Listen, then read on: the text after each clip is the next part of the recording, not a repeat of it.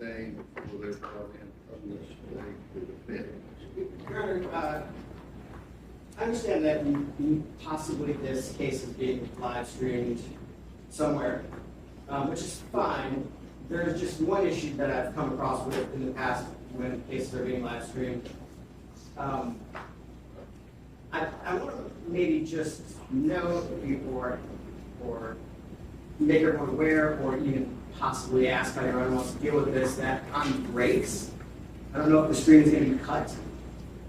What is your issue? So my concern is that when we are breaking, when the court is not in session, there's not testimony, there's not live witnesses, inquire as to whether a live stream is going to be still active, because I know in the past I've had a personal issue with that when like counsel conversations are being picked up by a live stream that's not, the feed's not cut when there's not active testimony in place. And I want to either even inquire or maybe request that the stream be cut. If they pick up somehow your conversations with your client? Our conversations, today's conversations, any conversations that are not like occurring, like it's not active testimony cross-examination. We'll find that out. Anything else? It's just sort of a scheduling thing. Depending on how long the opening statements last, would it be possible to have a comfort break before we get organized, before we call the first witness? Well, it's 30 minutes according to General Norman. How long do you think yours will take? 30, 40. You want a break in an hour?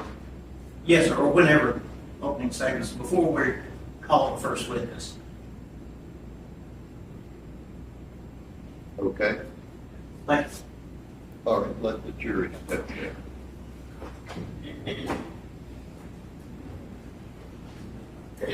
Judge, do you want us to use the podium, or is it okay if we don't? Oh, I don't, it's up to you. You not want it? Okay, then we'll find that. If you want it, you can just put it over I here. don't.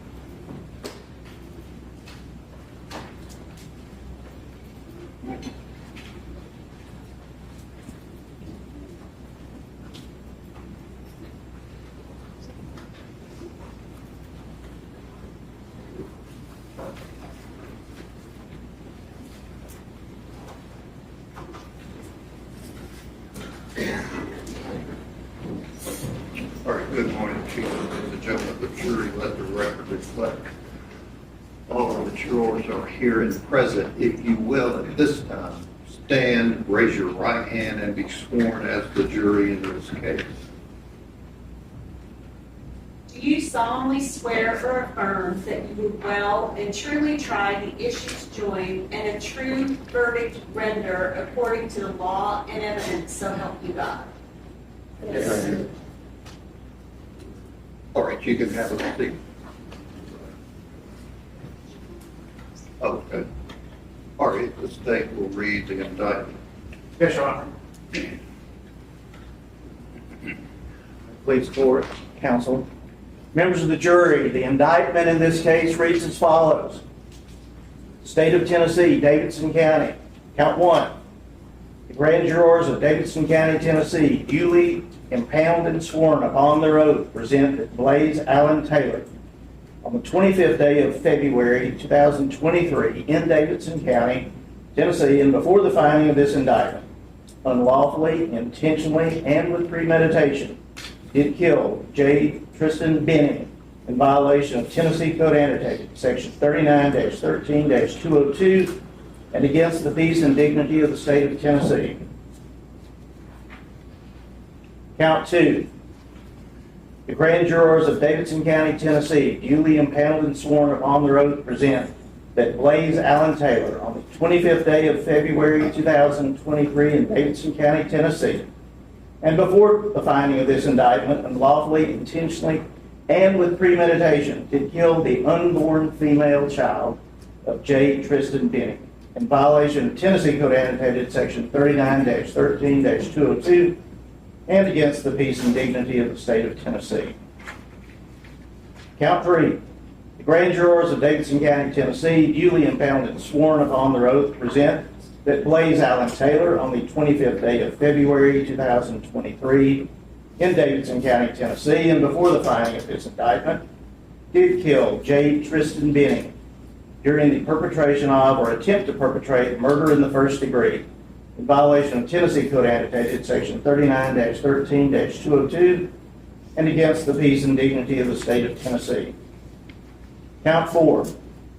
The grand jurors of Davidson County, Tennessee, duly impounded and sworn upon their oath to present that Blaise Taylor, on the 25th day of February 2023 in Davidson County, Tennessee, and before the filing of this indictment, did kill the unborn female child of Jade Tristan Benning during the perpetration of or attempt to perpetrate murder in the first degree in violation of Tennessee Code Annotated Section 39-13-202 and against the peace and dignity of the state of Tennessee, signed Glenn R. Funk, District Attorney General for the 20th Judicial District, and filed with the Davidson County Criminal Court Clerk on March 13th, 2024. Thank you. All right, Mr. Duran, Ms. Collins, how does your client read to that indictment? I'm not guilty. Okay. All right, does the state here make an opening statement? Yes, Your Honor.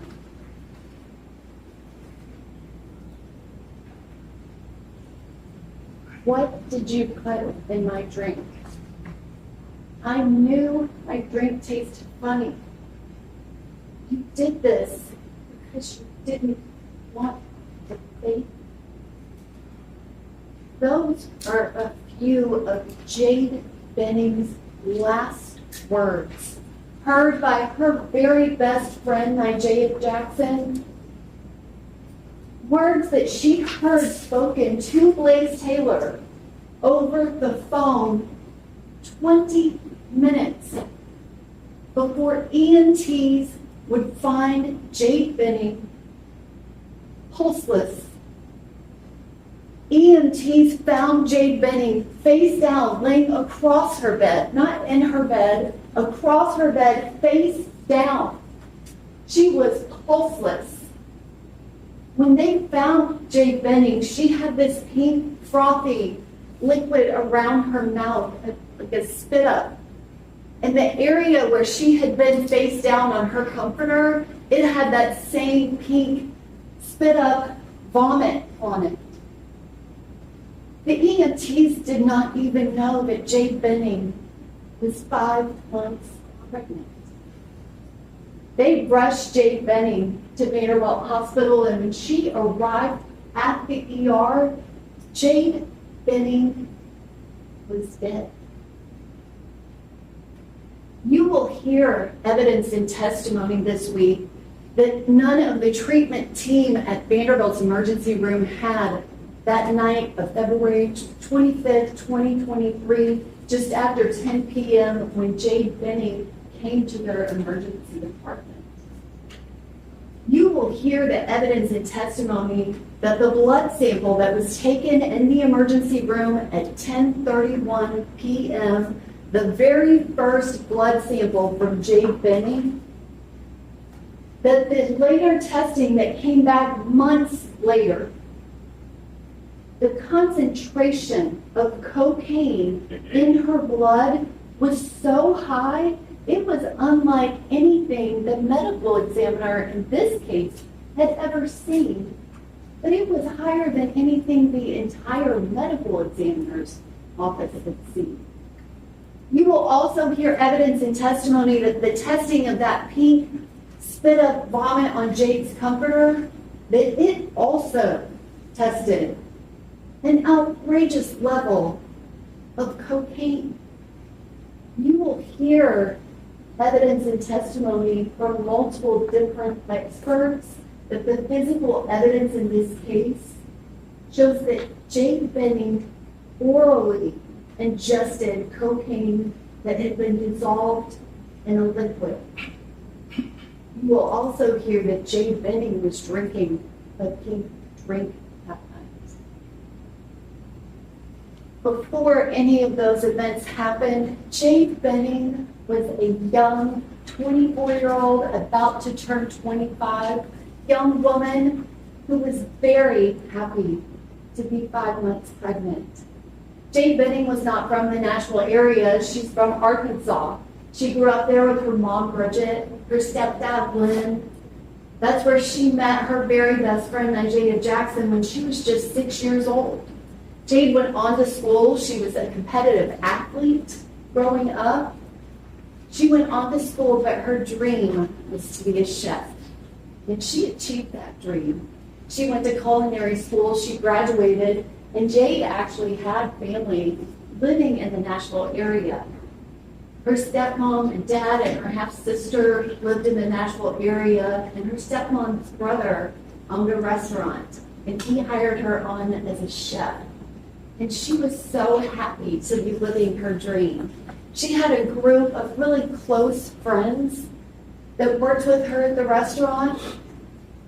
And that was early 2022. And then in August of 2022, Jade Benning's best friend, Andrea Jackson, her very best friend growing up, moved to Nashville to go to school at McGarry.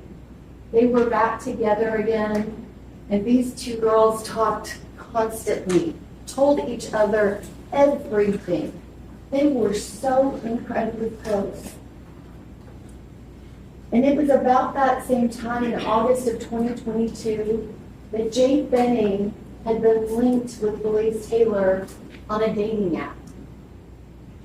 They started trading messages, and in mid-August, they went out to one dinner at Stony River and went on a date. And they began a casual relationship. It became sexual. It was not a public relationship. They dated, and sometime in late September, Jade Benning became pregnant. Now, she did not find out that she was pregnant until November 2nd of 2022. And when Jade Benning took that home pregnancy test, the very first thing that she did was she called her best friend, Andrea. She told her, and they started planning to figure out how they could get an appointment to make sure that that was in fact the case. And she confirmed that she definitely was pregnant. Jade Benning reached out to Blaise Taylor, told him that she needed to talk to him in person, and they talked. And then the next day they talked some more. Jade Benning reached out to her mom, Bridget, to her dad, Dennis. She told both of them. She talked to Nigeria a lot about it. She was happy. And on November 6th of 2022, she sent a message to Blaise Taylor confirming her choice to the ultimatum that he gave her. There were no more messages between them. Not any messages until New Year's Eve. Jade Benning went to her November 16th, 2022 ultrasound, and Blaise Taylor was not there with her. She began planning. She was living in a one-bedroom apartment, and she began planning to get a two-bedroom. And she just started doing all of the things that you do to get ready to have a baby. New Year's Eve, she didn't have to work that night, but she still went to the restaurant that she worked at. She went with her dad and her stepmom, and they were there with everybody at the restaurant for New Year's Eve. Blaise Taylor reached out to her on New Year's Eve. And after that night, they began speaking again. And the messages they sent back and forth, it was kind of trying to figure out what was going to be. Jade Benning ultimately expressed that she wanted a relationship with him. Blaise Taylor didn't go to any of Jade Benning's pregnancy appointments. She had 3 in February before she died. He didn't go to the February 2nd appointment where she was going to find out if they were having a baby girl or a baby boy. She asked him to go, and he did not. The week before February 25th, 2023, that day is a Saturday. Earlier that week, Blaise Taylor went out of town on a work trip. And he came back early that Thursday morning. And Jade Benning wanted to see him. And they messaged. She went over to his house mid-morning for a little bit before he went to work. And she asked to see him that night. But he did not make that plan happen with her. And on Friday, she again wanted to see him. She went over and they went and ate at Waffle House. And she wanted to see him that night. And she messaged him. But he didn't return her message. But Blaise Taylor was messaging people that night. He specifically sent a message to Cynthia Winford that said, "I love you, and I need you to love me back and be in love with me." That is the night of Friday, February 25th. Jade Benning asked Blaise Taylor again on Saturday the 25th if they could hang out and have a date night. And he agreed. And she told him to be at her house at 7 p.m. Wear comfy clothes. She had something planned. And she had already been talking to Andrea Jackson about what she was going to do. She came up with an idea that they would do kind of like a sip and paint, not the sip because she was pregnant and she was not drinking any alcohol, but that they would paint and she would make dinner. She, the chef, Jade Benning, was going to make one of her specialties, chicken Alfredo. Andrea Jackson suggested that meal because it was her favorite. Andrea wasn't eating chicken, but she wanted the Alfredo. She suggested it, and that day, Andrea even said, "I can stop by and get some food." Because Andrea Jackson, her best friend, when she was 6 years old, had never met Blaise Taylor, a man that she was having a baby with. And so that day, Jade worked early in the day, but she went home, she got everything ready, she had canvases, she had paint, she took multiple pictures of everything, she cooked the dinner, she took pictures beforehand, and about 7 o'clock p.m., Blaise Taylor came over, and they ate dinner together, and then at 7:30, Andrea Jackson, she had been at school, and one of her friends that she went to school with, Keyaunte Jones, was with her, and they stopped by to pick up food. They weren't planning on staying. They ended up being there for about 30 minutes, and they talked to them. Andrea got to meet Blaise Taylor for the first time. They did both notice that Jade was drinking a pink drink. They didn't drink anything while they were there, and they said goodbye. Right afterwards, Andrea starts texting Jade, talking about the cute interaction they had, and they have a couple text messages. And that's at 8 p.m. An hour and a half later is the next time that Andrea Jackson would hear from her best friend. And she did not sound the same. During that hour and a half time period, Jade was very active on her phone. She took pictures. There's a picture at 9:10 p.m. where you can kind of see a progress of the painting project. And you see Jade's painting. And she has the words love that she's painted on the painting. These paintings were for the baby's nursery because she was having a baby girl. and you'll see the painting that she has that says love, hope, inspire, peace. And then the digital forensics expert from Metro Nashville Police Department will testify and explain that he can tell that Jade Benning not only was on Pinterest, but she actually searched. She was looking for inspiration for more words that were beautiful words of inspiration.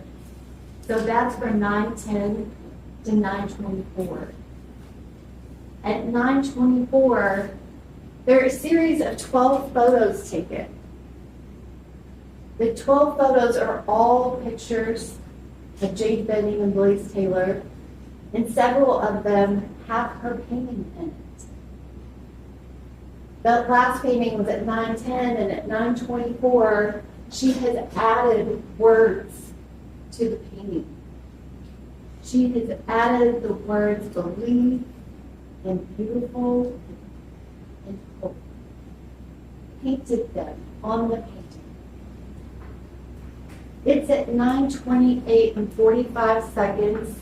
That is the last action that happens on Jade Benning's phone. That last 12 picture was deleted. And then at 9:29 and 27 seconds, Jade Benning's phone calls her best friend, Andrea Jackson. Andrea Jackson will describe to you that her best friend was talking, but she wasn't talking to her. So much so, Andrea immediately sent her 2 messages. Are you talking to me? What's going on? Because it was not normal. Her friend did not sound normal at all. She described her as sounding wavy, the way she was talking. She had known her since she was 6. She knew it wasn't, I'm not feeling well, something like I feel sick.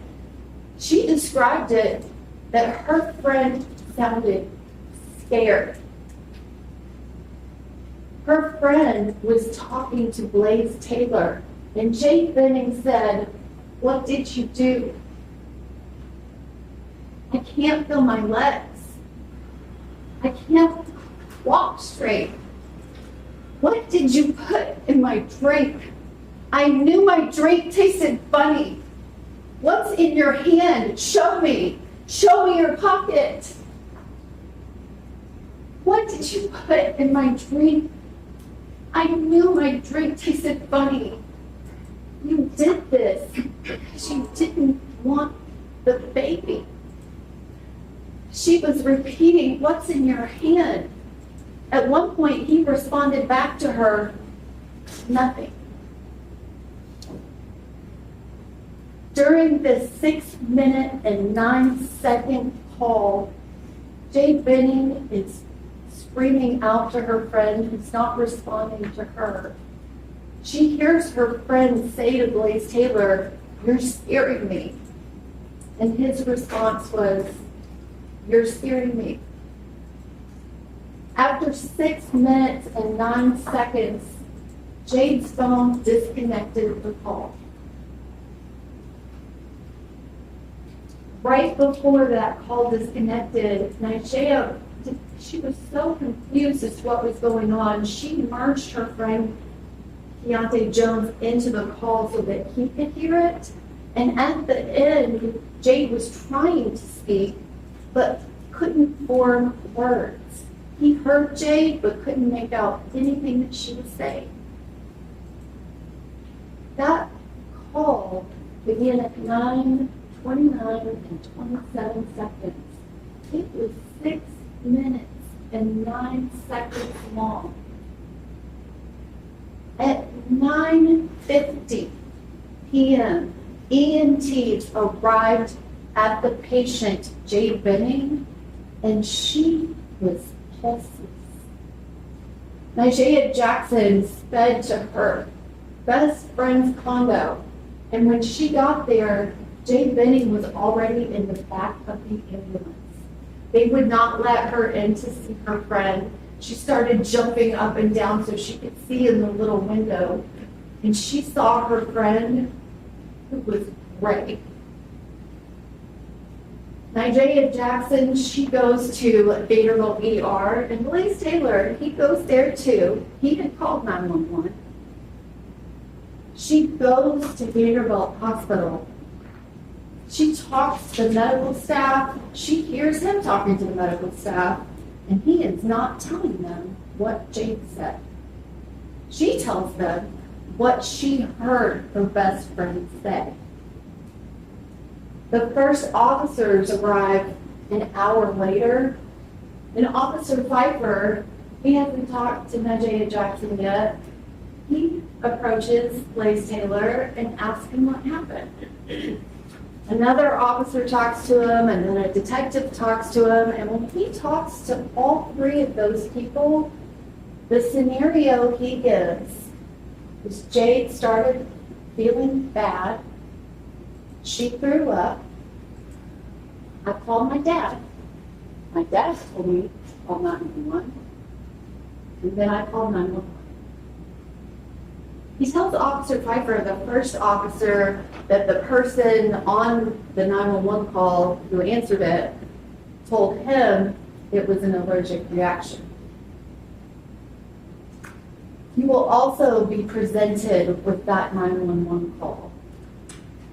That 911 call where the operator says the standard, please give me the address of your emergency. He says, I don't know, it's on Donaldson. I'm with my friend. She's having an allergic reaction. He goes on to tell the 911 operator that she must be having an allergic reaction to something she ate. He doesn't tell the 911 operator anything about what Jade Benning said.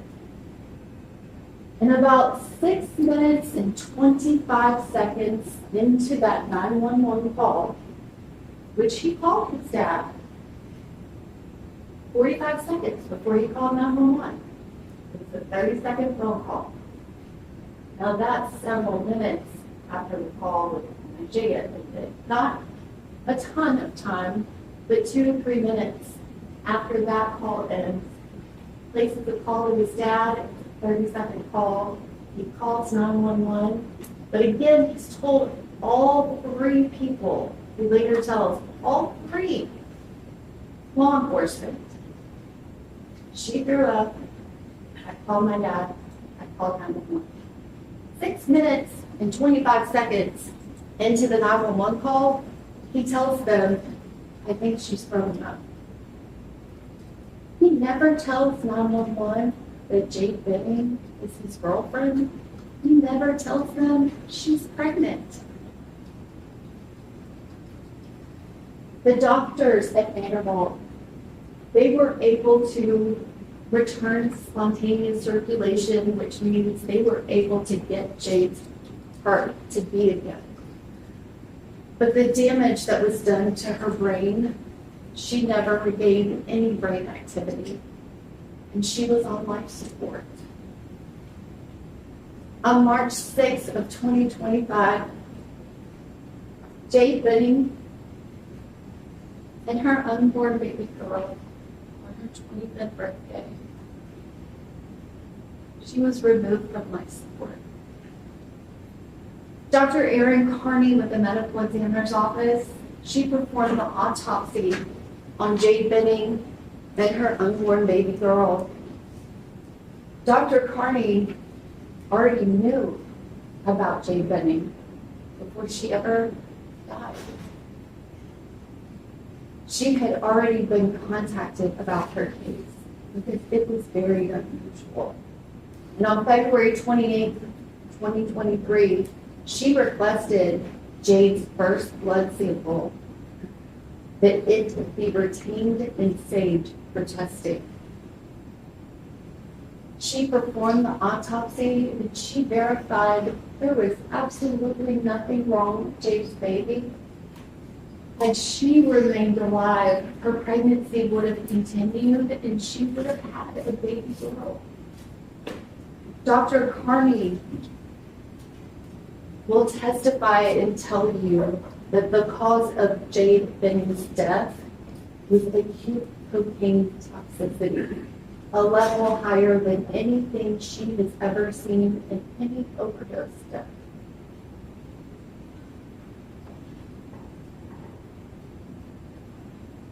You will also hear from another witness,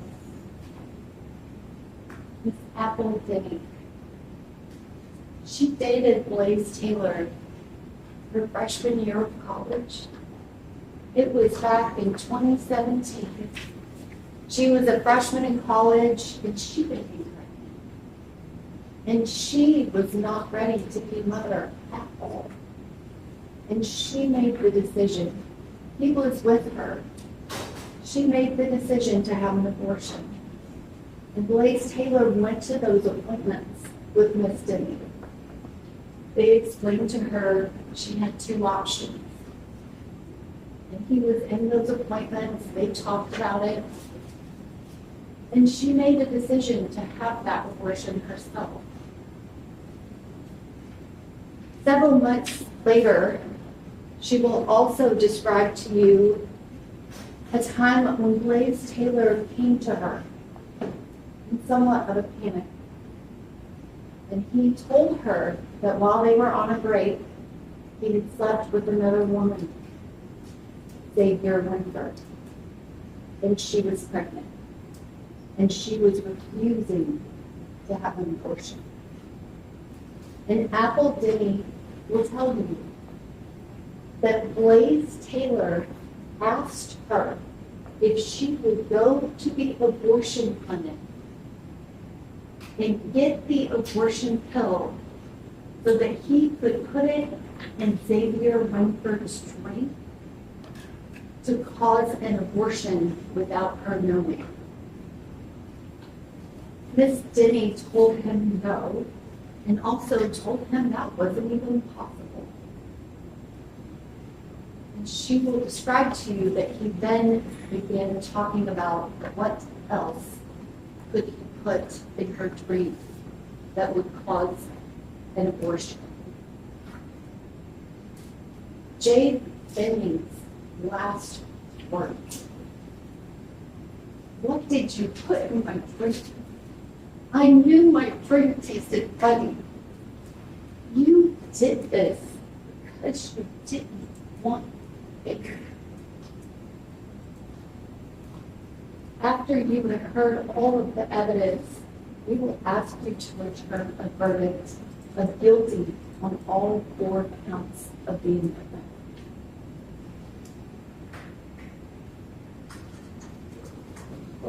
Opening statement on behalf of Mr. Taylor. Yes.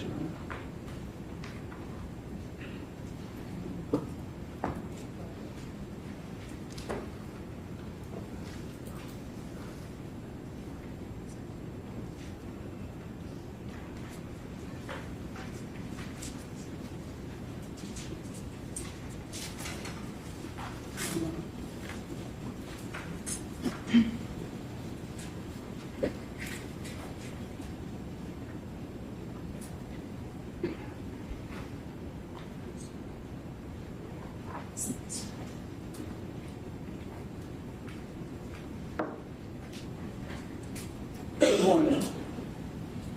As we talked about yesterday, this is a very, very serious situation, as you know. And so again, I thank you. I thank you for coming back. I thank you for coming yesterday. And I thank you for taking very serious, and I know that because of the answers you gave us yesterday, this process in our judicial system. I too want to tell you the story of Jade Benning and Blaise Taylor. But as you can imagine, it's quite different. And you're going to hear over the course of this entire trial a lot of information. And if any of you are like me, it's easier to compartmentalize things so that as you hear the evidence, you can dump them in a bucket. And that way, at the end of the trial, a week or so later, it won't be so difficult to remember what you've heard. And so what I want you to do is I want you to think about things before, think about during the incident, and after the incident. Think about things before the incident, and the incident is going to be February 25th of 2023. Before the incident, during the incident, and after the incident. It will help you. So let's talk about before. Before, I want you to know who Blaise Taylor was and who Jade Benning was.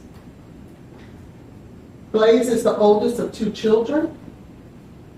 He is the son of Eddie and Trooper Taylor.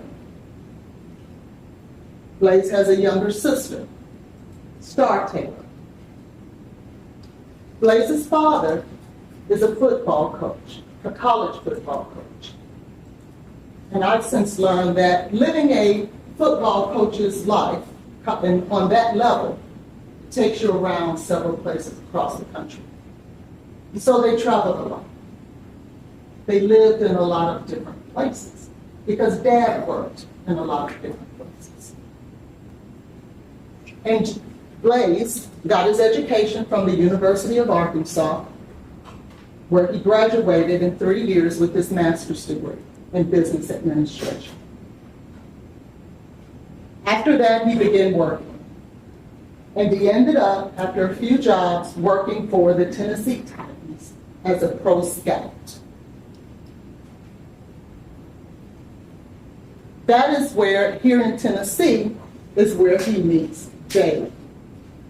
But what's also important to know is that throughout Blaise's life, even when he played football, even when he was in college, he never drank and he never did any drugs.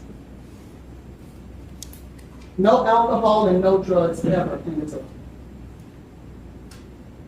I want to now show you who Jade Benning is and was. She was a beautiful young lady. She was an aspiring chef. And she too was from Arkansas. And she moved to Tennessee after graduating from culinary school to become a chef and work at Ernest's Hideaway Grill and Bar. But different than Blaise, Jade was involved with alcohol. And Jade was involved with drugs. And that is where they differ. But what they are alike, as you've heard, just as Blaise was casually dating young women, Jade Benning was casually dating young men. And so that is who they were before the incident. Now let's talk about Blaise and Jade and their relationship. Blaise and Jade met on Hinge, a dating app, in January of 2022. They exchanged a few messages, but never really hooked up. It went into February of 2022 when Blaise reached out to Jade, but yet she never returned the message. About a month later, she returns the message and says, "Oh, I've been busy, but it's good to speak with you." And then they went dead for a while. They didn't talk again until August of 22. In August of 22 is when they actually met up. August the 10th, they met and they had dinner. And after that, they began a relationship. They began casually dating each other. But they were not exclusive. He wasn't exclusive with her, and she wasn't exclusive with him. You will hear that he dated other women, and you will hear that she dated other men. And they were both okay with that because that was the agreement that those two adults had come to. They had agreed that they would have a sexual relationship, but they would still date other people. And as adults, you will hear that that is what they decided to do. You will hear that they probably started having sex somewhere around August. Remember, they met August 10th. So by August 23rd or so, you will hear that they probably began their sexual relationship. So from August 23rd until November 2nd, they started dating. They would see each other. They would hang out. I believe that the restaurant where Jade worked was very close to Blaise's house, and it was convenient because of their schedules for Jade to go over to Blaise's house after he got off work, after she got off work. And she would spend the night there. He would get up and go to work in the morning. She would sleep late and get up and leave whenever she got up.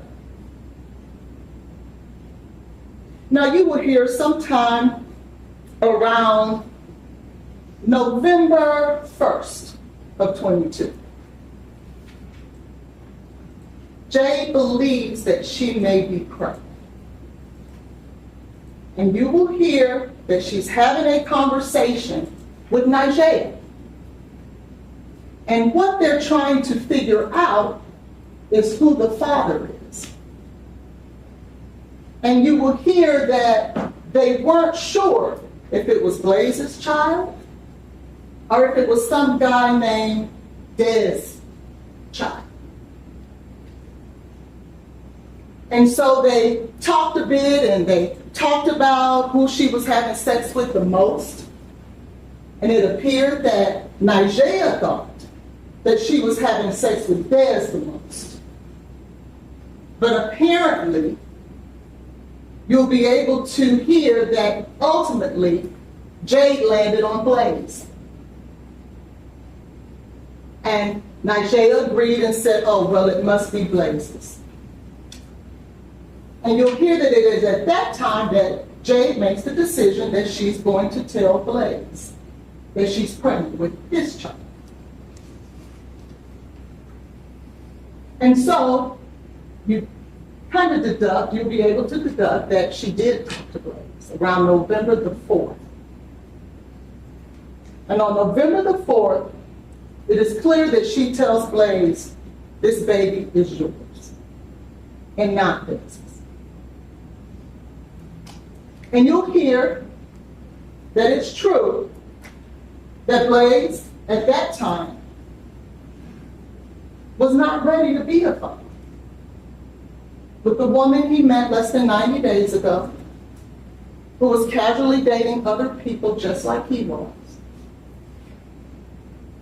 And he did not want to go forward with the pregnancy. That's clear. He was 27, he wasn't married, he really didn't know her. And clearly he suggested alternative methods.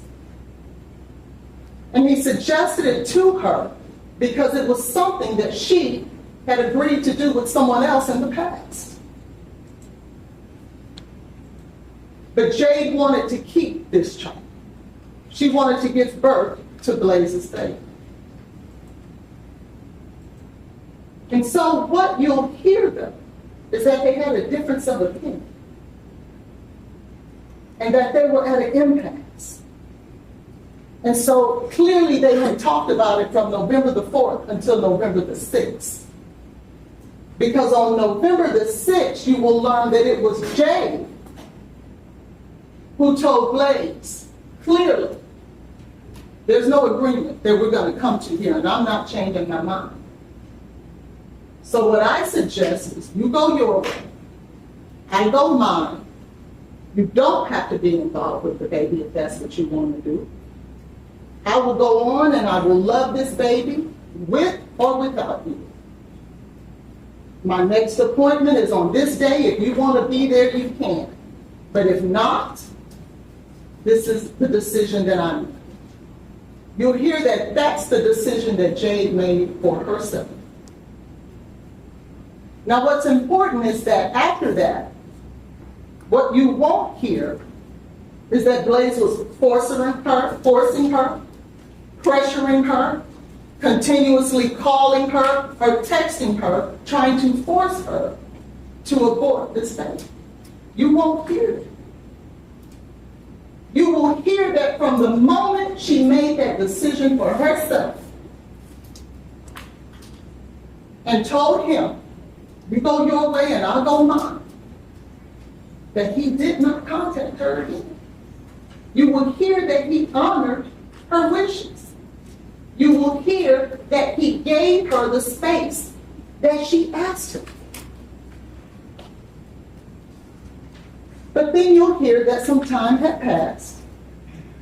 It would have been enough time to have passed to where she had passed the stage of where abortion would be a viable option.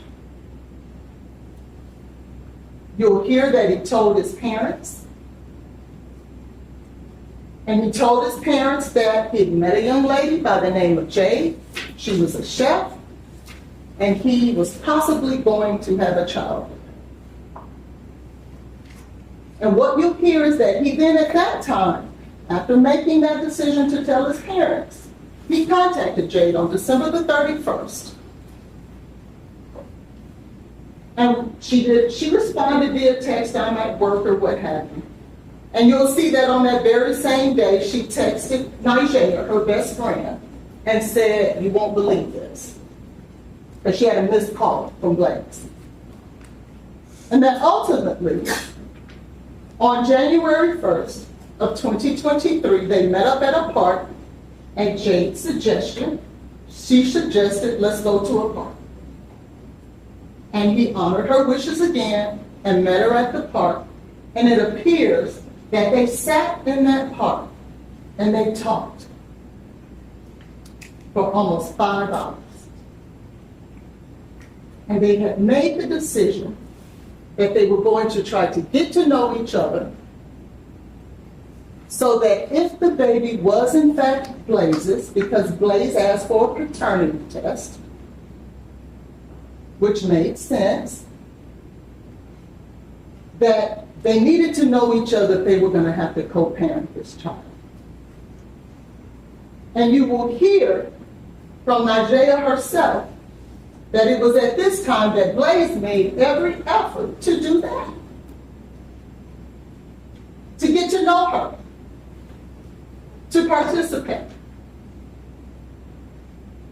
And so remember this is January 1st, so over the next month and a half, 3 weeks until February 25th, they dated, they saw each other, they hung out, they spent time together, and they were getting to know each other. Now you'll hear that Jade did have doctor's appointments, and she did want Blaise to attend. But what you'll hear is that she told him about one appointment, which was, in fact, February the 6th, I believe. And she was going to find out the gender of the baby on that day. And you'll hear that she asked Blaise to come. And Blaise said, I need to check to see what's going on at work. I don't know what's going on at work. And if I can make it, I will. You'll hear he didn't make it. But you'll also hear that the next appointment she had was about 4 days later, but it was for a blood test. It wasn't necessarily another actual visit, the monthly maternity visits. That one was not until March 9th. And by that time, unfortunately, she had already passed.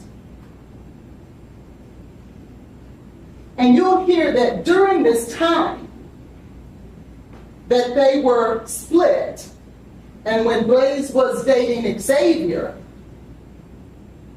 Jade, now knowing that she was pregnant, was dating other men as well. In fact, there were 3 other men that she was dating in December.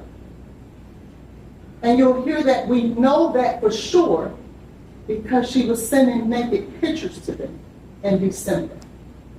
And there were 3 men, 3 different men, that she sent naked pictures to from December the 3rd through almost towards the end of December. So yes, you will hear that they both were dating different people. Now, we'll go to February 25th of 2023. Now, what's also important to know before we get there, you'll find that Jade was involved with drugs prior to the day that this happened, prior to the day that she was diagnosed with acute cocaine toxicity that caused her death. You'll hear that she was involved with marijuana. You'll hear that she was involved with Adderall. You will hear that she was involved with the weed cartridges. I think they call it resin. You'll hear that she was involved with mushrooms, that she would take mushrooms. And you will hear that she also drank a lot until she was drunk oftentimes. In fact, you'll hear that during maybe a day or so before she and Nigella was having this conversation about who was the father, and it was Blaise's, that she was inviting Nigella to share mushrooms with her. And you'll hear on the same day that she learned that she was pregnant, that Nigella was asking her to call Des to reach out for some drugs. Fast forward to February 25th. On this day, during the incident, you'll hear that Jade, in fact, did spontaneously plan a date night with Blaise, where she was going to cook, where she wanted to do the paint and sip, I believe Nigella calls it. Painting with a twist, I believe it is. And that's the where you paint and drink and have alcohol. But according to Nigella, they weren't going to have any alcohol because remember, even Nigella is going to tell you that she knew Blaise did not drink. And so, as she planned this date spontaneously, she reaches out to Blaise around noon that day. He didn't know that she was going to call him. And says, hey, what are you doing tonight? Will you be free? And he says, yeah, what do you want to do? What's going on? It was a little cold that day, so he wanted to know, what did you want to do? What should I wear? She says, dress comfortably and come to the house around 7. And he says, sure, I can do that. Now, what you hear when she was planning this date night, she was planning it with Nigella. What should I cook and what should we do? And Nigella says, well, I want some chicken Alfredo. So why don't you cook that? And Jade says, okay, that sounds good. Now, what's important to know is that Jade was a very ambitious young lady, and she had her own business, JTP Eatery, which was like a small catering company. And when she would cook, you'll learn that some of her food would be infused with marijuana. In fact, you'll hear that her chicken Alfredo she would sell would be infused with marijuana. And cookies and brownies and things of that sort. So she makes the decision to have this date night with Blaise, and she and Nigella talk about it. And then at that point, Nigella says, well, I want some chicken Alfredo too. And Jade says, well, I'll put you some up for tomorrow. But Nigella says, and now we're in the bucket of during, just so that you're oriented. Nigella says, well, no, I want to come tonight. Even though she's planning a date night with Blaise. She's now inviting herself into Jade's date night. And so she shows up I would say we know around 7:22 she sends a message, I'm on my way. And when she gets there, she brings a friend, Keyaunte, and she tells Jade, I want to bring Keyaunte too, because he wants some too. So we're both gonna come to your date night. And they show up and they stay there. But not for long. But what you'll hear is that when they showed up, Blaise invites them to stay. Hey, why don't you guys stay and play cards? And he had a deck of Uno cards that he was playing with. And he says, let's play Uno. And then he asks, well, do you guys know how to play spades? And Andrea says, no, I don't know how to play spades. And so he says, well, you guys should stay, hang out. But Andrea says, well, no, I don't want to intrude. We'll leave. And so we know that by 8:03, she was done. Because she sends this text after spending that 20 minutes or so with Jade and Blaise. That was a cute interaction. What you won't hear is that she sent any text as if there was anything nefarious going on.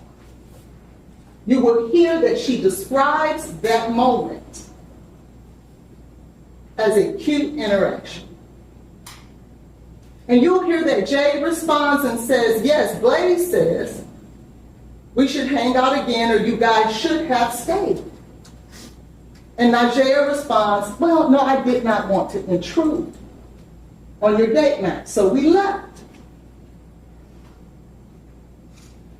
Fast forward to about 9:28. So this interchange went on from about 8:03 until about 8:12. Then you'll know about 9:28, what you're going to find is that Jade and Blaise, specifically Jade, was taking selfies with Blaise. And you'll find that the selfies were them kissing and laughing and joking and having a great time. You'll see those photos. And you'll see that they were taken from Jade's phone. But then less than a minute later, you'll hear that Andrea gets this call. And the call, I want to make sure that I say it right. The call, less than 60 seconds later, Andrea describes it as, it was the most wimpiest voice I've ever heard. Those were her words. The scariest thing I've ever heard. She was freaking out. I never heard anything like it. She was fighting for her life. It was as if she was in danger. She says that she overheard her saying, you put something in my drink. What did you put in my drink? But what you'll learn is that when Jade is making these accusations per Andrea, that Andrea sends a text back saying, are you talking to me? So when Jade is making these accusations, Andrea's response is, oh, are you talking to me? You won't hear that she says, what are you talking about? Who are you talking to? You're going to hear that her response to those allegations are you talking to me?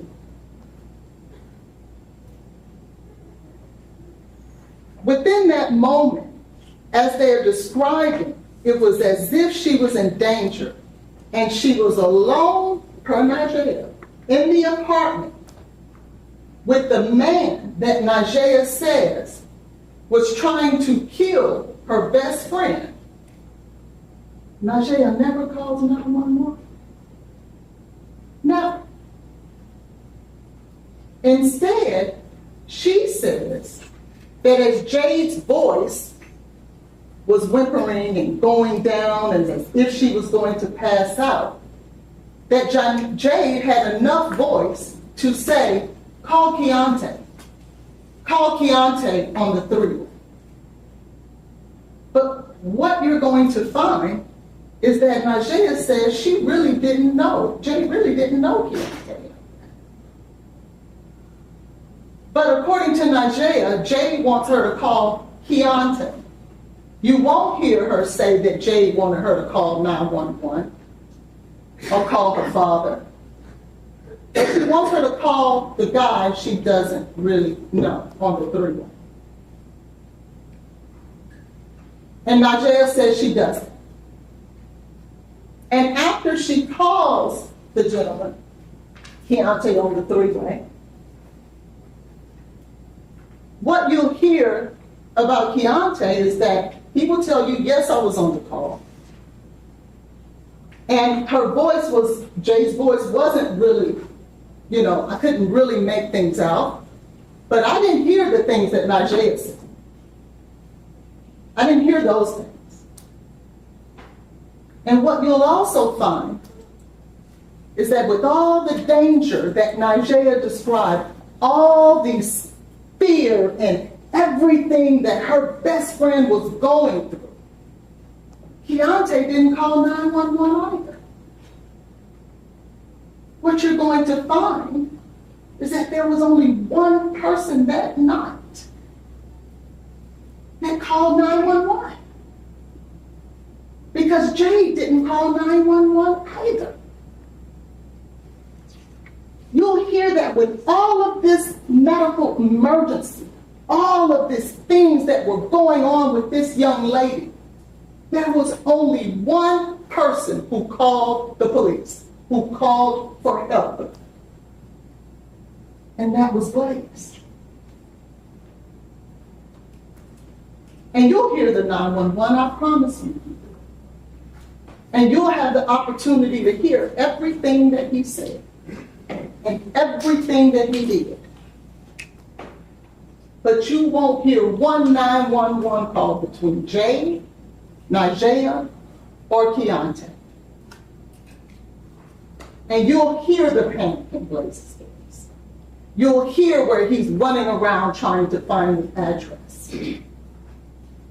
Because he didn't know the address by heart that way, just like Najee didn't know the address. Because later you'll find that the police asked Najee for the address too. And remember, she had just been there earlier, and she had to call to get the address. And you'll hear that eventually EMS showed up. And what's very important to know is that when EMS shows up and they get in that apartment 107, Jade was in a significant or stable enough condition that they did not perform CPR inside of the apartment.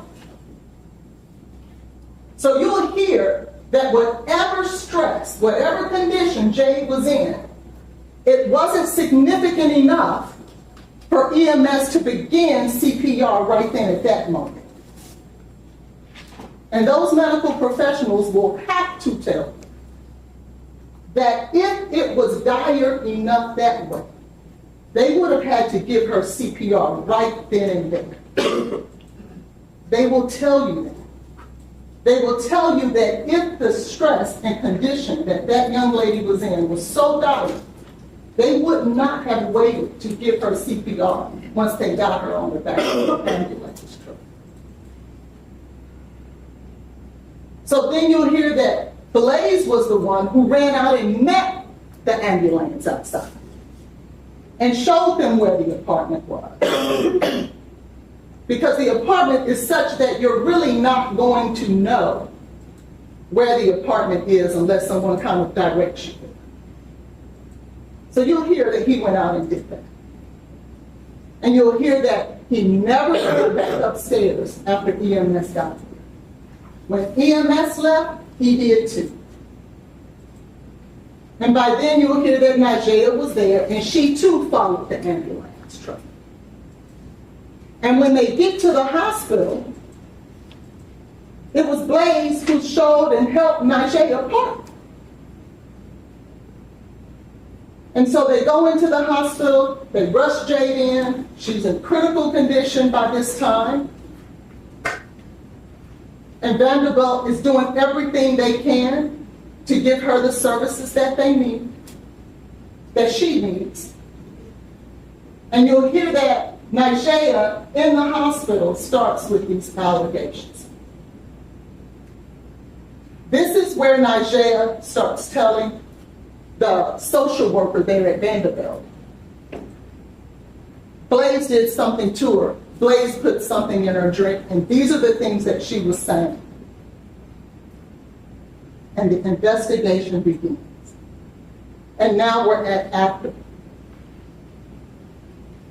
Oh, I'm sorry, I went the wrong way.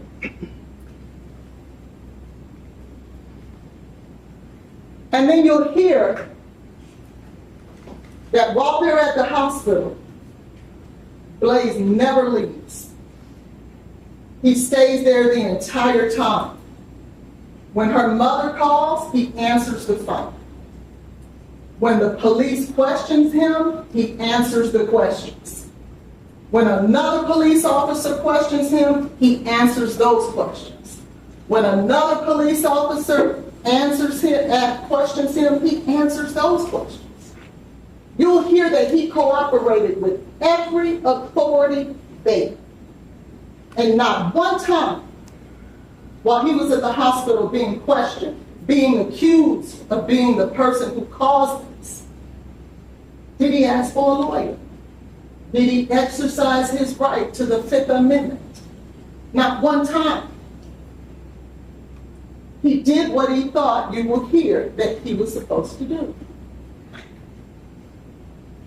But what you'll hear with Nigeria is that at some point during the night, she's questioned as well.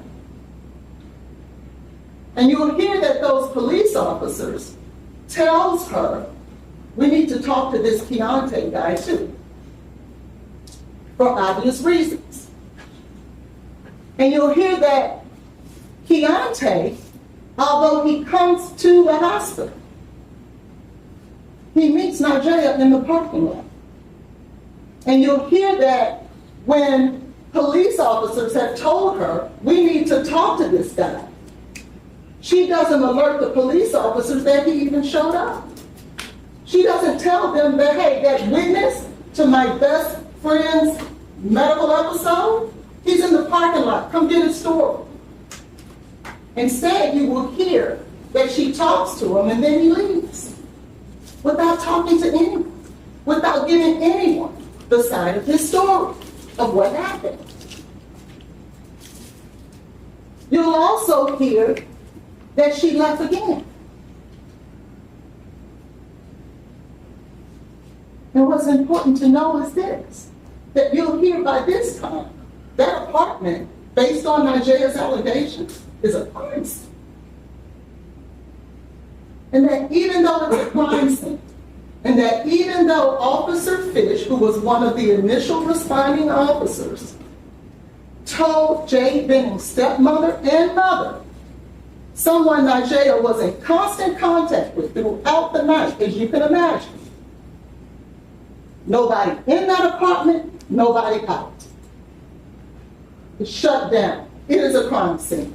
There should be no one in that place. We need to go in there and figure out what happened. You're going to hear that Jade's friend, Lauren Weber, Nigeria's friend, Lauren Weber, and another young lady went inside that apartment anyway. And that even though they weren't supposed to go in there and touch him, that she removed items out of that apartment, she locked it up, and then she brought her, Jade's purse and ID to the hospital. And you're going to hear that when the police officers hear this, and they learn that some people had entered this crime scene, that they said that that crime scene was contaminated. You'll hear that law enforcement says that themselves. And then you're going to hear that Nigeria and 3 more other people went inside that apartment with gloves on and removed crucial evidence and kept it for 24 hours before they turned it over to the police. They gave it to her mother. Evidence of the crime, they grabbed it, removed it, and kept it. You're going to hear not one time when Nigeria was speaking to those police officers, did she tell them, hey, I'm about to go over here to Jade's house, you know, the crime scene, and we're going to go over there and help you guys out and remove evidence for you. She never says that. She never tells them that. They have to find that out through Jade's mother. You're going to also find that Nigeria had Jade's phone during this time and had gone into the phone. And we know that it couldn't have been Jade because by now Jade was in critical condition and in a coma and was manipulating through the phone.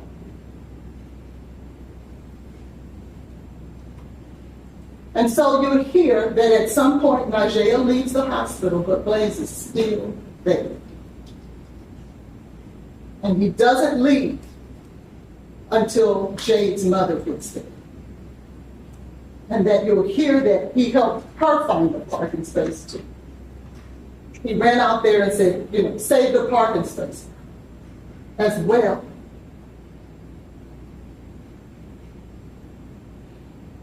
And you'll hear by now, it's over. Jade is in critical condition.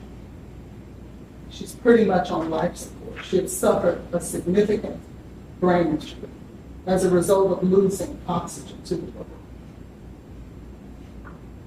And you'll hear that there was, in fact, laboratory evidence, the blood, the urine. You're going to hear a lot of stuff about that. And yes, you're going to hear that there was an awful amount of cocaine in her system. But what you're going to hear is that the integrity of those vials of blood and urine were such that the results of those blood tests does not make sense. The experts are going to have to tell you that it was too much cocaine for Jade to take on her own, and too much cocaine for Blaise to have slipped in a drink and her not notice. But you're going to hear there are so many issues with the way the lab dealt with that there's not a medical professional alive who would rely on those results. They're going to have to tell you that. But what they are going to have to tell you is this, as a result of those toxicology results, is that in Jade's system was cocaethylene. And you're going to learn that cocaethylene is where cocaine and alcohol meets up in your system at the same time. You're going to hear that there is no other way the metabolite, cocaethylene, can appear. No way. You can't have taken alcohol at 7 o'clock and then did a bump of cocaine at 9 and you form cocaethylene. You're going to hear that you can't take a drink of alcohol at 7:30 and take a bump of cocaine at 8. It has to be at the same time that cocaethylene was present in Jade's system. And you're going to hear that it was at levels such that it would have had to have been some time that had passed for it to be there in the fashion that it was.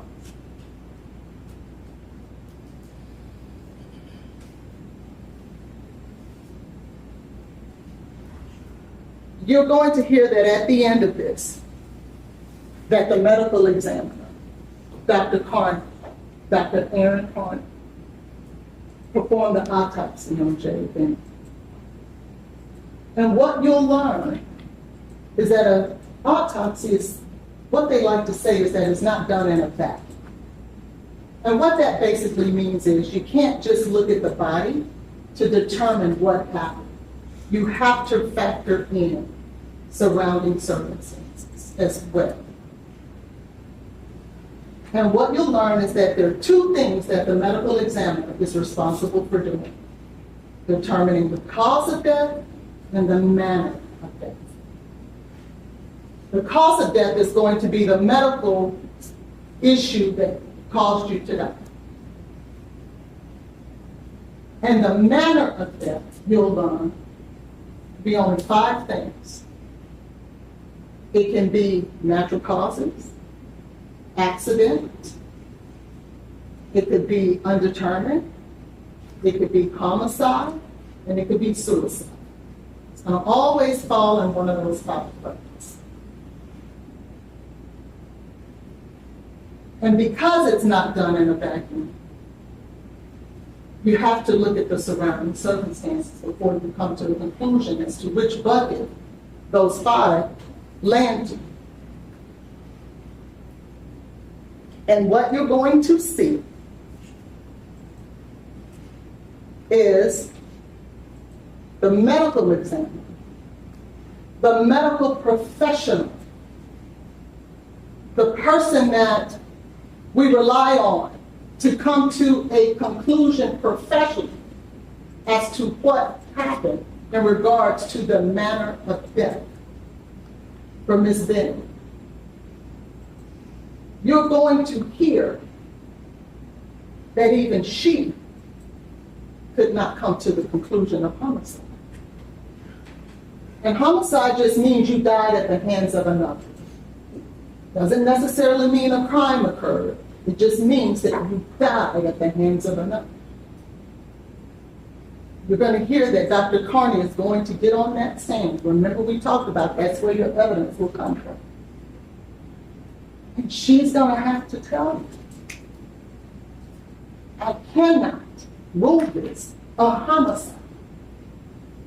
And the reason she's going to tell you she cannot rule this a homicide is because of the circumstances surrounding Ms. Benning's death. And that she ruled it undetermined. What that basically means is that she could not come to a conclusion. Now you will hear from Apple Denny. And Apple is someone that Blaise dated when he was in college, some 6 years before this happened. And you'll hear that Apple is from Arkansas, Jade is from Arkansas, Andrea is from Arkansas, and a friend named Ariane Jordan is from Arkansas. And you'll hear that Ariane heard about Ms. Benning's death. She heard about the allegations that it was Nigel who was saying it was Blaise that did it.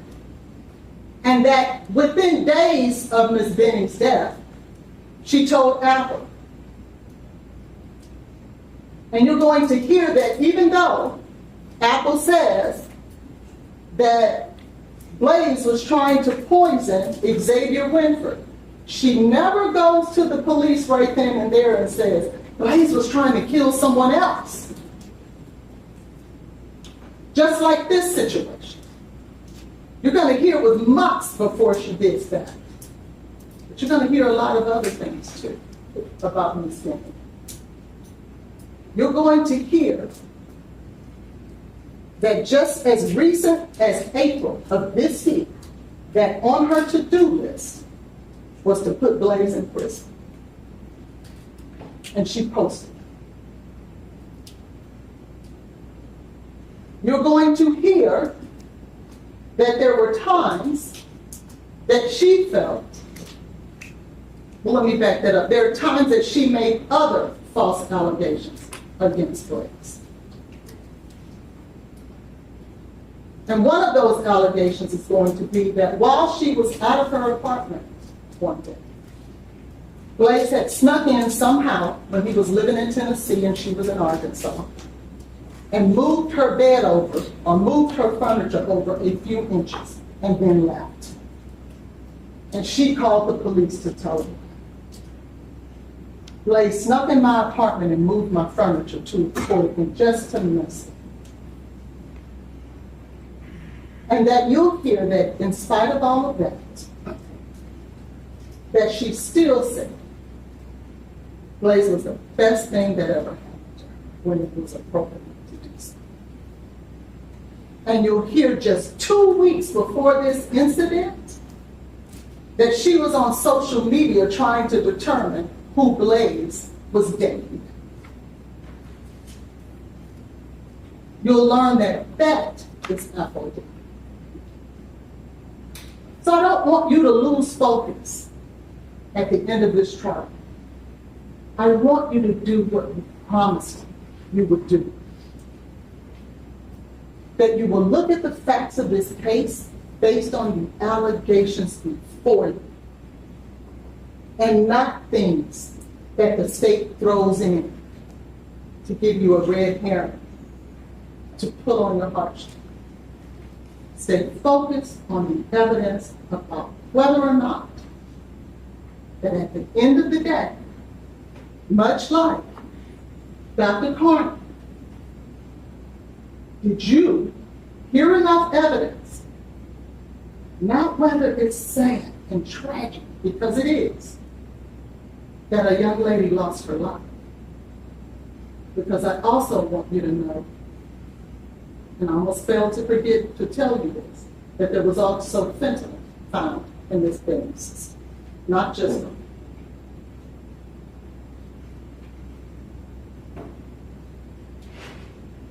That at the end of the trial, in the same way that Dr. Carney cannot rule this a homicide,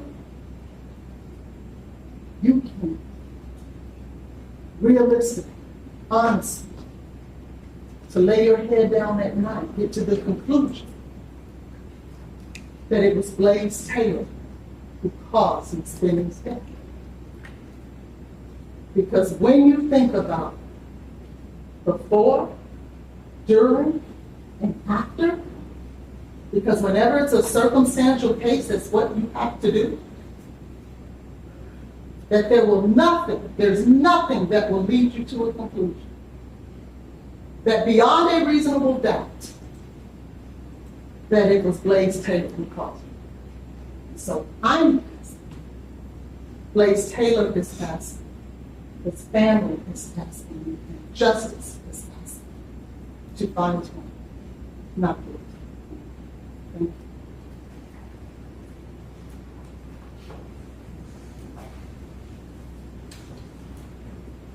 All right, ladies and gentlemen of the jury, not at my request, but at the attorney's request, they want a short break before witnesses begin. So if you'll step down the hallway for 6 minutes.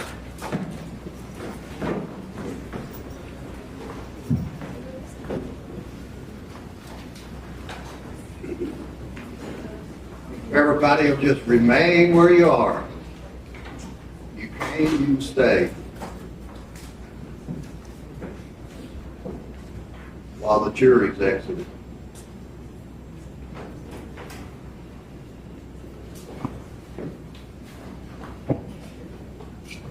And Mr. Grant, your answer to your question is the pool camera is cut off for audio situation during all breaks and whenever the court is not on the bench and the only visual is the court seat. Thank you. 6 minutes. Court's in a recess.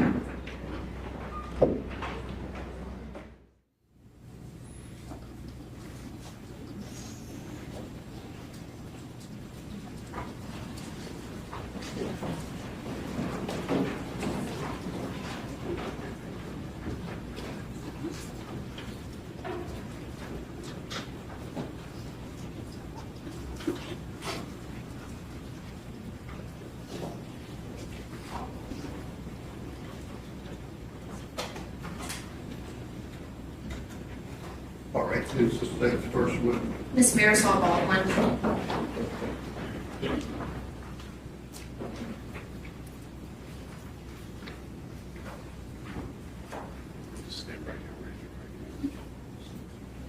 the testimony you're about to give to be the truth, so help you God? Yes.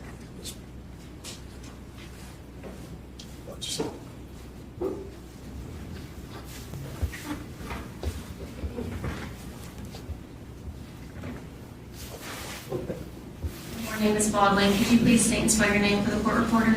Marisol Baldwin, it's Marisol Baldwin. And Ms. Baldwin, where are you employed? Nashville Fire Department. How long have you been with NFD? 9 years and 8 months How are you currently employed with Nashville Fire? as a paramedic. How long have you been a paramedic? About almost 2 years. And what was your employment prior to becoming a medic with Nashville Fire? In advanced EMT. Okay. And how long were you in EMT? 6 years and 4 months. Can you explain to the jury what the difference is between a medic and an EMT, please? Yes. So the EMT is trained in basic life support, and they're also going to be responsible of the ambulance driving to and from calls. They're going to be assisting the paramedic, but they're not responsible for any advanced life support.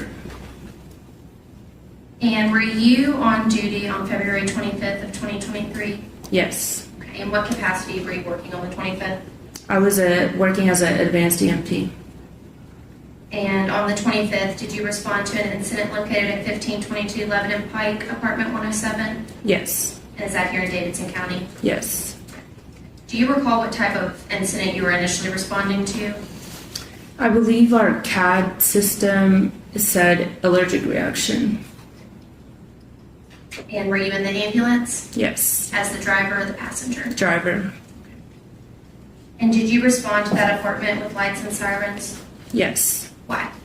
That's our policy. Every call gets lights and sirens. And do you recall what you initially witnessed when you arrived at the apartment complex?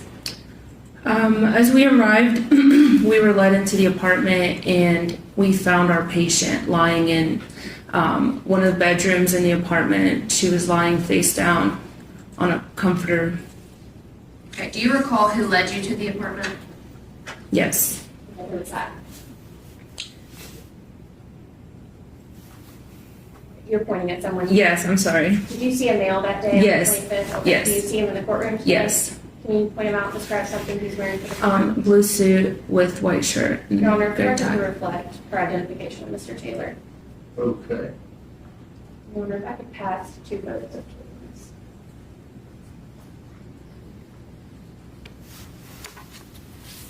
Ms. Baldwin, do you recognize those photos? Yes. Okay.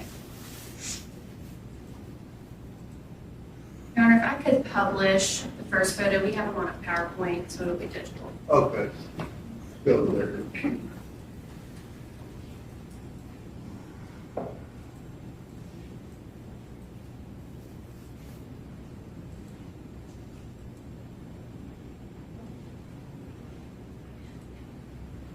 Ms. Baldwin, what are we looking at? This is the apartment. As you go in the front door, this is what we saw. Okay, and the 2 females standing on the left, were they there when you arrived? No. Okay. Who do you remember seeing initially when you got to the apartment? We saw the male there initially. Okay, can you describe to the jury what the male's demeanor was like? He was frantic, but not really giving us any really useful information for us. Okay, and what do you mean by that? We really had no idea why we were finding her in the state that she was in. So, Okay. Can you describe to the jury what you mean by that, not finding her in the state she was in? we were expecting to see signs of an allergic reaction. And we didn't see any hives on Miss Benning. We didn't see any swelling. We didn't have any answers to our questions that we were asking. What were you asking? If she was allergic to anything, because it did come in as an allergic reaction. and all he was saying was she ate bad food.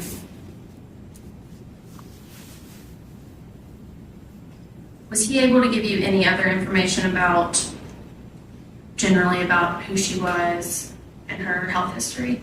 Not that I recall. Okay. And when you got into the apartment, was that scene considered safe? Initially, yes, but we didn't really have our firefighters there yet. And with uncooperative family or bystanders, we deemed it unsafe. Okay. What do you mean by uncooperative family members?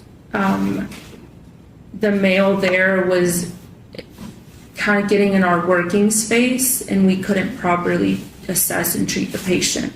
Okay, what do you mean by that he was getting in your working space? He wasn't letting us do our job. He was in our face, just trying, I don't know what he was trying to do, but we were trying to get her on our stretcher and wasn't following the commands that we were asking him. Okay. And what commands were you asking him? We usually don't want family in our working space. So we were probably telling him to step aside. And where did you find the patient? We found her in the bedroom to the right of this kitchen. She was on the bed. It looked like a comforter that she was on, and she was face down. And is that the second photo that you have? Yes. And is that what we're looking at right here? Yes.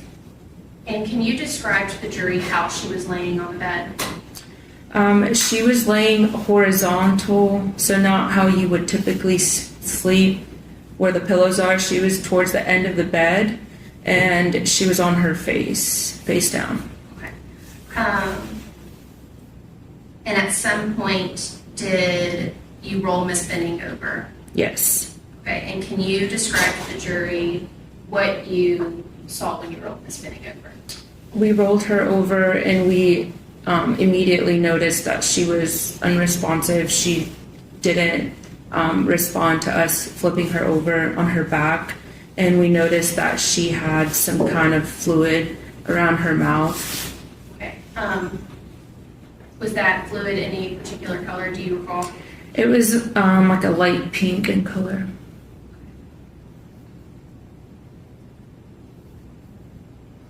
We've already kind of touched on this, but based on your experience, did it appear Miss Benning was suffering from an allergic reaction? Not fully. That wasn't. We were definitely trying to cross off multiple things that it could be, but it wasn't a typical response that we would see for an allergic reaction. Was Miss Benning limp?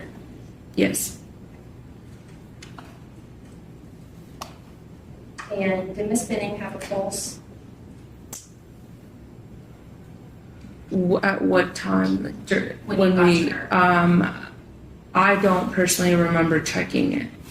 Would that have been something that the medic did? Yes. And at any point, did the male in the apartment try to touch Miss Benning? Yes. Okay, can you describe to the jury what happened? So our firefighters were pulling their truck into the parking lot. So they were a little bit behind us, but we couldn't physically carry her, my partner and I, and he took it upon himself to do it, and we don't allow help from outside agency, like from our people. And he attempted to do that, so that's what I meant, that he wasn't listening to our commands, and then he eventually placed her on the floor right in front of the island. Okay, back to the other picture. Mm-hmm. Okay, can you kind of describe to the jury where he put this in? So right in front of the island, just in that empty space, that's where he put her. And then when our firefighters got there, then we all lifted her and put her on our stretcher. Okay, and then what did you do with Miss Benning? We wheeled her to the ambulance. Okay. At any point, do you recall someone else showing up? Yes, a young lady. Okay. And what do you recall about that young lady's demeanor? She was hysterical. She was crying, asking us questions, trying to get inside the ambulance, looking in the windows. And was this much different than the male's demeanor? Yes. Okay, how so? She was crying.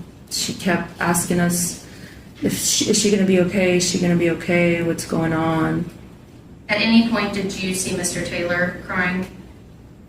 Not that I saw. At any point, did Mr. Taylor ask you if she was going to be okay? Not that I can remember.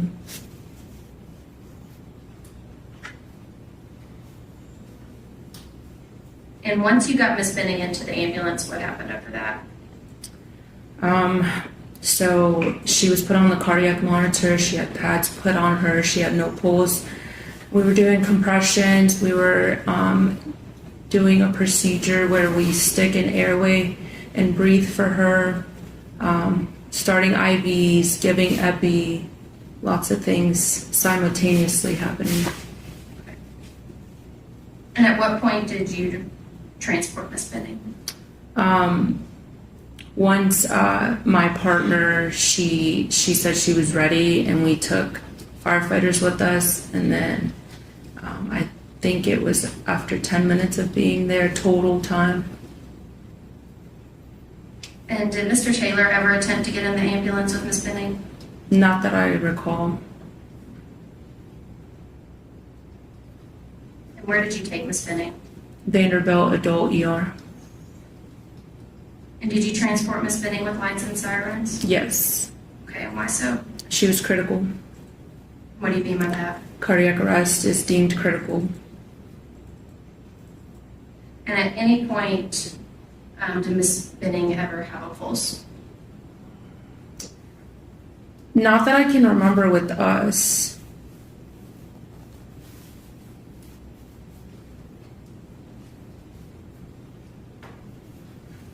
And once you got to Vanderbilt with Miss Benning, is that when you released care and that's when Vanderbilt took over? Yes. Your Honor, if you'll give me 1 minute. Okay.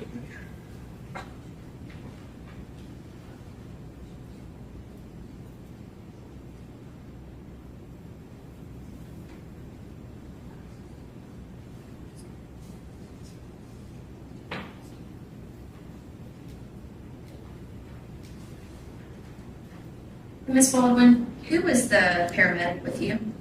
Andrea, Okay, what's her last name? it's Rose now. I believe it was Arwen at the Agrawal at the time. Your Honor, at this time, we would like to admit both photos as an exhibit 1A and 1B, please, and I'll pass the witness. Oh, one of those. All right, questions on behalf of Mr. Taylor?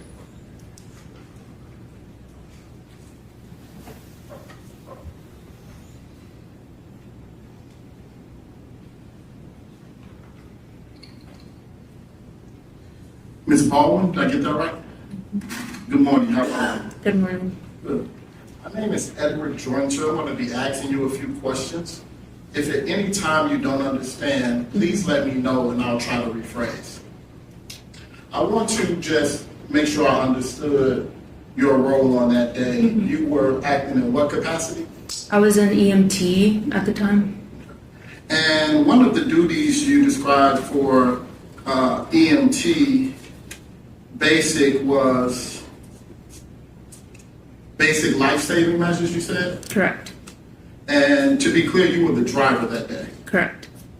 And so when you arrived there, you said you were led into the apartment. Yes. Who was you led by? Male that was on scene. Mr. Taylor? Yes. So he assisted, he helped you all find the apartment.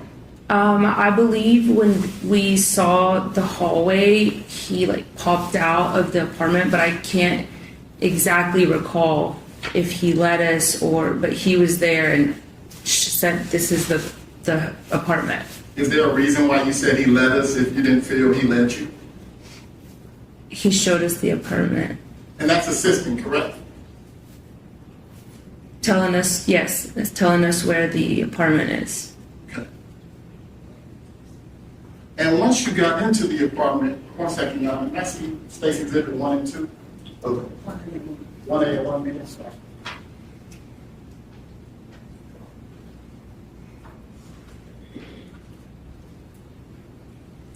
Commissioner Pfeiffer. Okay. I'll switch it up.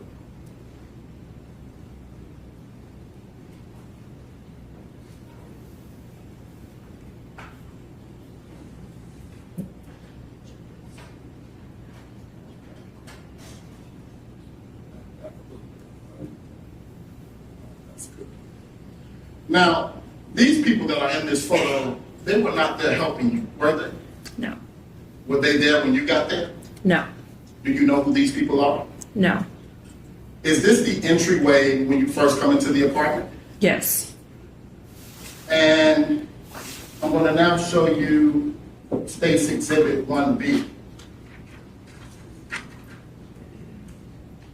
Was this the bedroom where you found Miss Benning? Yes.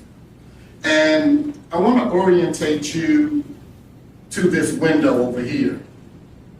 Was that window shade up when you entered the apartment? I can't recall. Because you all didn't take these photos, did you? No.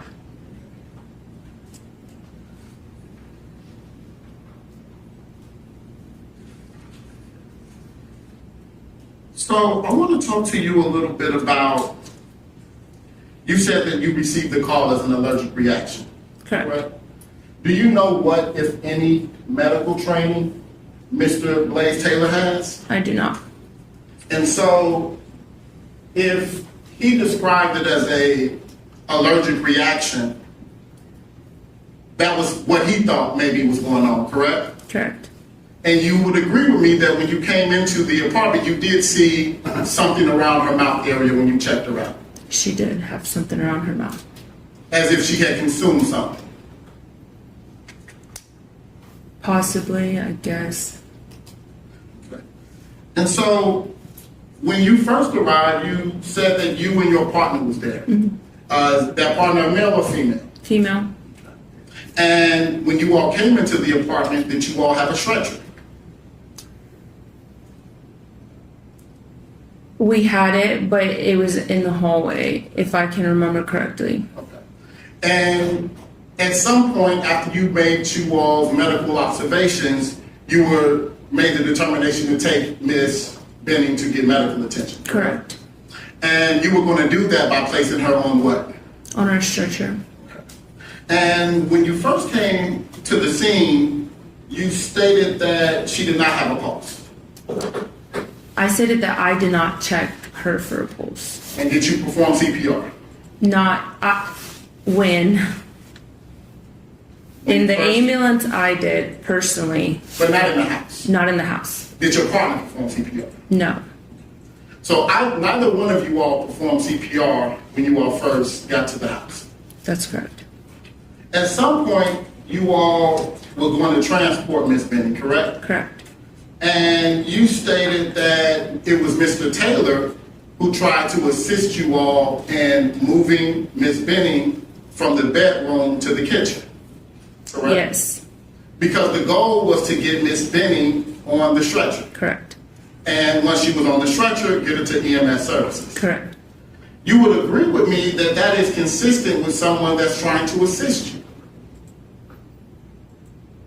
Correct. One second.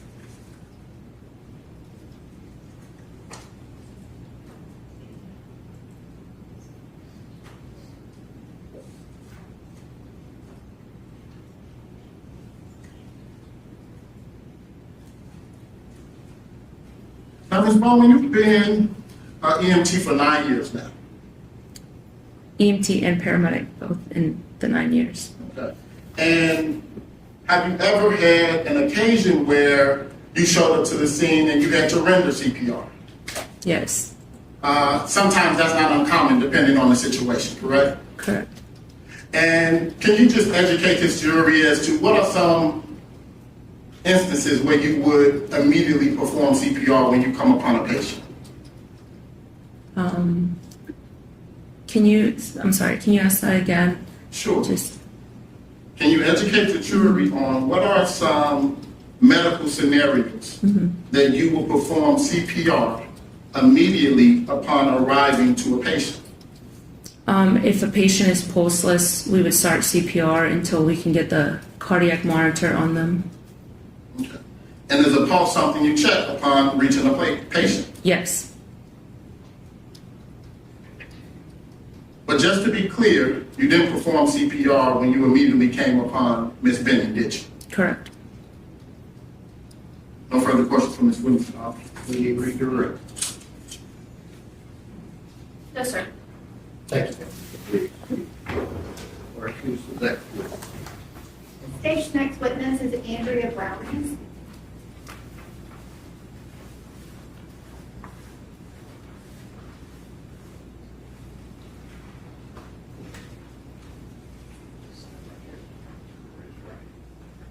Do you swear the testimony you're about to give to be the truth, so help you God? I do. Yeah, maybe your first report.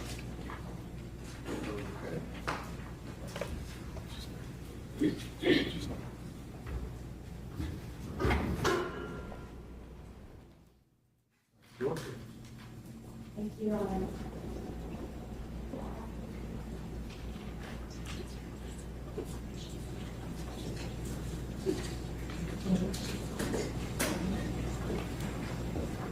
Good morning, Ms. Browning. Could you please state your name for the record? Andrea Browning, And could you spell your first name and your last name for the court? AndreaBrowning. And Ms. Browning, what was your relationship with Jade Benning? I was her stepmother by Miss Mom. When did you become Jade's stepmom? When I married her father in 2009, And how old would Jade have been at that time? 11. Had you met her before you actually married her father? Yes, And it's her father, Dennis Browning. correct. Where were you living at the time that you met Jade and you and her father got married? We were living in Fort Walton Beach, Florida. And did you continue to live there, or at some point did you move? We moved in 2016 or 15, somewhere in that time frame. Where did you move to? Jacksonville and then Nashville, And where was Jade living during that time? Arkansas. Did she come and visit, and did you guys see her regularly? Yes, as often as we could. It was, And you moved to the Nashville area. Were you working at that time? yes, I moved here to take a job. And I guess during that time frame when Jade's kind of going through school, what does she do? Does she go on to college, or what does she do after high school? Yeah, yes, college after high school. Where did she go to school? The culinary school is what you're asking about. I forgot the name of it. I'm sorry. That's okay. Did she go to a culinary school? Yes, And did she graduate? yes, And at some point, did Jade move to Nashville? yes. And do you remember when that was? January of 22, I guess. The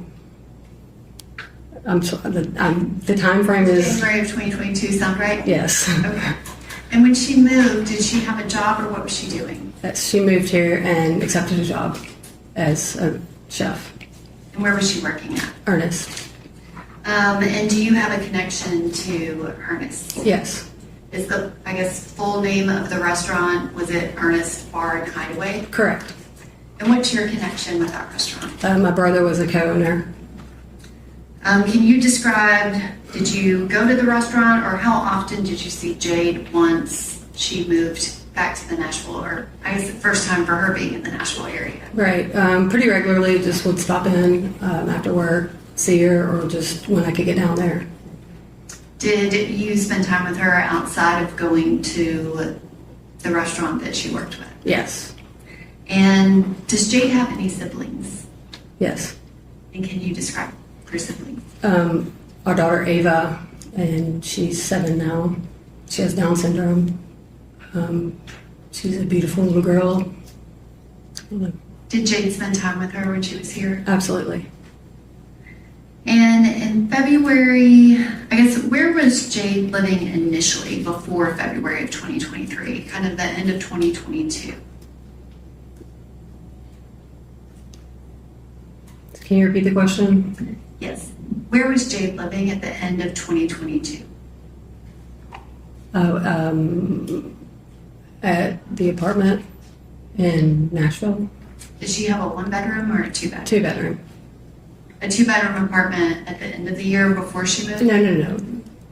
Sorry, I forgot the dates. At the end of the year, she was still in her 1-bedroom. Okay. And at some point at the beginning of 2023, Right. did she move? Correct.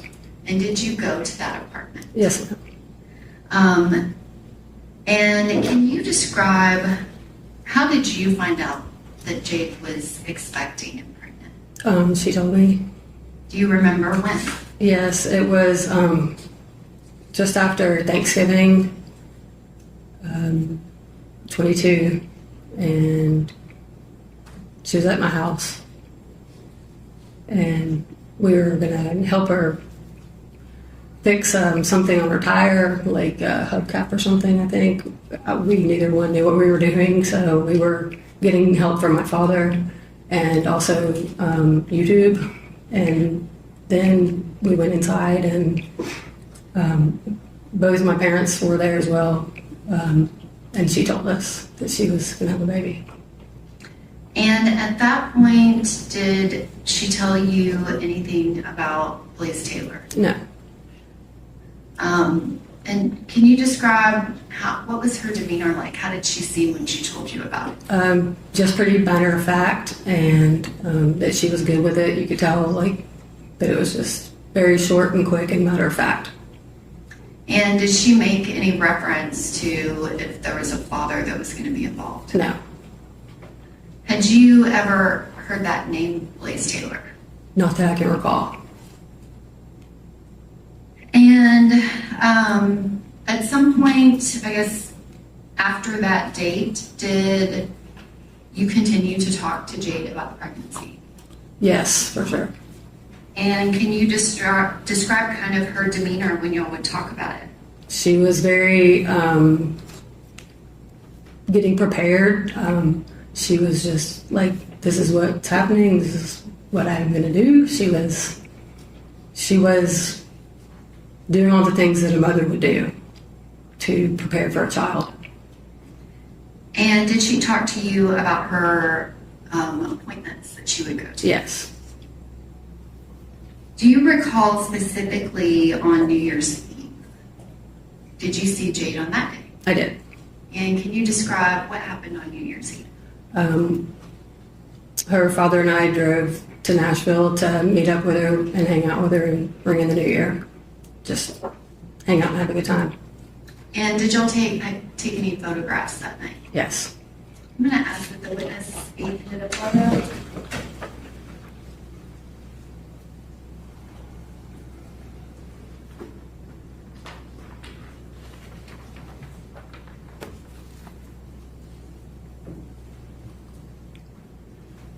Ms. Browning, do you recognize that photo? I do. And what is that a photo of? Jade and her father and I. And was that taken on New Year's Eve? It was. So that's December 31st of 2022? Yes. And at this time, I would ask that that be admitted as the next numbered exhibit, which I believe is number 2. And Okay. request permission to publish it for the jury. Okay, thank you. Yes, Yes. Ms. Browning, can you just point out who the 3 people are in the photograph? And you can touch the screen. It's in front of you. Yeah. Jade to the left. If you touch the screen, it'll make a mark. Okay. There's Jade and Dennis and myself. Can you describe Jade's demeanor on that Christmas Eve? New Year's Eve. I'm sorry, New Year's Eve. Yeah, I can. She was just really happy to be hanging out with everybody and happy that her dad was there to celebrate with us as well. And that night, did Jade have anything to drink? No. Did you know of Jade to have anything to drink after she found out she was pregnant? Not at all, because we just had celebrated Thanksgiving and she was not having a drink. And Was then everyone- just was after everyone else Thanksgiving. having a drink? Yes, And did she not only not have anything, but not even have a sip? correct. And on that New Year's Eve, when you were celebrating, did she say anything to you about Blaise Taylor? No, Kind of after New Year's Eve, that January, February, did you continue to see her on a regular basis? for sure. And specifically, when she was moving into the new apartment? Yes. Did you talk to her about that? Yes, we did. And did you actually go to that apartment? I did. I'm going to ask the witness be handed a single photograph that's been shown to the defense counsel.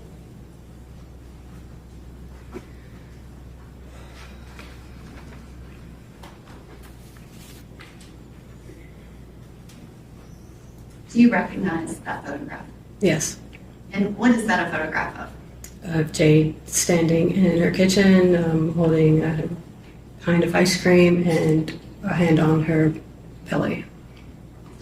Your Honor, at this time I would ask to admit that photograph as the next numbered exhibit, which I believe is number 3. Okay. And may I publish that to the jury? All right.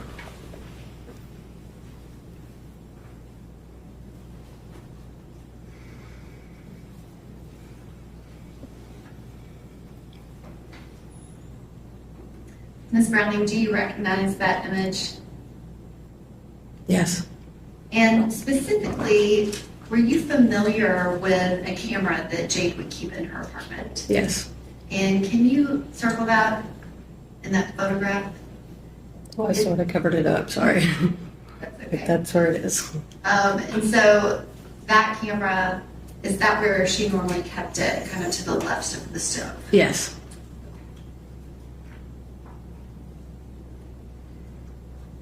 And in that time of February, in those last few weeks of Jade Benning's life, did you go to any appointments with her? I did.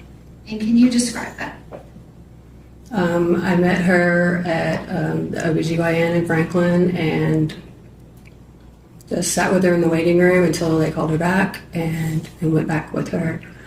We saw a sonogram, I believe, one of the times I was with her. Did you go to more than one appointment with her?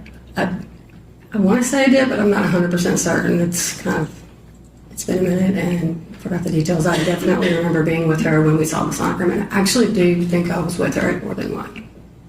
Do you Because remember- one was in like the office where the doctor was with her, and then one was with the sonogram. And did you know who her OB-GYN was? Yes, And who was that? Alison Mullaly. And did you also know Dr. Mullaly? Yes, she delivered our baby. And you said that you specifically remember one appointment with a sonogram. Was there something kind of big about that appointment?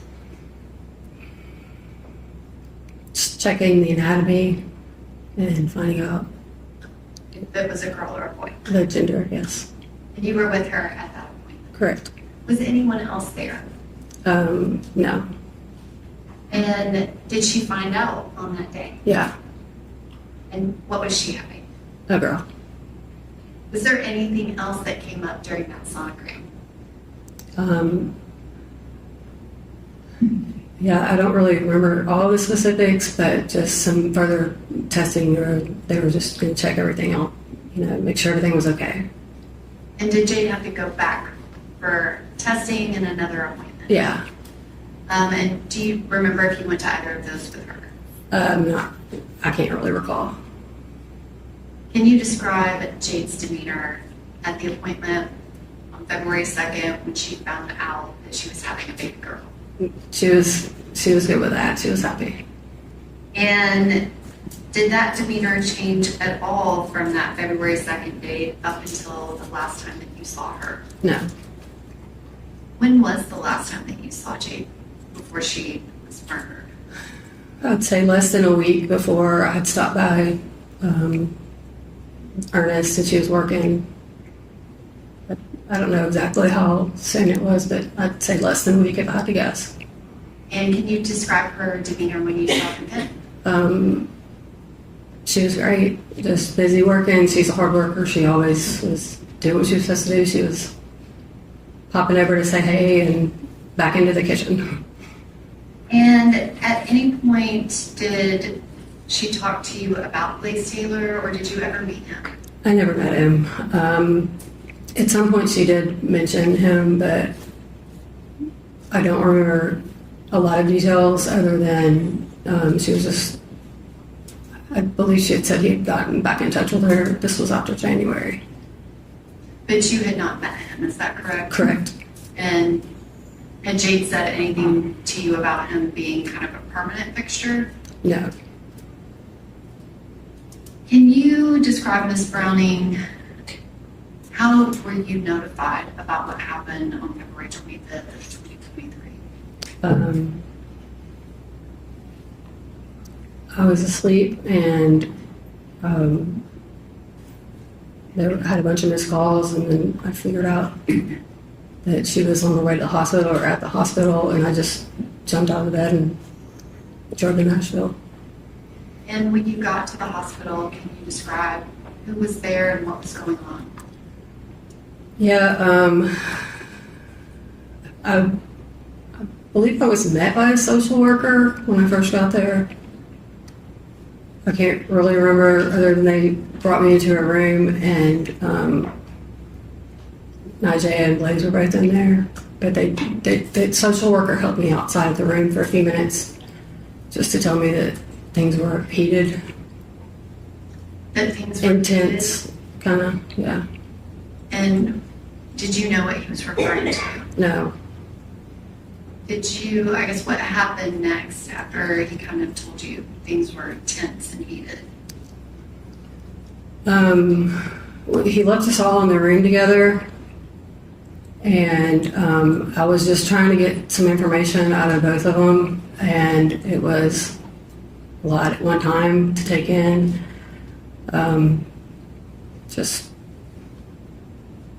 So I ended up asking, just to speak to Najee because I knew that was Jade's best friend. Do you remember anything that Blaise Taylor said? Not specifically. He didn't say much. Can you describe his demeanor? Quiet.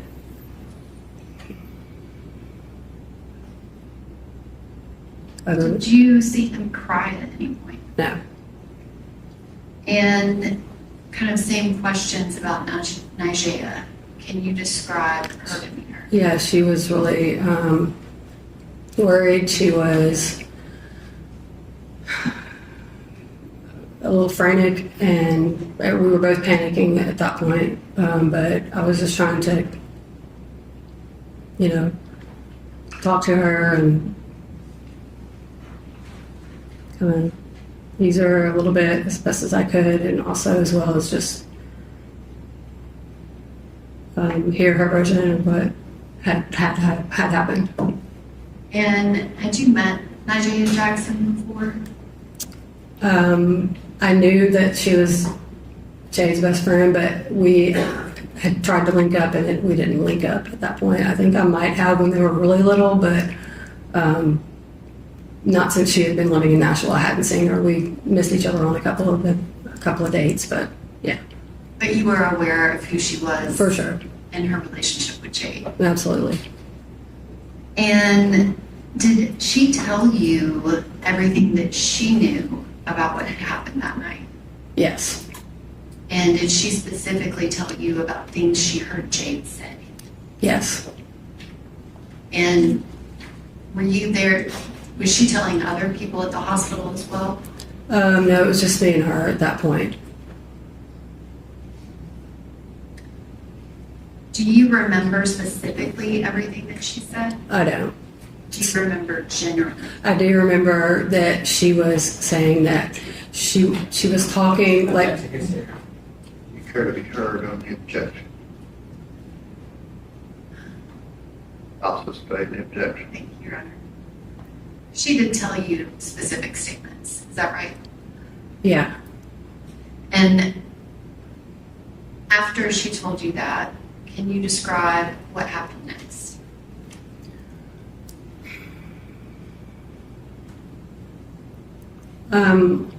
No, I was upset and I was worried too, but I was mostly just wanting to, at this point, see Jade. I don't really remember all of the interaction and the contact, but Najee and I weren't together for too very long before I was allowed to go back and to where Jade was so I didn't get to have any thorough conversations really with Najee, but I do remember her saying that. And I'm not asking you specifically what she said, Okay. but she did tell you. Yeah. Can you describe when they took you back to see Jade? It was the worst thing I've ever seen. I don't know how to describe it. She had tubes in her mouth. She was shaking. The nurse just seemed very worried, or like they were trying to kind of comfort me, but Jade just, it wasn't Jade, you know.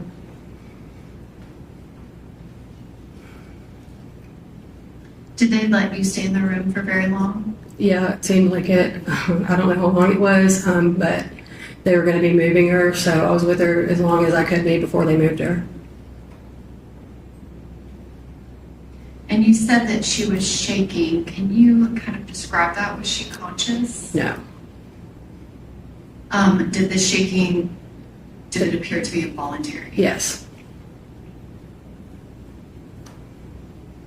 And can you describe that night, did other people show up at the hospital? Yeah, some of the people that she worked with showed up. People that she was friends with that were worried about her as well. Do you remember their names specifically? Yeah, Lauren and a girl that I forgot her name, but her nickname, she has a nickname that I can remember, but I don't remember her real. Natalie, I think, is her real name. And at any point, did you ask them to do anything related to Jade in her apartment? No, did I ask?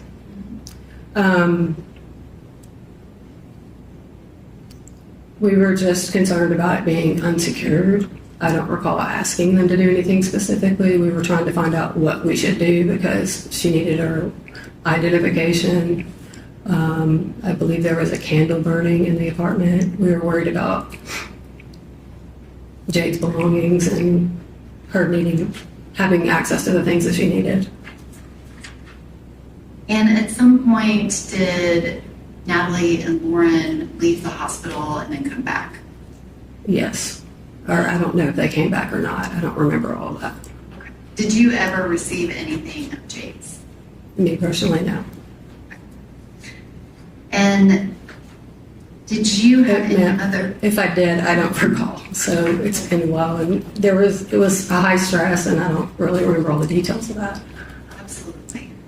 Did you see Blaise Taylor again from that first interaction when he was in the room with Najee? No, I saw him in the hall briefly, but that was it. Did he say anything to you? No. And at that point, can you describe his demeanor? How was he acting?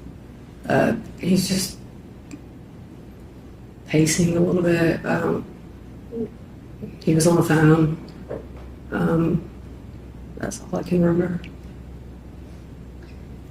And in those days that followed from February 25th until March 6th, did you spend a lot of time at Vanderbilt Hospital? Yes. And can you describe who else was at the hospital during those days? Yeah, both all of her parents and friends. A lot of friends. She wasn't able to have visitors, so like the people that could just go in the room were close family and close friends. Did you ever see Blaise Taylor again? No. And since that night of February 25th, those days when Jade was in the hospital, did you see Najee Jackson? Yes. And can you describe how much was she there? Constantly. And have you continued to interact with Andrea Jackson from that day of March 6, 2023. Yeah. And can you describe what happened on March 6th? Well, we had brought her some cupcakes and some balloons and some flowers, and because that's her birthday. And close family and close friends were there in the room the entire day until then to the machine. And you said that you've continued to talk to Miss Jackson since that day. Yeah. When Jade was taken on life support. Yeah. Do you have any reason to believe that Miss Jackson would harm Jade Benning? No. Just a moment.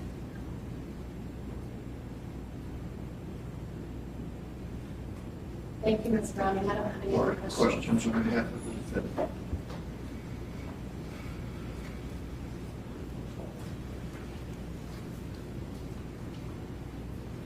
Good morning, Ms. Browning. Good morning. So I think I heard this correctly. Please correct me if I'm wrong, but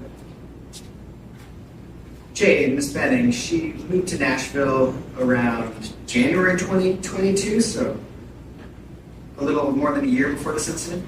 Yeah. And you lived here a good bit longer than that, is that right? Yeah. I moved back here in 2016. 2016, okay.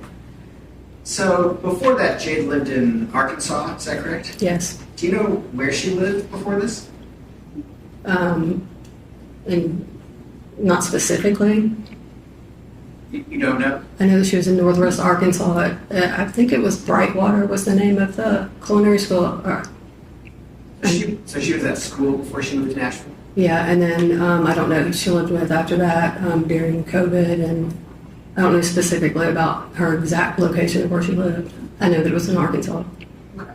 So when she moved to town, you guys developed a bit of a relationship, is that correct? We'd always had a relationship, but we got closer as I got to spend more time with her.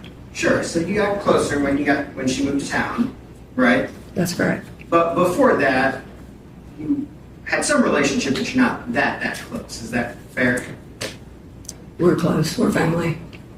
But you didn't know what city she lived in before she moved to town, is that correct? That part was irrelevant to me. I knew that I could get to her when we needed to.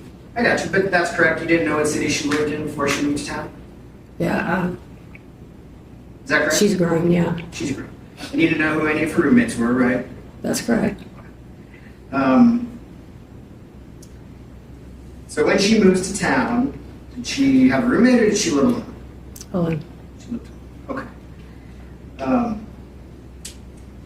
Were you familiar with any of the people that she was dating or seeing when she moved to town? No. So now Jade Jackson doesn't move to town until August, right? Okay. Is that correct? Sure. Sometime after Jade moves to town, right? Correct. So there's about 9 months when she's here, kind of establishing herself, getting her bearings, right? Okay. Sure. Does that sound about right? That's correct. Okay. How often are you seeing her during that time period? Probably at least every other week or every couple of weeks, depending on both of our schedules. Sure. Okay. So frequently. Yeah, like a family relationship. You're seeing her every few weeks, but not every single day, right? Correct. We talked more than we saw each other. I got you. You indicated that when you saw her at Thanksgiving and you saw her at Christmas, she wasn't drinking. You didn't see her even have a sip, right? That's true. This time before November, did she drink? I never saw her drink. You never saw her drink. Okay. Do you know if she drank? Yeah. So she drank, but she never drank around you. No. No, she didn't drink around you. Correct. Okay. But to your knowledge, she did drink. Correct. And you just don't know how much. That is correct. You know she did drugs? I don't know. She certainly did do drugs around you, right? Correct. But you don't know if she did drugs. I don't know. And you're seeing her maybe once every other week, so she potentially does things on her own time, right? She's an adult. Is that fair? She's an adult. Okay. And we sort of mentioned you hadn't met any people that she was dating in this time that she's in Nashville. Is that right? That's correct. And so the name Des doesn't ring a bell to you. It doesn't. The name Renee doesn't ring a bell to you. No. The name Walt doesn't ring a bell to you. Your Honor, she's asked to be answered. Okay, she said she didn't know anything about any. Okay.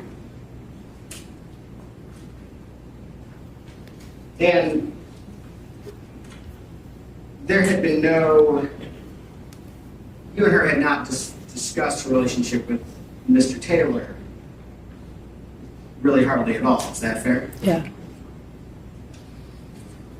You were aware that at some point around New Year's or after, they had started having some involvement again, right? Yes. You just are not aware of the extent of that? Correct.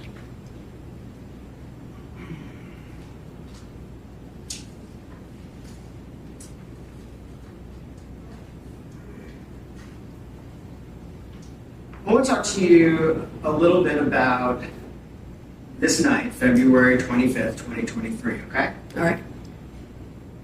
Who did you receive a call from notifying you that Jade was on the way to the hospital?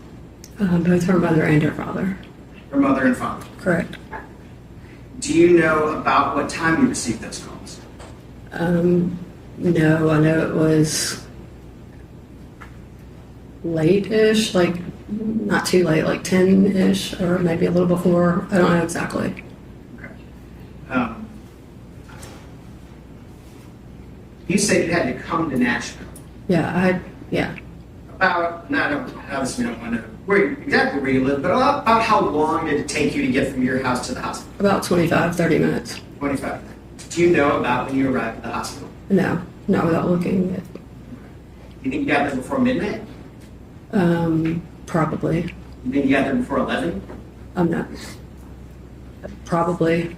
By the time you got there, were police officers already there? No. So you got there sometime after Jade, but before police had arrived. I believe that's correct. And some of your initial interactions, if I'm understanding, were a conversation with Najee and Mr. Taylor and a social worker. Is that correct? Yeah. Were you guys all in a room together? Were you in a hallway? Where was this interaction? A room. It was in a room. Correct. And you described that interaction as tense? No, it was just tense when the social worker wasn't in there. So the three of you were alone in there? Correct. When the social worker was there, it was a little calmer?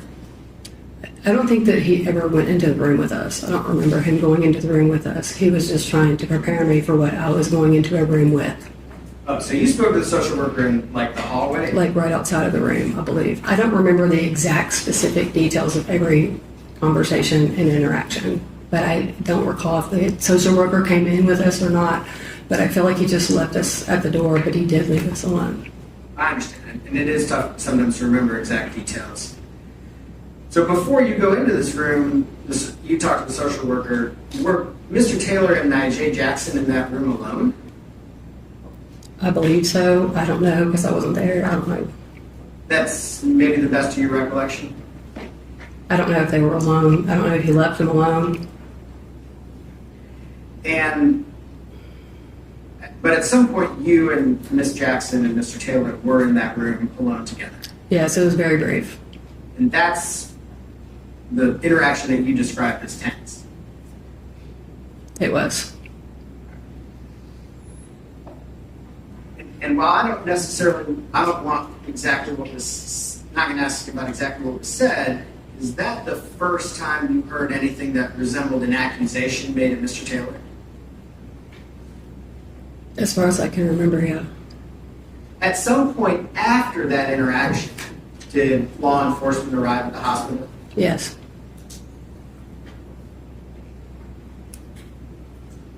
And you stayed at the hospital Overnight. all overnight. You spoke to law enforcement, right? Yeah. And was it your understanding or impression that law enforcement was kind of speaking to everybody that night? Yeah. And obviously they were taking the situation very seriously. Correct.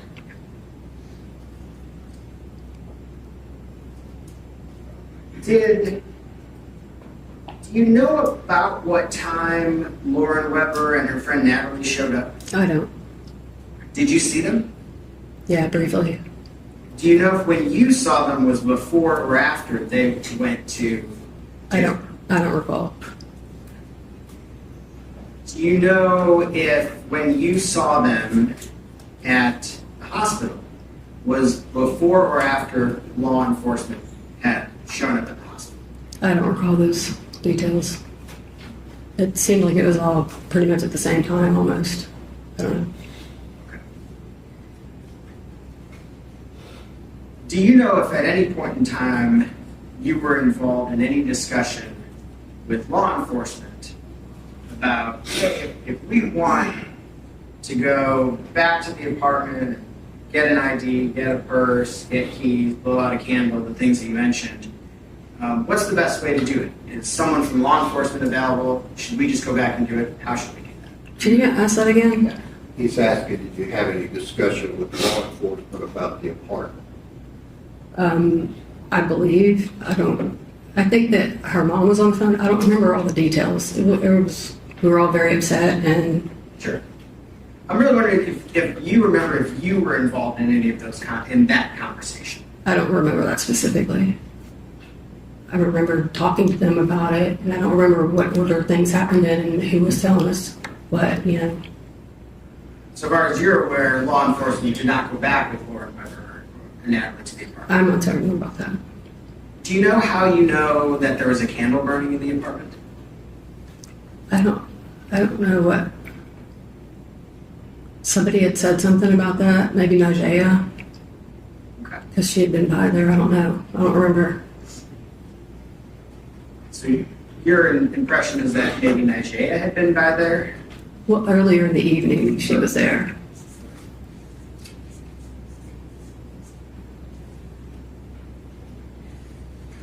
After that night, February 25th, and I know a lot happened that night, the next day, and the following 9 days. Were you pretty involved with the rest of the family in the next 9 days? For sure. Yeah. Was it your impression that Mr. Taylor was a welcome part of Jade Benning's family during those next 9 days? No.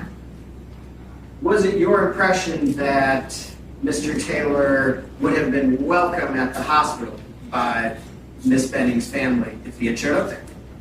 Probably not.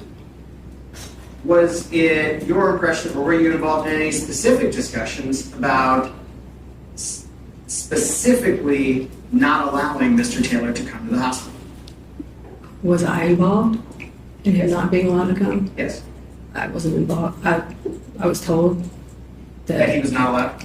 I guess, I don't remember exactly what the exact terms were, like, he wasn't to come into Jade's room. He was not to come to Jade's room, possibly not to come to the hospital to visit her at all?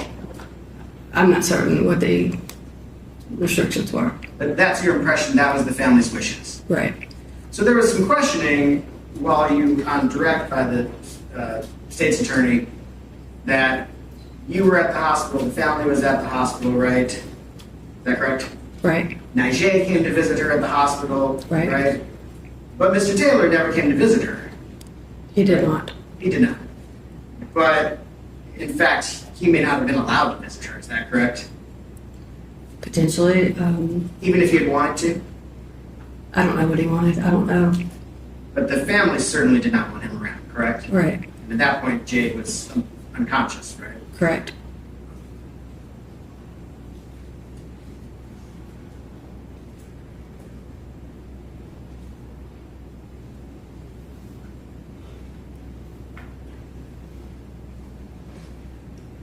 Here, if I can just-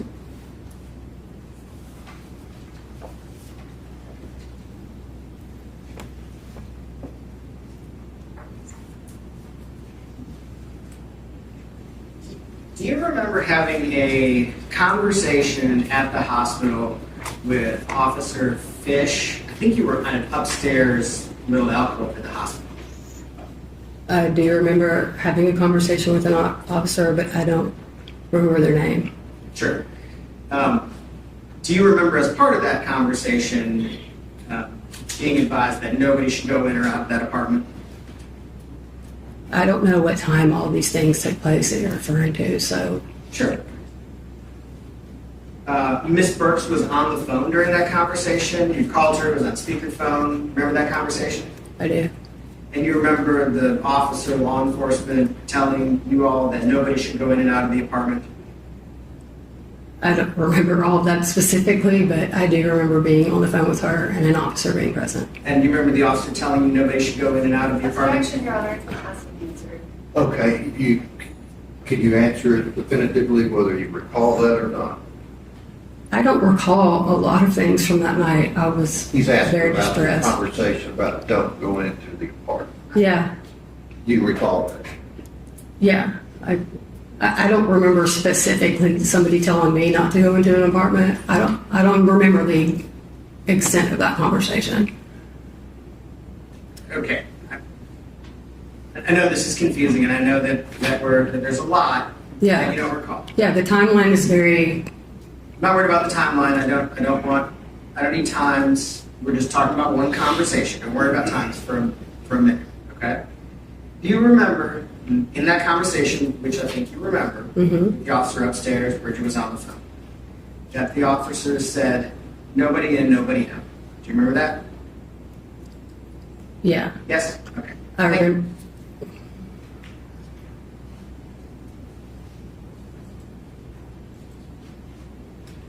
You need to read your record. There you are. All right, thank you. You can have a seat. Who is the next witness? Dr. Alison Mullaly. Okay.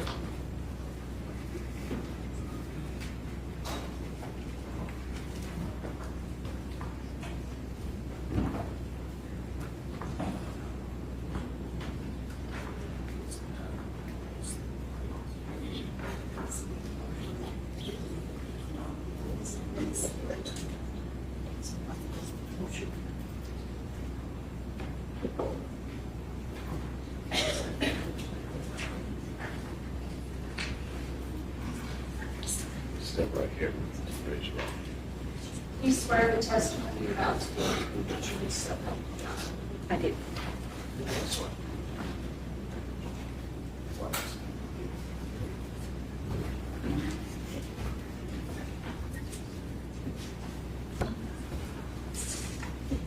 Still barely morning, so could you please state your name?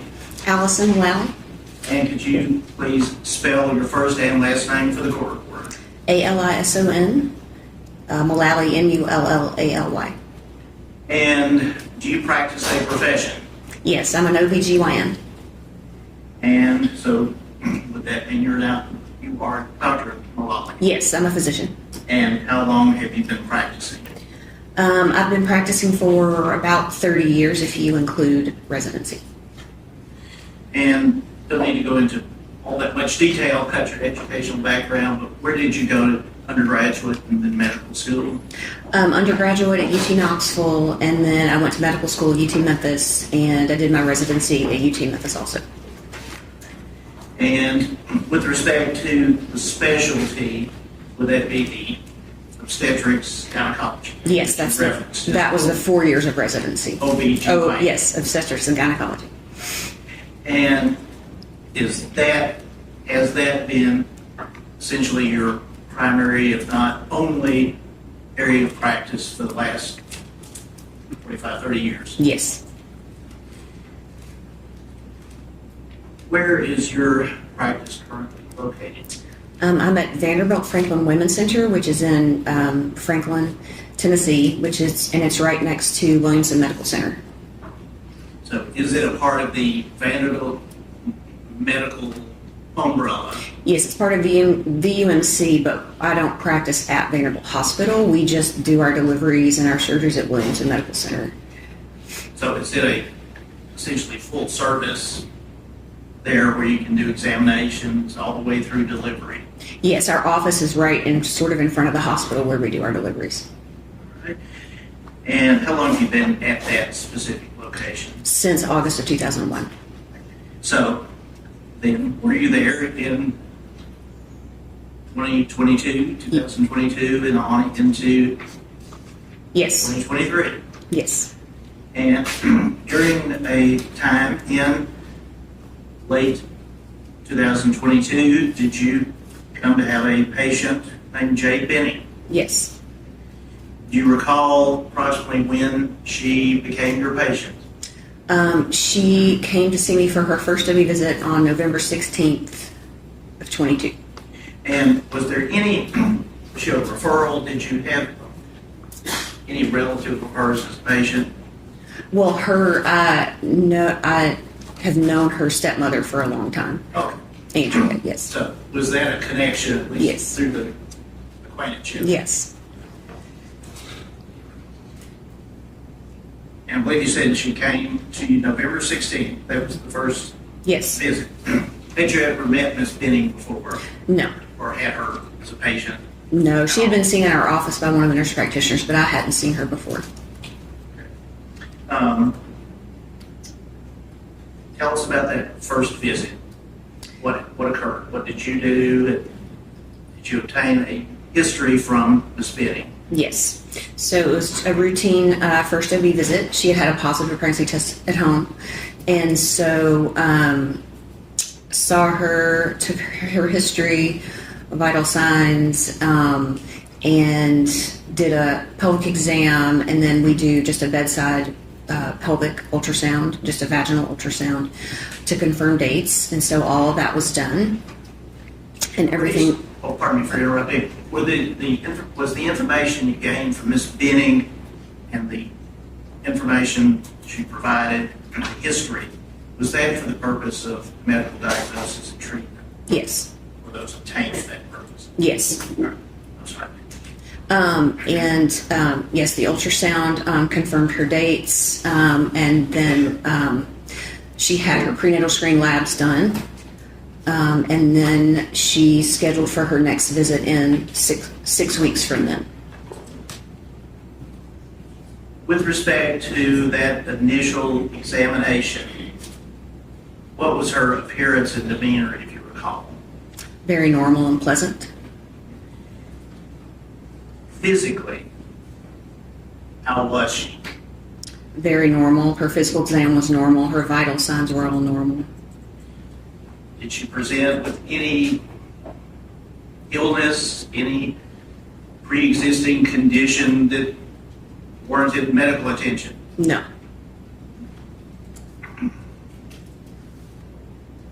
With respect to confirming the pregnancy, is that the time that you, as a doctor, estimate a due date? Yes. And how is that, what is a due date and how is that arrived at? Well, we start by using the first day of the last menstrual period, and then conception generally is a couple of weeks after that. So we start with that, and then the due date is 40 weeks from that. So her due date was estimated to be June 19th, and which went along with her period and coincided with the 9-week ultrasound that I did. So everything matched. Mm-hmm. And the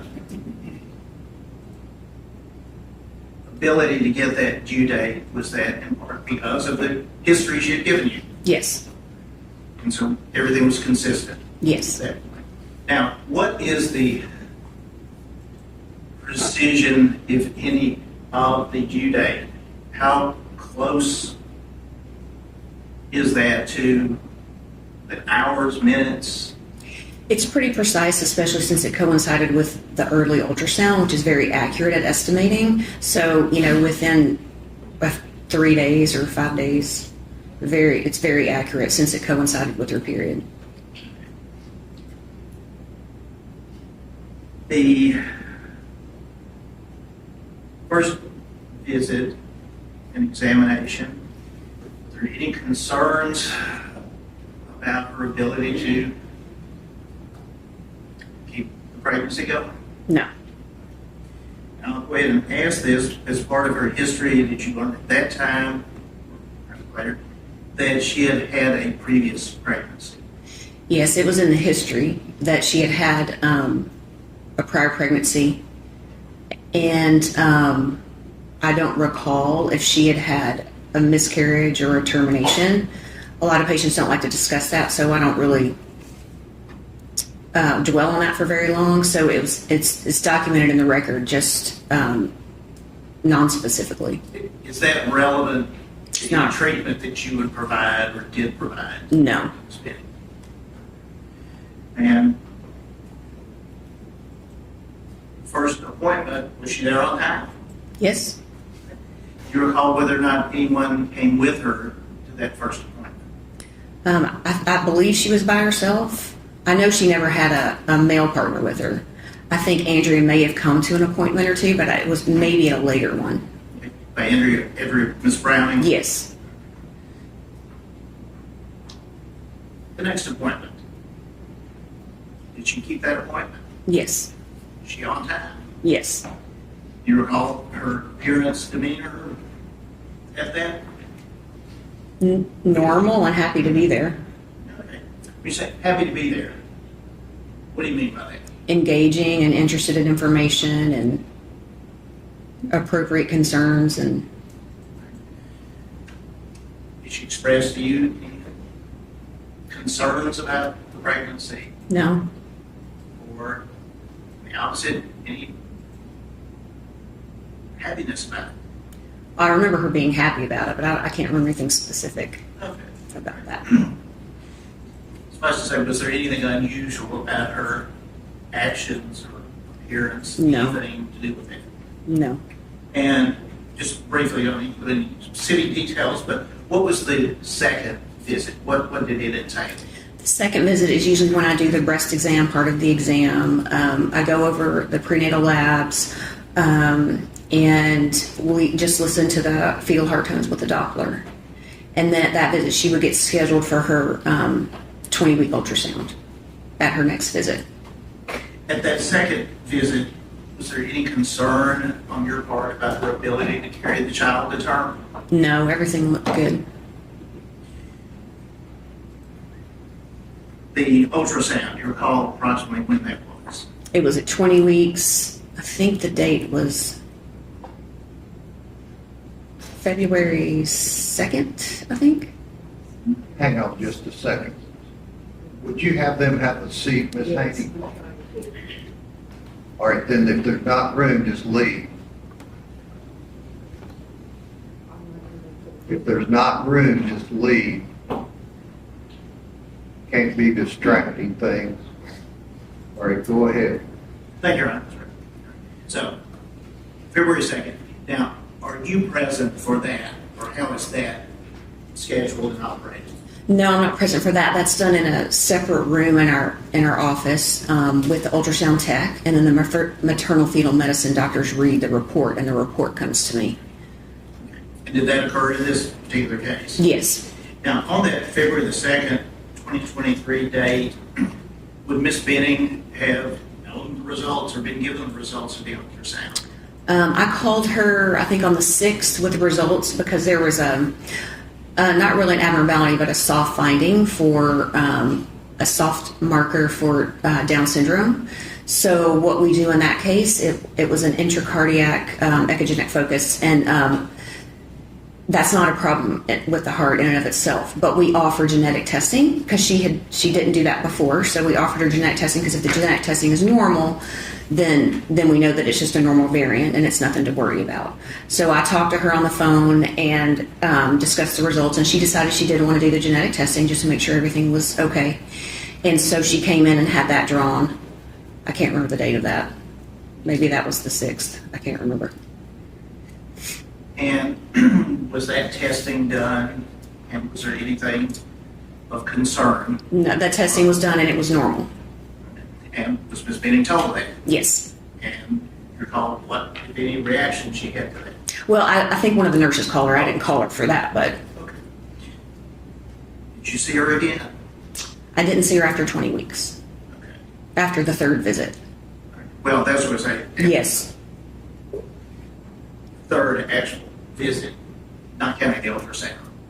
right. So I saw her for her third visit just after she'd had the ultrasound. She had had the genetic testing drawn, but it wasn't back yet. Okay. Well, tell us about that visit.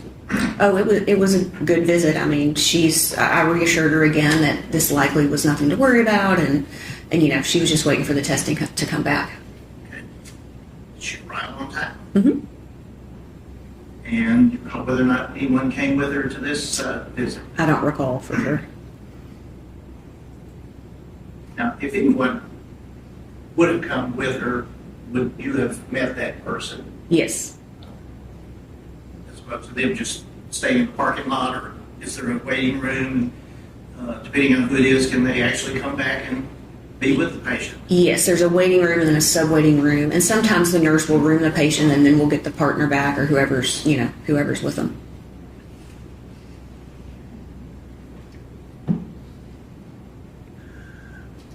Again, on February the 10th, I was calling the third visit.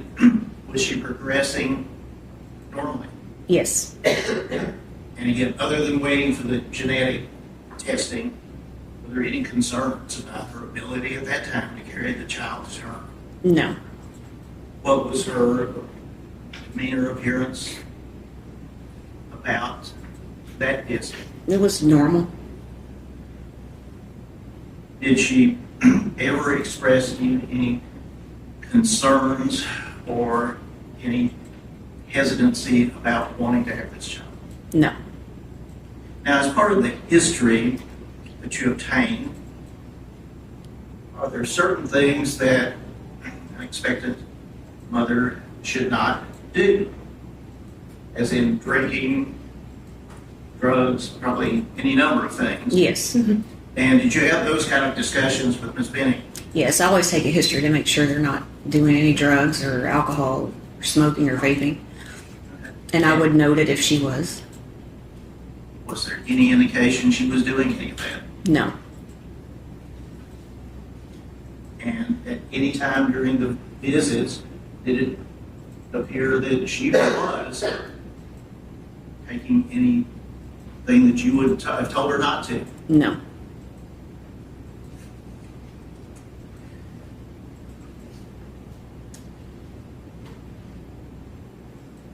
That's about, did she ever miss any visit? Was there any visit scheduled that she missed? No. And did the name Blaise Taylor ever come up in any conversation or any history? No. Just given? Did that name mean anything to you at all? No.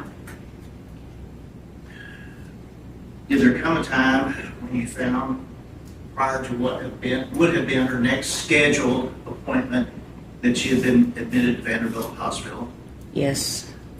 I don't remember when that was, but I got a call from one of the MFM doctors just to let me know, since she was my patient. And was there anything that you could do at that point? No.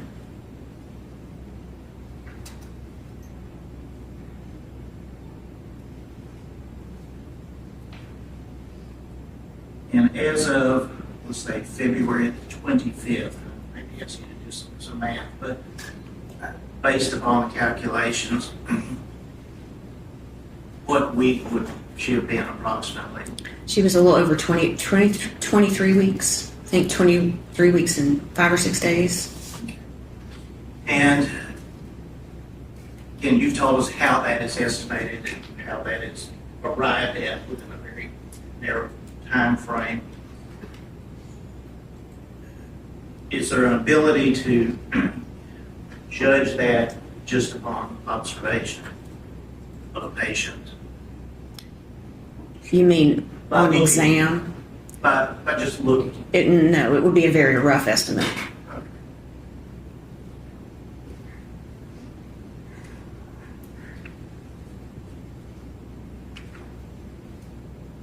that appointment that she was not able to make, what would have happened at that?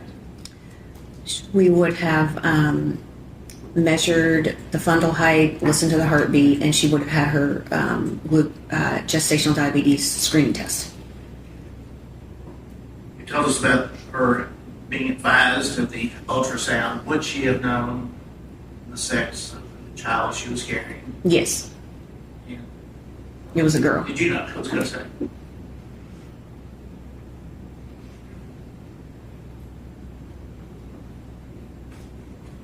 Or if I could have this packet which council has reviewed in the past.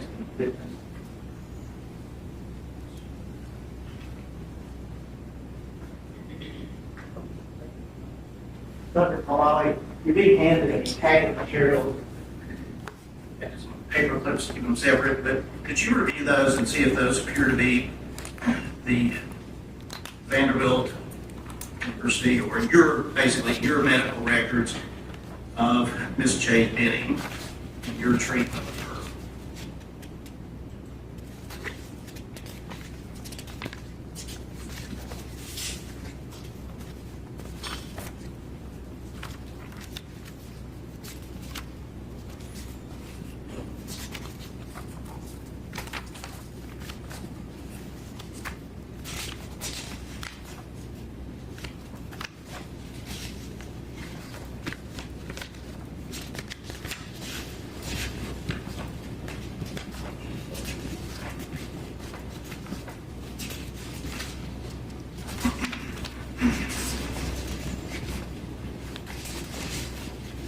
Yes, these are all records from our office, from my office.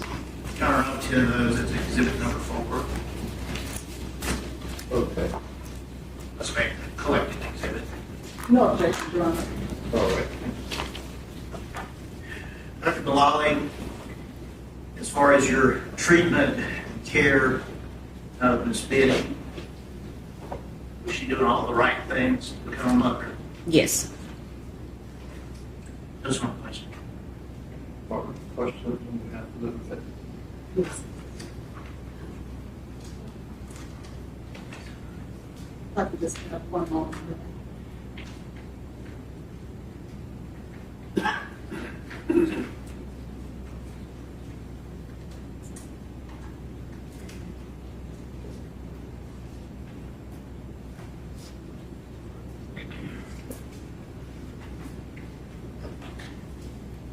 Dr. Mullaly, how are you? Good, how are you? I am good, thank you. I am Letitia Keyaunte Jones. Can I ask you a few questions? At any time you don't understand, let me know. I'll do my best to rephrase. Okay. Thank you. Just a few questions for you, Dr. Mullaly. Will you tell me, am I saying that right, Dr. Mullaly. Mullaly? Okay. Dr. Mullaly, can you tell me, have you been able to determine when Ms. Benning would have become pregnant based on your examination of her?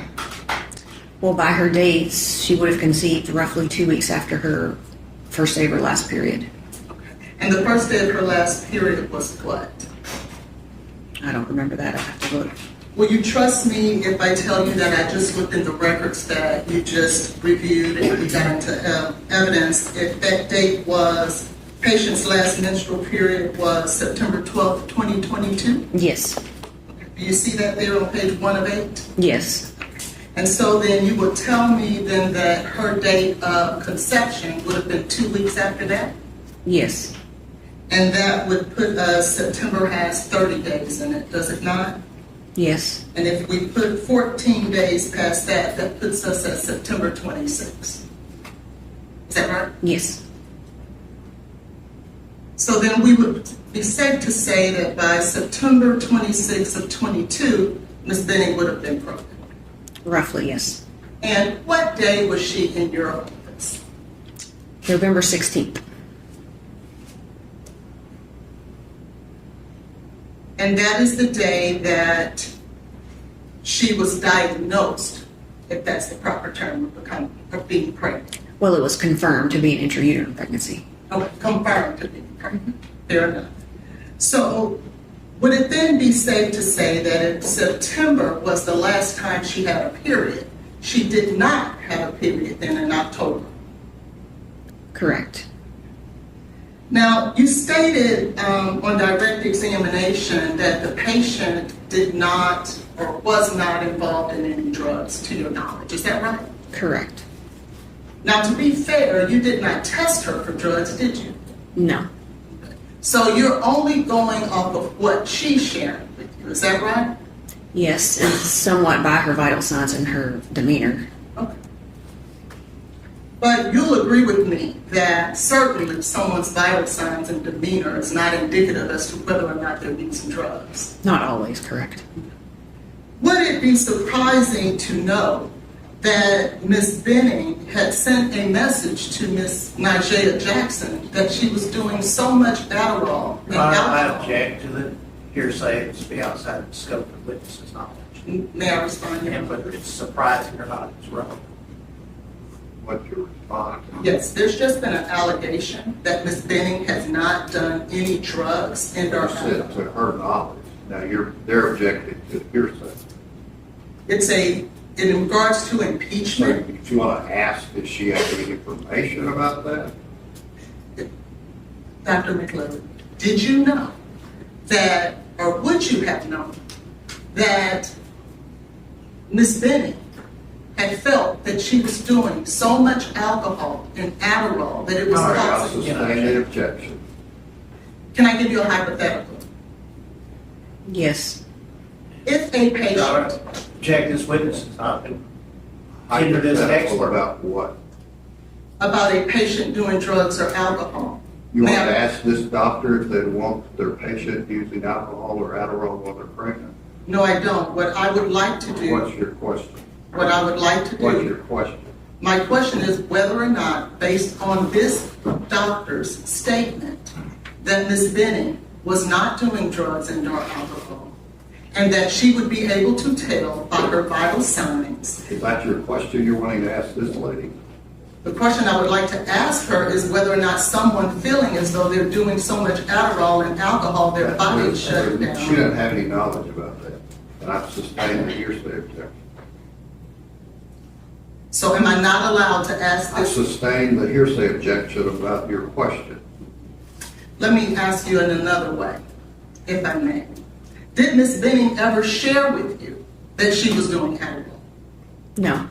Did she ever share with you that in November she was doing mushrooms? No. Did she ever share with you that she was doing alcohol? No. Did she ever share with you as her medical professional that she felt like she was doing so much Adderall and alcohol that her body was shutting down? No. If she would have shared that with you, would that change your previous statement in regards to that she was not doing any drugs?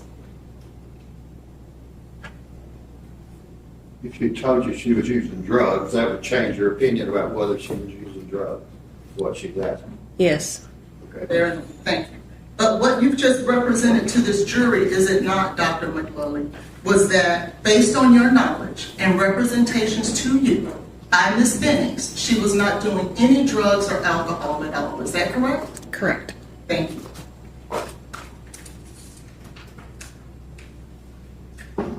Any other?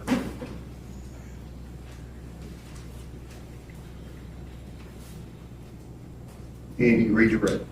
There you are. Okay. May this witness be excused. Sure. You get your, thank you. Thank you, Your Honor.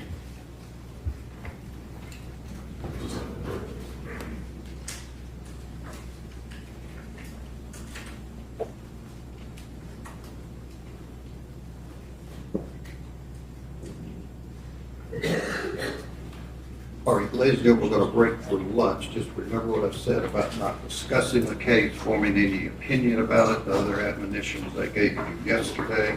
We'll get back here in 1 hour. You can step down the hall.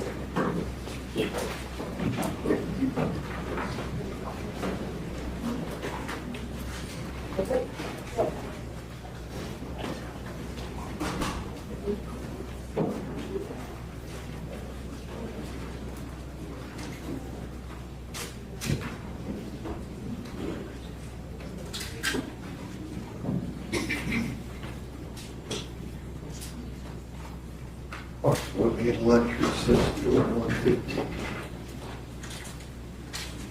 What's the motion say?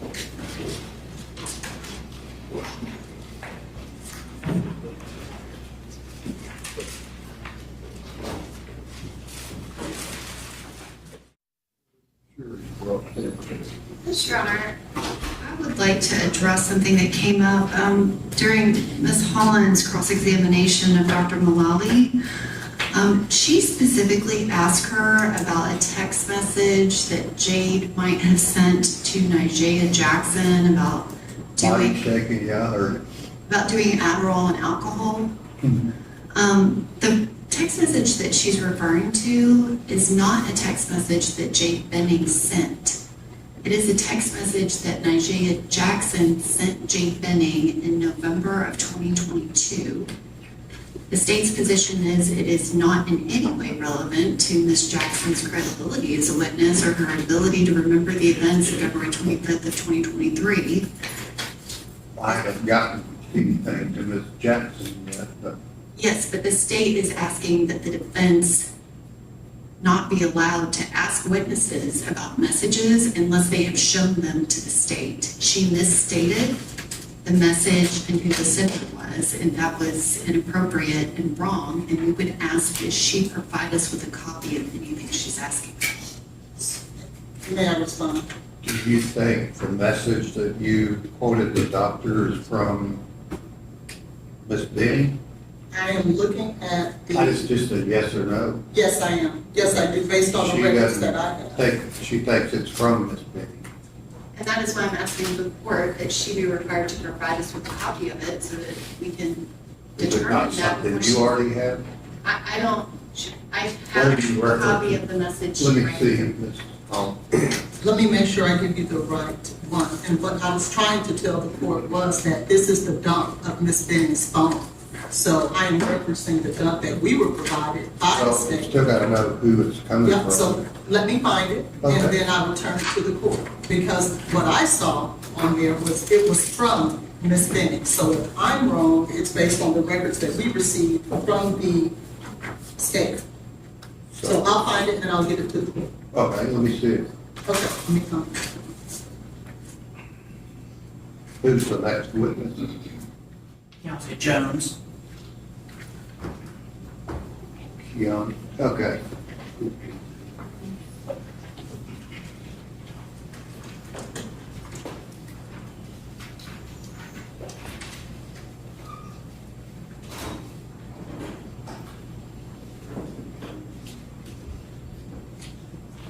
Does the state have there available the text that you're saying came from Miss Jackson to Miss Benning about her body shaking?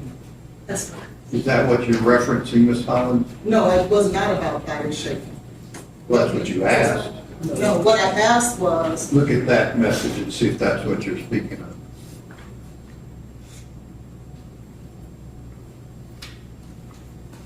yes, that is.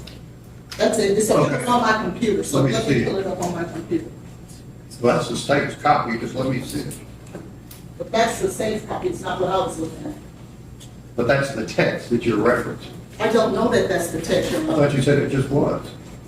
The text context was, it doesn't mean that the sender and the recipient that I was looking at was, because I verified that before I went into it.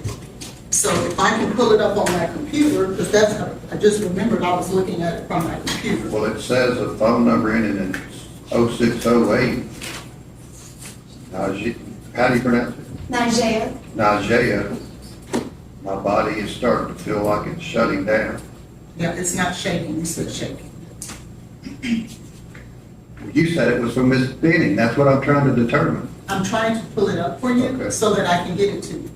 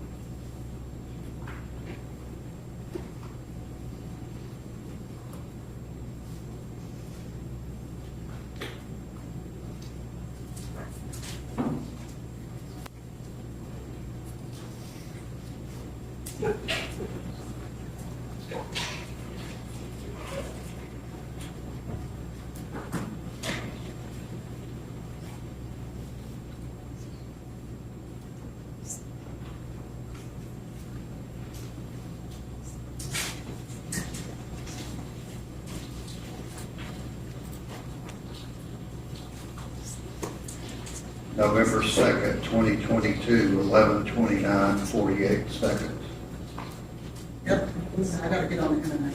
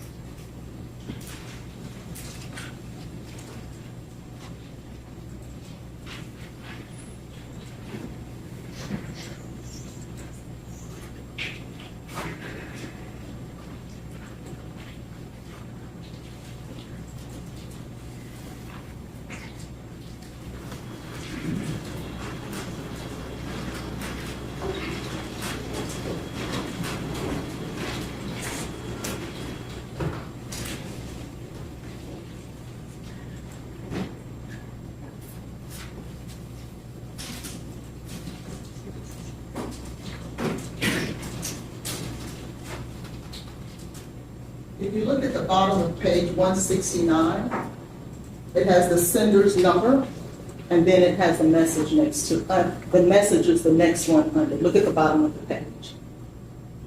Okay, I'm just trying to, I don't know, show that to the state.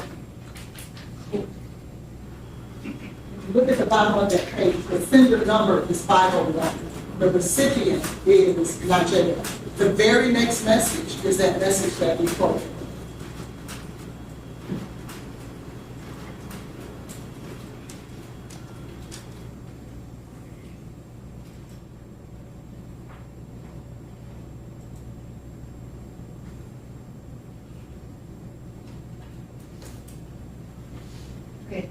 Her copy is the metadata. Yeah, no, I get it. I can read all of this. On page 1969, the record 4388, it says the sender name is Nigeria, 501, 541, and this following page, 1970, is the message. If you also see the The sender goes with this message. Can I finish? So I can tell you? Let me ask you a question. The sender says 501, 541, 5008. Is there a police officer here that can tell us who's the sender and who's the receiver on that? I absolutely can get someone here. Okay, why don't you do that? Yes. So you're, Ms. Holland, you're still thinking that the message is from What I'm sharing is when I looked at the sender's number, it said 501, and then when it said recipient, it did not say Jade Benning. So when I saw sender 501, Okay, which well, is, let me ask you, are you acknowledging you're now mistaken? I don't know that. I can say that she's right because it does say sender's name, Nigeria, but the number was 501, 541, 0608. What do you need to figure out whether you were mistaken? Let me just speak with my staff who sent it to me. Okay.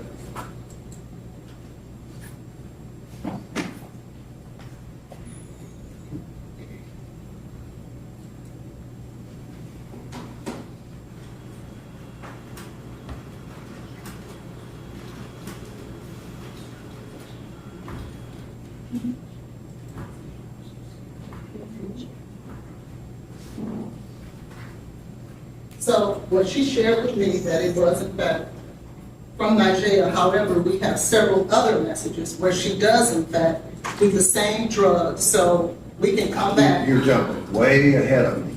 Well, The question you asked the doctor, is that wrong? let me say this. That's just a yes or no. Well, no, it's not, Your Honor. If I can, for the record, please allow me to say what I need to say. Sure, for the record, go ahead. Thank you. We were mistaken in regards to that Does particular. the jury message. need to know that? They can, but if they know that, then I need to be able to go into other messages that suggest the same drugs. Because I can go a day later, because one of the questions I asked I'm was, just did saying the you? doctor's gone. I'm just saying the message you try to convey to the jury is, you want to listen to me or co-counsel? I'm listening to you. If I can. What did I just say? You said, do I need to let the jury know? No, I said the doctor's gone. I heard that part too. But if you would remember, what I said was, if she told you she did mushrooms, would that make a difference? Right. I have a That's text- not what I'm dealing with. I'm dealing with the question that you used this text message from what you said was Miss Benning, and now that's not true. You sustained their objection to this text You went and message. asked the question a different way the second time, And the and question. they didn't object. The question I asked was, if she told you she did mushrooms, would that make a And difference? the final question we can replay it. We can't, and I also The final asked, question you asked was this same thing. it was, but the drugs And are she still said, the no, same. that, I didn't know that. Yeah, we can clear it up and I can talk about the same drugs in I'm a not different dealing with text. the others and what are the witnesses. I'm dealing with, were you wrong on who generated this text?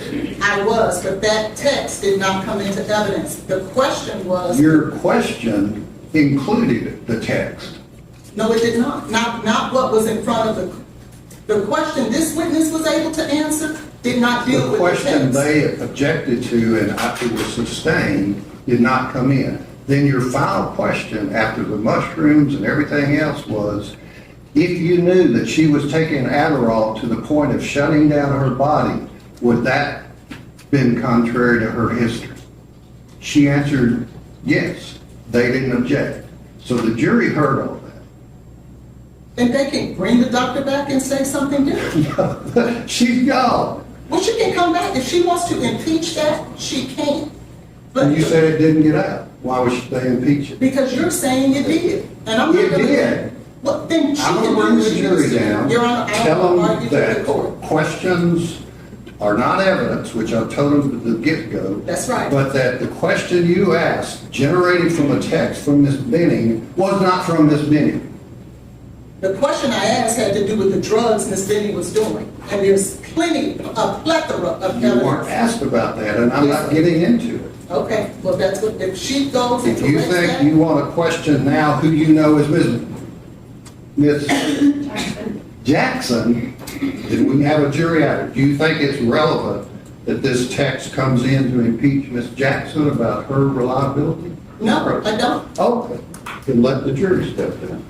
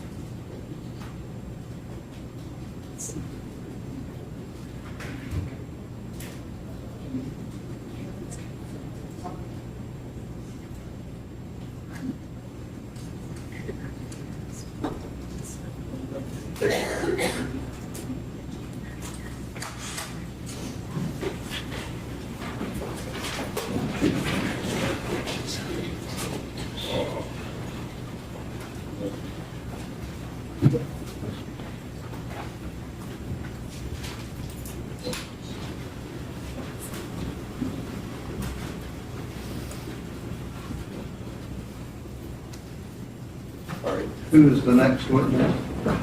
Keyaunte Jones, Your Honor. Keyaunte Jones. All right, hold him up just, I didn't know if he was in here or not. Ladies and gentlemen of the jury, let me give you this piece of information. One, and this deals with Dr. Mullala's You know, testimony. I'm going to object to this on the record in regards to, All right, let the attorney step up.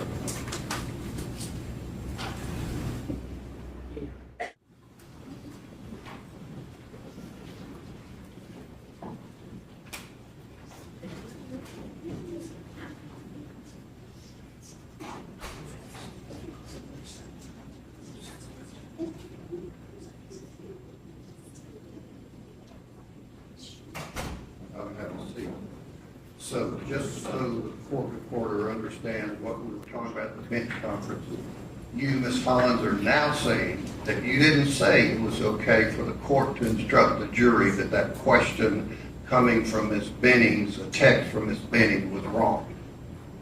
What I thought the court was. Did you say that or not?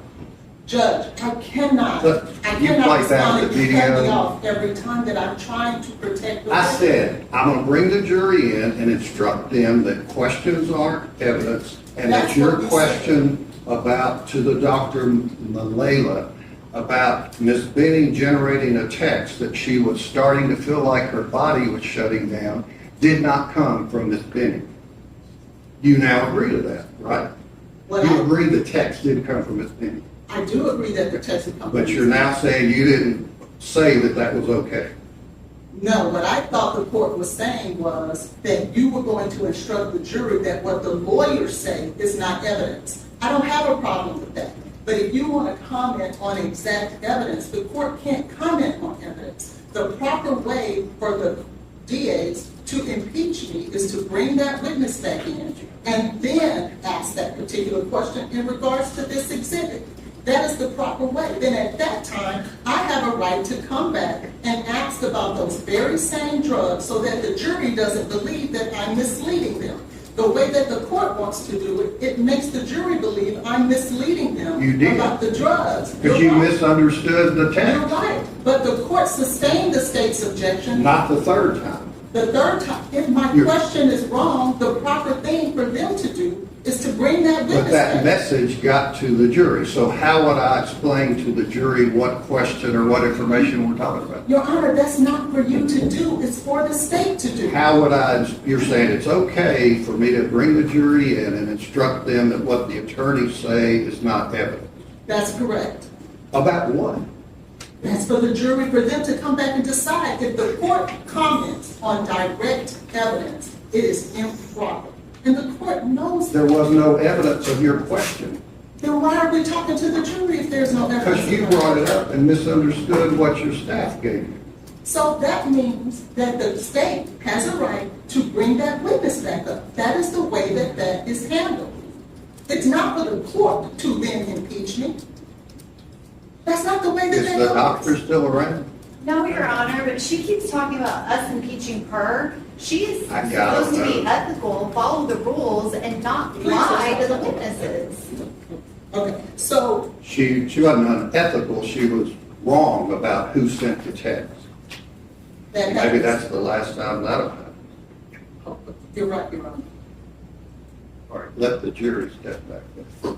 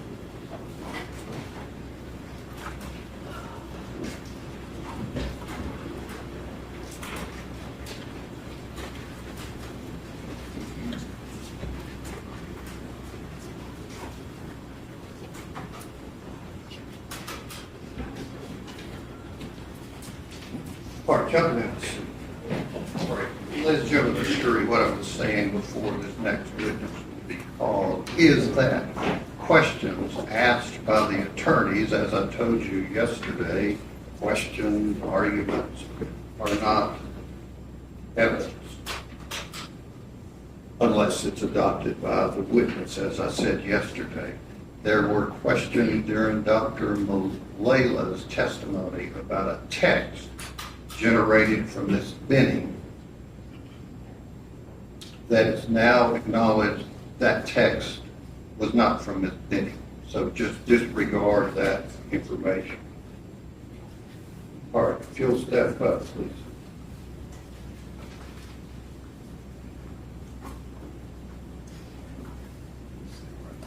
Do you swear the testimony you're about to give to be the truth, so help you God? I do.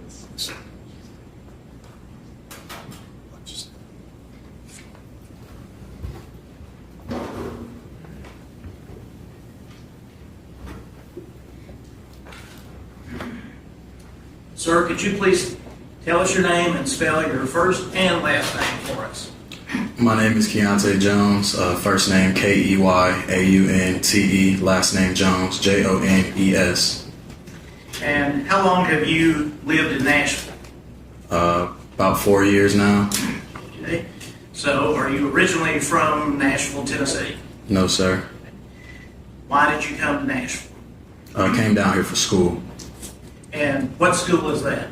Marisol Medical College. And what medical degree are you pursuing? Doctorate of Dental Surgery. Where did you go to undergraduate? Grambling State University. And when did you graduate from there? I graduated in fall of 2021. And when did you begin dental school? I began dental school fall of 2023. When you came to Nashville, did you already know anyone here? No, new person in town. Did you live on campus or close to the Meharry campus? Did not live on campus, but I'm in close approximation to campus, yes. What is your current status as a student at Meharry? I'm going into my 4th year of dental school. And how much longer is there to go? A few more months.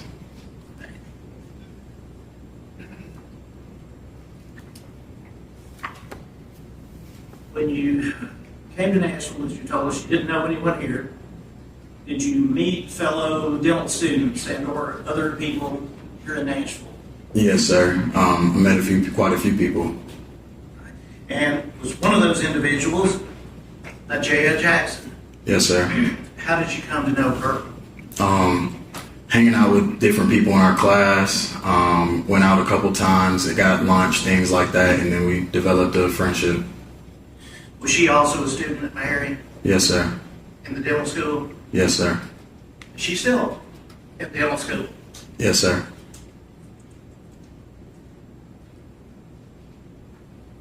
Did you come to know at any time a young lady named Jade Benning? Yes, sir. And how did that come about? Through being friends with Najee, just, I guess, developed like a mutual friendship in that sense. Did you know Jade Benning prior to being introduced through Andrea Jackson? Never met her a day in my life.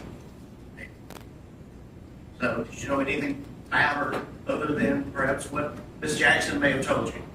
Only thing I knew about her is what was provided to me through Miss Jackson. You recall, I'm not asking specific dates, but approximately when you would have met Miss Benning for the first time? If I got here in 2022, became friends with Najee approximately 4 months after I moved here in September, let's say I started to know Jade like beginning of 2023, maybe like February-ish of 2023. And on how many occasions prior to the date we're going to talk about here in a minute, February the 25th, 2023, how many times approximately would you have seen Miss Benning? No more than 2 or 3. And was that ever just you and Miss Benning? Never. And what sort of settings? We would be like in a group setting. Yeah, never alone, never personal hangouts, anything of that nature. Have you ever been to her apartment? No, not until that day. Until the day we're going to talk about? Yes, sir. Had you ever communicated with her via text, email, or? I don't even believe I had her number. I don't think I even had her number. Now, did you know anyone named Blaise Taylor prior to February the 25th of 2023? No, sir. Had you ever heard that name before? Heard of him, but never was familiar with him. I didn't even know what he looked like. And what was the context of knowing the name? Simply just knew that this is who Jade was soon to be having a child with. And again, did you receive that information straight from Ms. Benning or through Ms. Jackson? No, through Miss Jackson.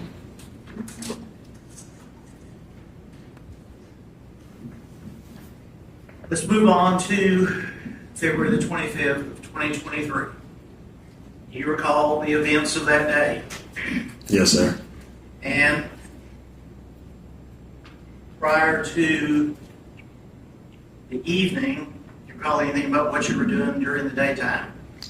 I believe that day we had just left the library from like studying. I know, yeah, we had just left campus from studying. And who is we? Myself and Andrea. So y'all were fellow students? Yes, sir. Same class? Yes, sir. Same courses? Everything. Okay. So we'll pick up there. You finished studying. It's in the afternoon, is that correct? Yeah, probably about 6 or so, maybe 5, 6. Okay. And what were your plans for the evening, if any? I had plans to go home and get ready to hang out with some of my friends. And then I was informed that there was an invitation to perhaps get some food at Jade's house that night. And was that information from Ms. Jackson? Yes, sir.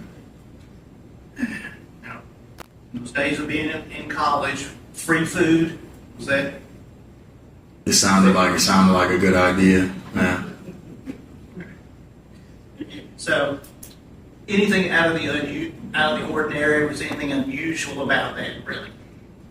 No, I mean, I knew Jade was a chef, so there was nothing abnormal that she wanted to cook for her friends or anything of that nature. Had you ever been to the restaurant where she worked as a chef, where Miss Benning worked as a chef? No. Or had eaten her cooking? Never. Okay. So, offer was made. You say, sounds good. Sounds great. And what, if anything, did you do after that, as far as getting to where the food was? I think we may have went to my house, parked my car, and then from there, Najee and myself rode in her car to Miss Benning's house. Okay. And who drove, it being Miss Jackson's car? She did. She drove? Yes. Anyone else with you? No, just us two. At that time, did you know where Miss Benning lived? No, I just heard she had just moved into a new apartment, but I was not familiar with the area or, specifics as to where it was. Did Miss Jackson drive you to what turned out to be Miss Benning's apartment? Yes. Recall approximately what time you arrived? Like 7:30-ish, maybe. This time was just a routine evening so far as everything that you knew. Just another day to me. Any reason to be keeping track of time, No, directions, or anything? not at all. When you arrived at the location, what did you do? Get out the car, go to this address that we were sent, which obviously was Miss Benning's house. At that point, we knock at the door and we wait for a response. And was there a response at the door? Yes. From that point on, tell us what occurred. Who, if anyone, opened the door? Jade opened the door. And what was her appearance or demeanor when the first time you laid eyes on her that evening? She was in good spirits. I can't remember necessarily maybe like what she was wearing, but I'm assuming it was like loungewear. She was at her house in the comforts of her own home, so assuming loungewear, but appearance and everything, she was in good spirits. She was excited to see Najee and even myself at that time. I think we may have hugged, and she welcomed us into her home. And, I mean, to be repetitive, but was that the first time you had ever set foot inside her apartment? First time and only time. From your memory, can you describe anything of what it appeared as you stepped over the threshold into her apartment? Normal, calm evening. I remember there were, some small conversations, obviously, maybe some catching up and things like that. But to me, everything seemed normal. There was some food that was just getting done, being prepared. I know when I came in, she wasn't like still hustling around the kitchen, making anything. It was just a calm setting with a pot to the right of me as I walked in. Ahead of me as I walk in is a living room and calm evening. Since was there television on, music playing, anything? I do believe there was like music playing in the background, yes, sir. This time we talked about 3 people being there. Mm-hmm. Was there anyone else besides you, Ms. Jackson, and Ms. Benning? Yes, there was a gentleman there, yes. Had you ever seen that individual before in your life? No. Were you introduced? I was introduced, yes. Right. And who was the person? I was then at that point introduced to Blaise. Right. Did you have a last name at that time? I can't recall. Yeah, I don't think so. Let me just ask before we move on, does the individual that you met for the first time the evening of February the 25th, 2023, here in the courtroom? Yes, he's here. Could you indicate to that individual and perhaps tell us an item or 2 of clothing he's wearing? I see Mr. Taylor. He's wearing a blue suit. Could you indicate which individual? Gentleman to the right of me. All right, that's the record to indicate he has identified Mr. Taylor. First time you've seen Mr. Taylor, you've heard his name before, correct? I'm sorry, you have to answer. Yes, yes. Okay, sorry. Can you describe how he appeared again? First impression of what you saw. First impression, nothing really seemed to strike me as off-putting. Seemed like a decently put together gentleman. He was quiet for the most part. And yeah, like I said, nothing really caught me off guard about meeting Mr. Taylor for the first time. And you, I believe, referenced some sort of small talk or getting caught up. Did you have any conversation with Mr. Taylor? If I did, I can't remember. Probably just guy talk, how you doing, something like that. Maybe talked about sports or something of that nature, but nothing overextensive. When you first saw Mr. Taylor, what, if anything, was he doing? When I first saw Mr. Taylor when I came in, he was kind of, like I said, to himself, quiet. He was like shuffling some cards, playing with what I believe at the time was like some Uno cards or something like that. And yeah, that's pretty much what he was doing, to himself, quiet, maybe chimed in a few times in the conversation, but just to himself. And he told us about cooking and there being food prepared, and was that for you to take, at least some of it? Yes, yes. Were there any indications of anything else that was happening in the apartment? As far as what, can you clarify that? Well, just have the food. Did you see anything else that indicated that there was any activity they were going to be engaged in? Yeah, at that time there were like some canvases out, and when further questions were asked, it was told that they were going to be having like a paint night. And understand, if at all, what the purpose of the painting was? To my knowledge, these paintings were supposed to be for like the baby's room.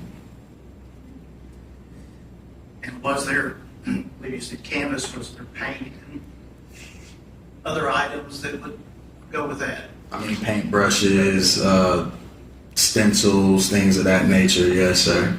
And where were they? On the kitchen island as well with the canvases. Did you see any, talk about there being food, any type of beverages, any drinks? Yeah, I saw like there was some like a glass out, maybe a glass or two, and had like some juice in it or something like that. But from what I can remember, that was all that I saw as far as like beverages. You remember anything about what color the beverage was? Some sort of pink juice. While you were there, did you consume any beverages? No, I didn't drink anything. Were you offered anything to drink? I was. I think I might have been offered maybe some of the juice or either water, but yeah, I wasn't thirsty at the time. Did you see any alcoholic beverage in sight? Not to my knowledge that I can recall, no. It says, how long were you there approximately? At most 30 minutes. During this time, did you sit down, watch TV, or were you standing the entire time? We were standing the entire time, never sat down, no sir. And during that time, what, if anything, did you observe Mr. Taylor doing other than shuffling the cards? Didn't necessarily observe him doing anything, like I said, peculiar. I guess there were conversations that were asked as far as to what was going to be like painted.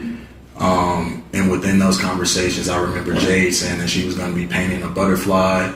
And Mr. Taylor, when asked that conversation, I don't want to quote anything wrong, but it was more so something like an ominous and dark image. Maybe he was going to be painting like a dark hole or something like that. I don't know.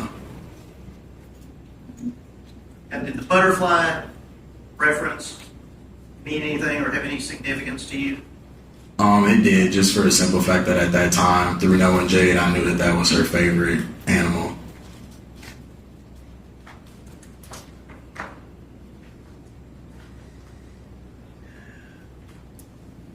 You're there, the small talk, the catching up. Did you and Miss Jackson at some point leave the apartment? Yeah, we leave after about, like I said, about 30 minutes, 40 minutes most. We were not there for a long time. And then, yes, after we had our conversation, got the food plated and everything, we left. During the time that you were there, do you recall whether any one of the four of you were on cell phones or doing anything like that? No, not to my knowledge. I feel like everyone that was in the room at that time was pretty present in the moment. I don't think there were phones that were, I don't think anyone was on their phone much. You and Miss Jackson leave. Was there any sign to your observance that there was anything out of the ordinary? No, not when I left, not at all. Okay. And as far as Miss Benning, was her mood the same as when you got there? Yeah, she was same Jade. She was happy, bubbly. She, said it was good to see us. And as we left, there was nothing that would have made me presume that, anything was wrong with her. Were you able to visually observe that she was expecting? I think at that time, I think she was showing a bump a little bit. I believe so. I believe you said you already knew that anyway. Yeah, I knew she was pregnant. Yes, sir.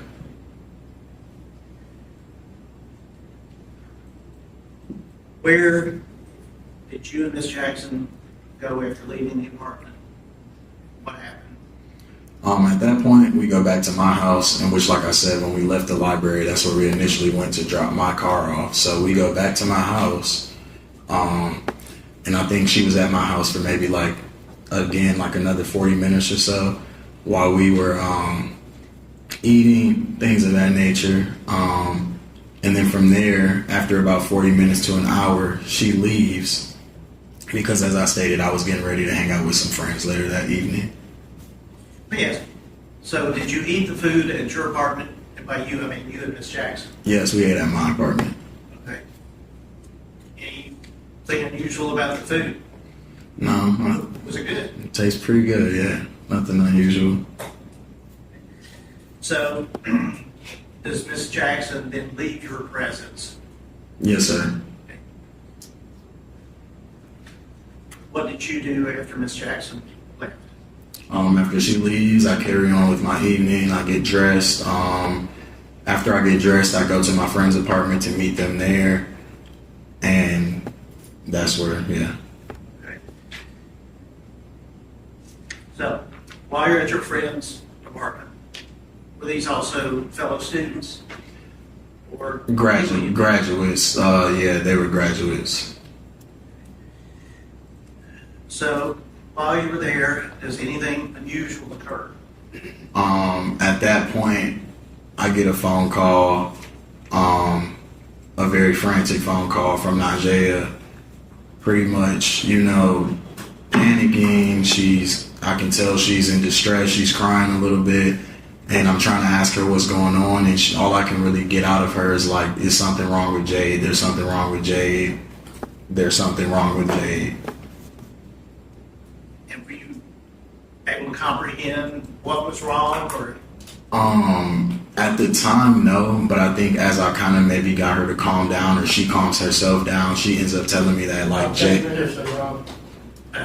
Okay, I'll sustain objection.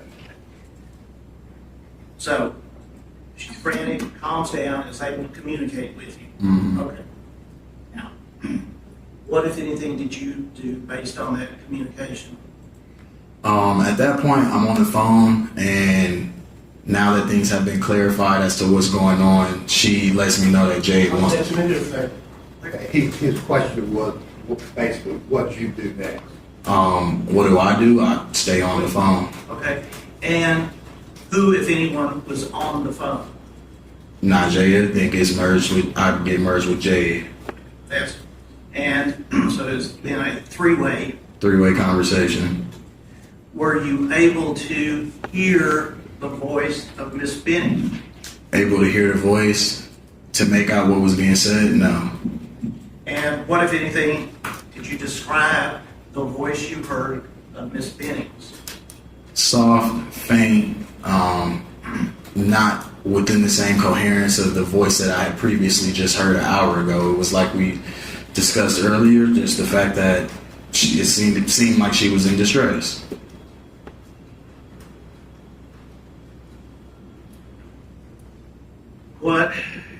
How long did that three-way call last that you were on? No more than 2 minutes. At that point, I think the call might have dropped or something of that nature. So to say, did you hang up or? No, I didn't hang up. She was no longer on the phone with me after 2 minutes. Before you said this, did you have any idea at the time what was going on? No, I didn't have any idea as to what was going on. Just there was two people I knew in distress. Did you call 911 or? No. And why not? What you have told them? I really don't know what I would have been telling them to do had I called 911. I didn't really know the severity of the situation.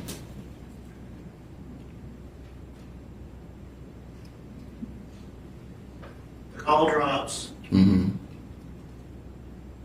You and Ms. Jackson are at separate locations. Yes, sir. What, if anything, did you do after the call dropped? After the call drops, I believe I give Najee a call back, just trying to confirm what's going on. She tells me that she thinks. Listen, you don't have to say what she believed, but did you have a conversation with her? I did. Okay. And following that conversation, what, if anything, did you do? I carry on with my night. Right. At that time, did you have any idea if there was anything that you could do or needed to do? No, except be there for support. Well, I'm going to get to that part. I'm talking about when you finished the call, did you learn that you might be needed to go somewhere for support? Yes.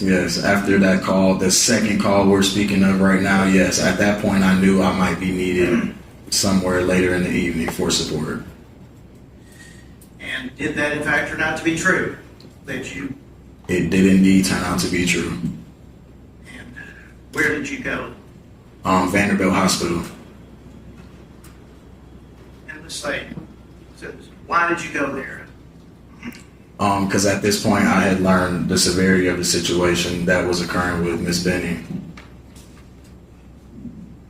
And that you would have been one of the last people to see her, Or speak Right. with her, yes. to speak with her. Both, yes. When you arrived at the hospital, where did you go? I pull up and park right in front of the ambulance dock at Vanderbilt, and I was instructed to park in the garage that is right across the walkway. Who, if anyone, did you see there that you recognized? At that point in time, I don't believe there was anyone outside that I knew, but I did eventually go and meet with Najee. And where was Miss Jackson when you first saw her at the hospital? Either coming down the stairs in the lobby.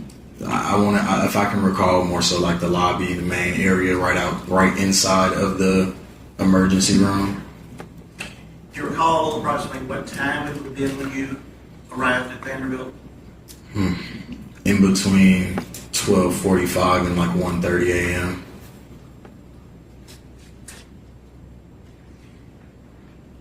At any time while you were there, did you see the gentleman that you had met earlier in the evening? No. Pfeiffer? Never, no, didn't see him at all. Did you, or were you allowed to see Miss Benning at the hospital that night? That night, no. I did not see Miss Benning that night. Did you see or speak to any police officers that night? No. As the days went on, did you go back to the hospital? Yes, I went back to the hospital, I believe the next day when the family and friends arrived, again for support and just because at this point, like I said, the severity of the situation. And then I believe I went back a final time for her birthday. Was that a larger family gathering? That was the day that it was decided that the plug was going to be pulled.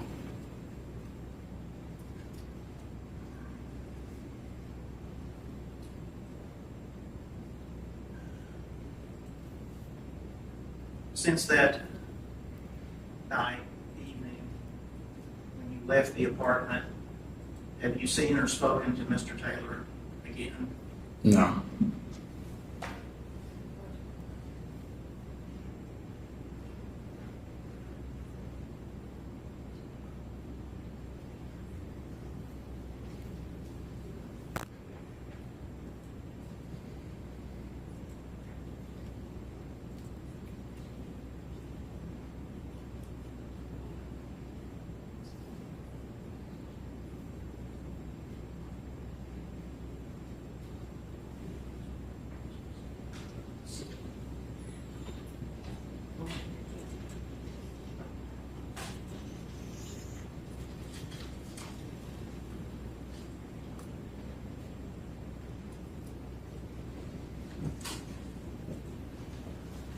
What I was getting around to is being personally in the presence of Mr. Taylor, that's not occurred, has it? No. Okay.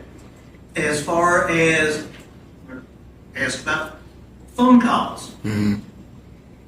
Were there any telephone or cell phone communications where you were involved that Mr. Taylor was on the line? I believe on 2 instances the night that, things transpired on February 25th. Yeah, okay. And that's what I was getting around to. Those conversations, how did that work? Let's talk about the first one. So the first one was that initial phone call when I was told that, you know, something was going on. I get on the phone with Mr. Taylor and I simply just ask him, like, you know, yo, what's going on? Like, is everything good? Like, please tell me you didn't, you know, something didn't happen in that, at the house. And he answers me and says that, no, nothing happened. He doesn't know what's going on. And you describe Ms. Jackson's tone of voice, and what was Mr. Taylor's tone? I could sense a little bit of panic in his voice, kind of just, I don't know what type of panic, but there was some sort of like panic in his voice. Now, was there a second communication? Yeah, so Mr. Taylor? the second line of communications happens while I'm at my friend's house. I think Najee calls me back and I can hear her and Mr. Taylor, like, you know, going back and forth with each other. This is now currently while they're at the hospital. Again, I'm not there, but I'm at my friend's. And I hear them going back and forth with each other. I think she's telling him, like, stay away from her, X, Y, and Z. And so I asked her at that point, like, put him on the phone. And when he gets on the phone, I ask him again, I'm like, yo, listen, like, please tell me you didn't do something to that girl. And he again states that he didn't. He doesn't know what's going on. I again reiterate that question and say, bro, please tell me, like, you didn't do anything to the girl. And again, his word is that he doesn't know what's going on. He didn't do anything. He didn't do anything to her. He swears on it. And what was his tone or demeanor?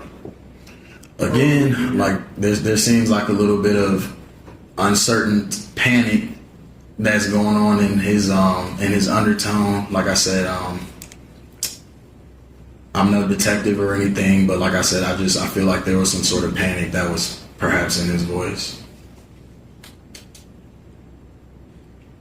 And is that the extent in the final conversation that you had with Mr. Taylor?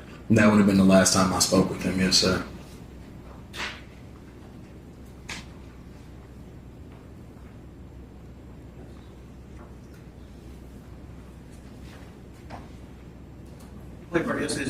You and Ms. Jackson are still in school together, correct? Yes, sir.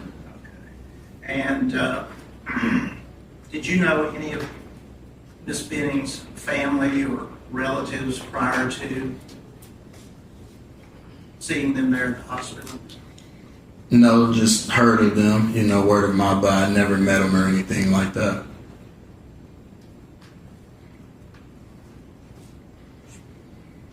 Those are my questions, right? Questions on behalf of Mr. Taylor.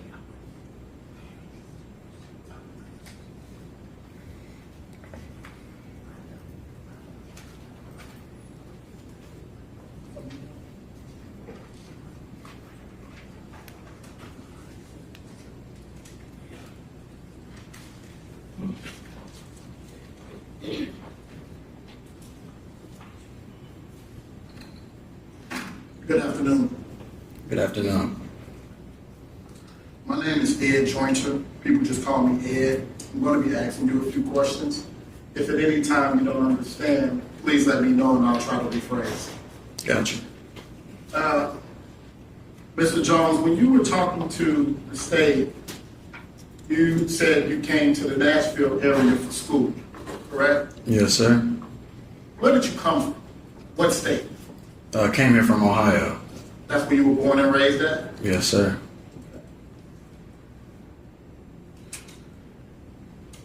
And just I want to clear up a few things. You also said that you began Meharry Medical School in the fall of 23? Well, I was in the online master's program in 2022, and I started actual campus classes fall of 2023. Yes, dental school in fall of 2023. So, fall of 2023 will begin when? We actually have a MAPS program that begins in about this time. Actually, orientation was just yesterday, but actual on-campus classes start the first week of August. First week of August. So the incident that we're here for is February of 2023, correct? Yeah. So in February of 2023, where are you in terms of your enrollment? Are you online? What's the deal there?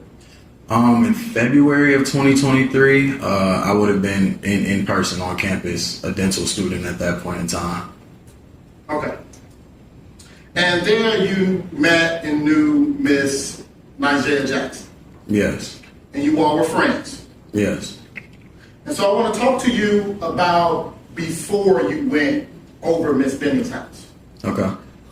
You stated on direct examination that you had planned to go out that evening with your friends. Yes, sir. And at some point you were invited by Miss Jackson to go to Mrs. Benning's house. Yes, sir. And you also knew that Blaise Taylor would be at Mrs. Benning's house. Yes, sir, I believe so.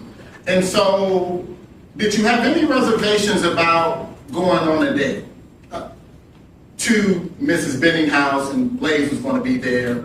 Did you feel like you were intruding, is my question. I can't say at the time. I think, it was more so I knew that they were going to be having like couples night. So I'd say it was okay, like they could have their time together. But I was told that Jade wanted us to come. Right. Was it going to be like a double dating situation? No. What was your purpose of going there? Because I had been given the invite to come get food as well. And so, did you plan to stay long? No. So, you were going to get some food and then leave? Mm-hmm. 1 second. Can I have State's Exhibit 1A, 1B?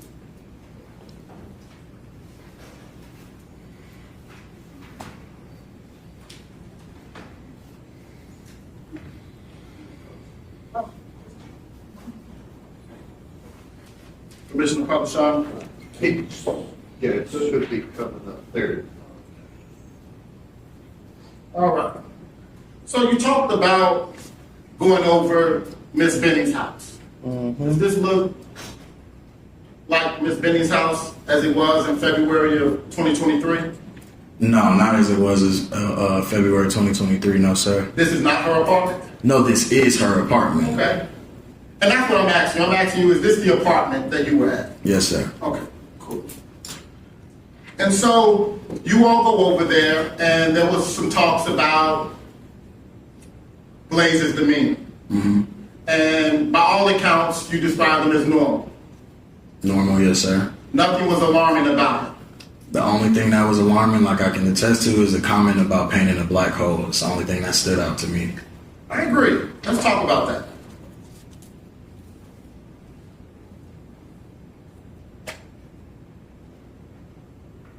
You see this? Can you draw a circle around that image right there for me? If you touch your screen, it'll put a circle around it. Do you know what that is? I can't tell you what it is now. That's a painting. Is it not? I can tell you it's a painting, yes, sir. Does it look like an ominous black hole? I don't know what it looks like. Do you know what a black hole looks like? Dark, kind of how this looks, a little dark as well. Want to point your, can you draw a smaller hole within inside of that hole? Mr. Jones, is that a dark hole? It's a white circle. My question is that a dark hole? No, sir.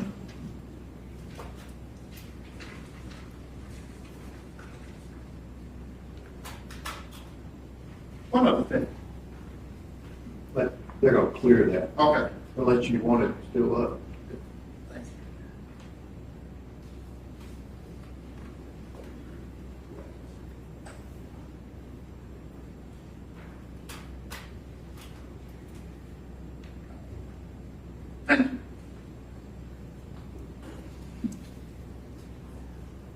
The state had asked you who was present there. And in this photograph, we see two people here in this corner. You see those two individuals there? Mm-hmm. Do you see those two individuals there? Yep. Yes, sir.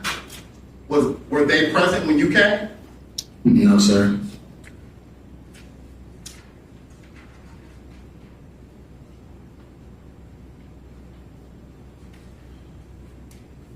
So, at some point, you and Ms. Jackson get your food and you all leave, correct? Yes, sir.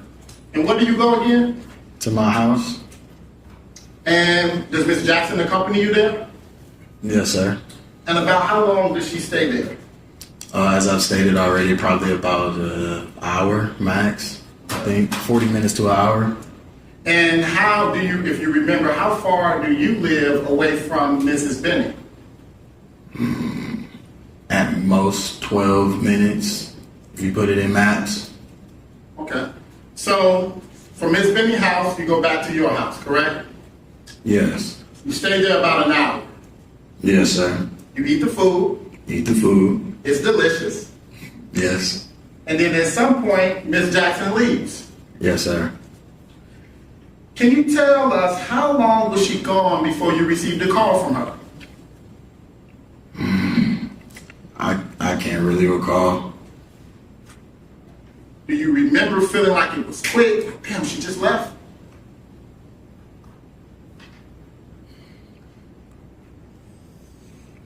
I think it was probably about, again, like 45 minutes to an hour. Okay.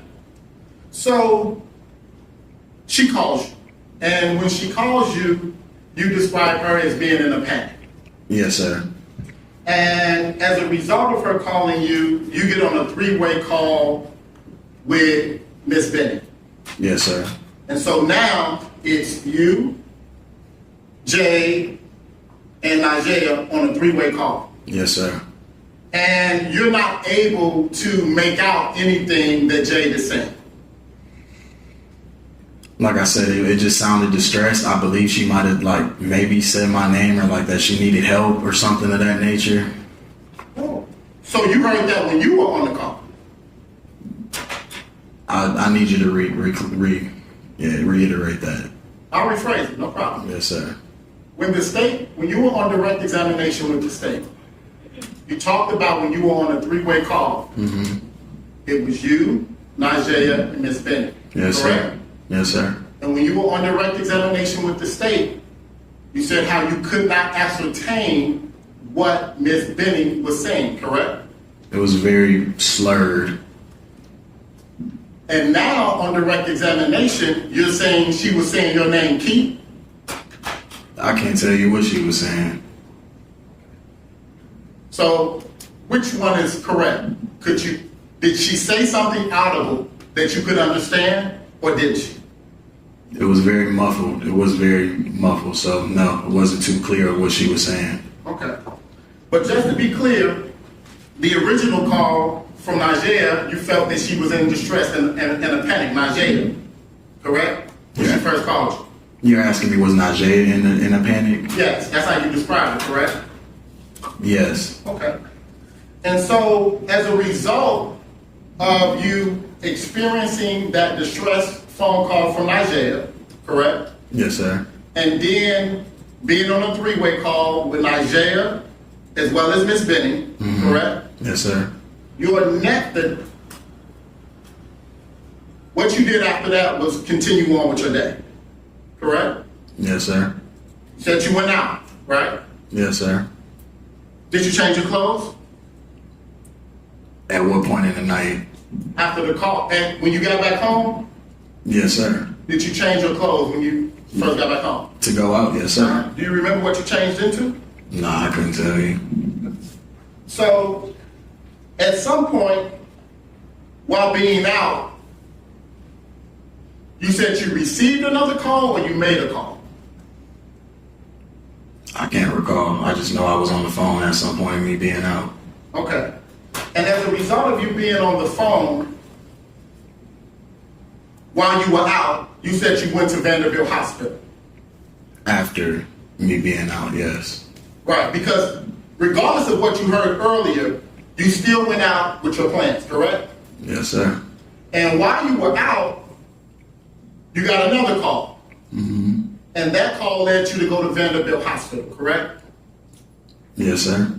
Now, did you get a visitor's pass that night? I don't know. can't recall. Well, tell the jury, what did you do after you got at Vanderbilt?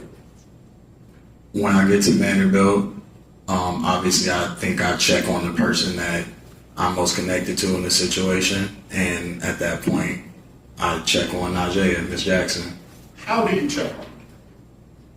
We meet in the emergency room lobby.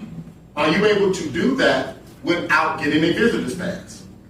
I wouldn't know Vanderbilt's criteria as far as how they go about seeing visitors. Did you go through a metal detector that night? I don't think they have metal detectors at the door. Okay. So if Miss Jackson had a visitor's pass and went through a metal detector to get into Vanderbilt, certainly you would have too, correct?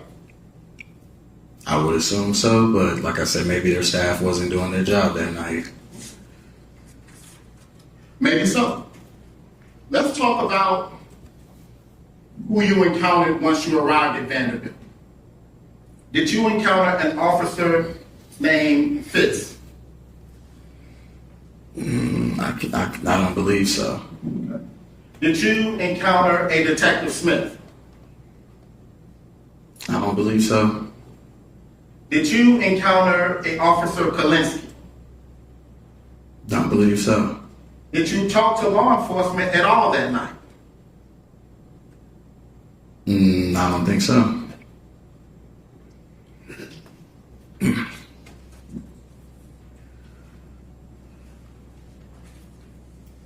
At some point during either call, when you were on the phone on the three-way, did you ever hear Blaise say he was about to call 911?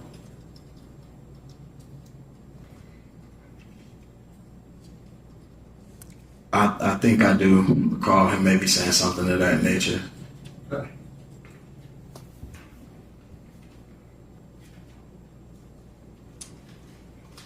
At any point, did you ever learn that the police wanted to speak with you?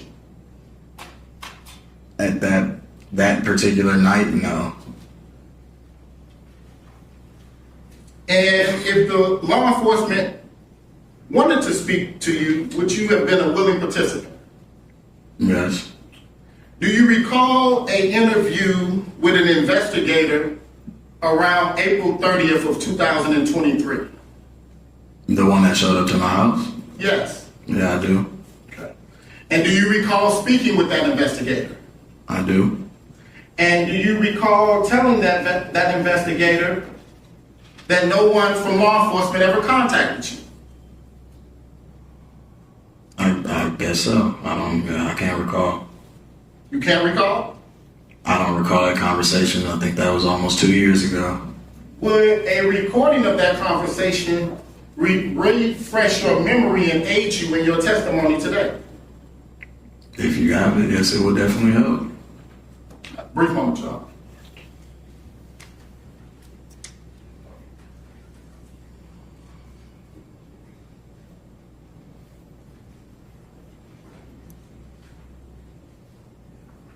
I'm out for a moment to just get the audio recording together.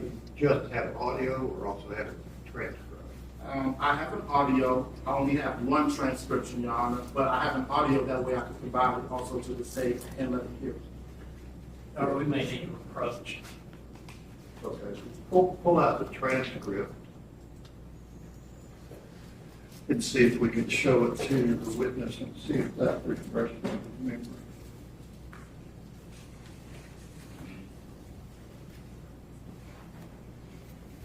I have a copy of the transcript, Your Honor. Okay. Are you wanting to approach the bench? Yes, Your Honor, as opposed to asking for the jury out. Okay. Step up.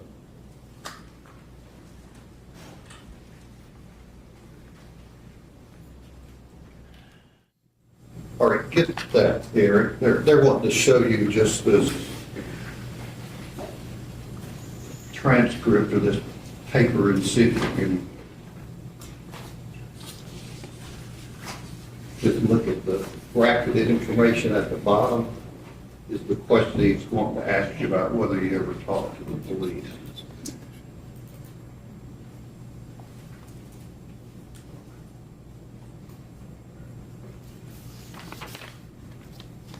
Does that refresh your memory so as to what you told the investigators? Yeah. Okay. All right, then what is your question? Look. You need it back? Yes, sir. Okay.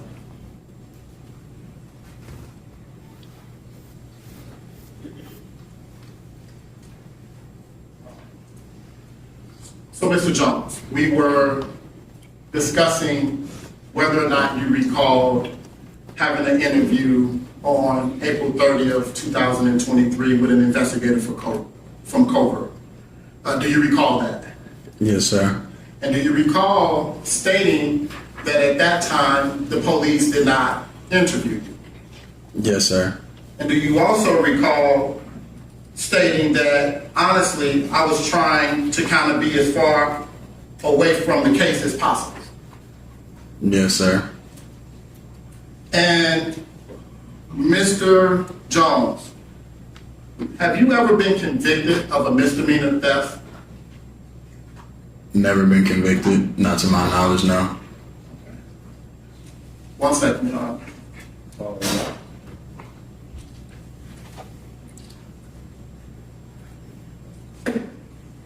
Not to your knowledge? Ask and answer. Okay.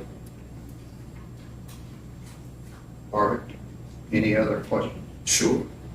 I just want to make sure that I understand when you say no, that are you saying it never happened or you don't remember ever being in legal trouble for misdemeanor theft out of Ohio? I'll check to that. Okay, legal trouble. You asked him if he'd been convicted of a misdemeanor theft, and your answer is?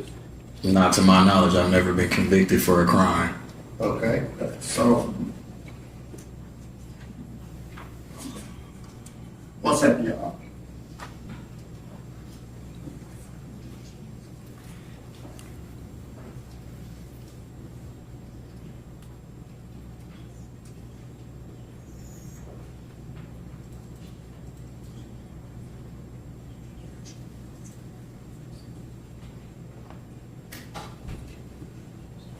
Mr. Jones, you are from Ohio, correct?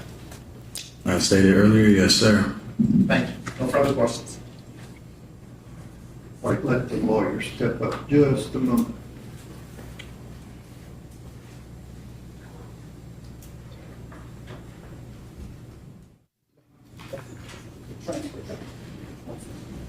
Or any other questions from the state?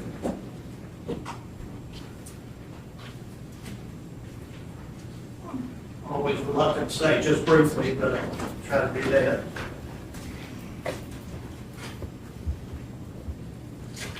Sir, April 2023, was that when the defendant's investigator came to your residence? Yes, sir. Did you have any advance notice that someone was coming to interview you? Not at all. I was woken up out of my sleep.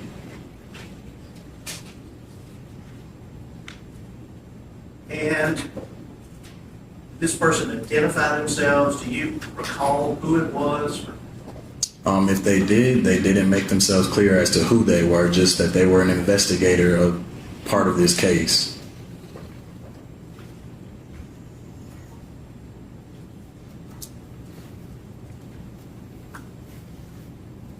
As the police investigation moved along, have you not only been interviewed, but spoken with the prosecutors on several occasions?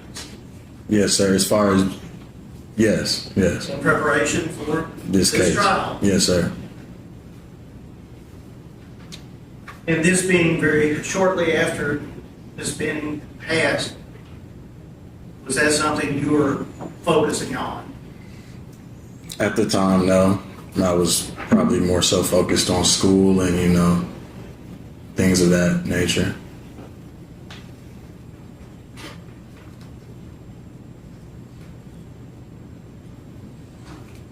Is this, you describe hearing both Mr. Taylor and Ms. Jackson as panic, use that word, their voices that tenor of their voices. Mm-hmm. Was there a difference between the two types of panic? There was a difference. Miss Jackson's, like as I stated, was more so of like a frantic, worried panic, and I don't know what language I'm allowed to use in here, but We're all adults. Mr. Taylor's was more so of like a no shit, I just effed up type of panic. Those are my questions, John. Any other questions? Sure. Mr. Jones, Yes, sir. that description that you just gave while the state was on redirect, oh shit, I fucked up panic. Have you ever stated that before at any time to anyone? Yes. Did you state that to the investigator when he spoke to you on April 30th? I don't know if that question was even asked in that investigative conversation. Do you not remember? As I already stated, that was about 2.5 years ago, so no, I don't recall. And would, if given the opportunity to review a transcript of that conversation, would that refresh your memory and aid your testimony here today? I think it would.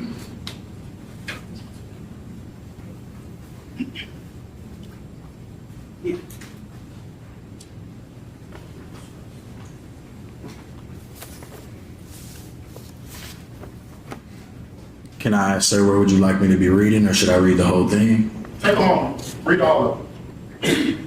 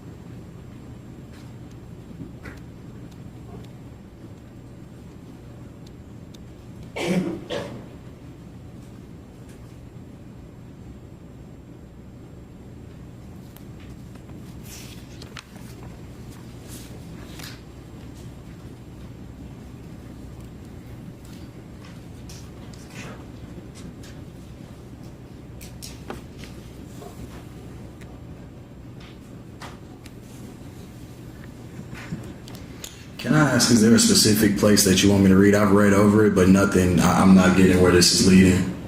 It's not for you to get where it's leading, sir. Did you read all of it? I mean, we would be here a while if I read all of it. It's worth it. Please take the time to familiarize yourself with it. Okay.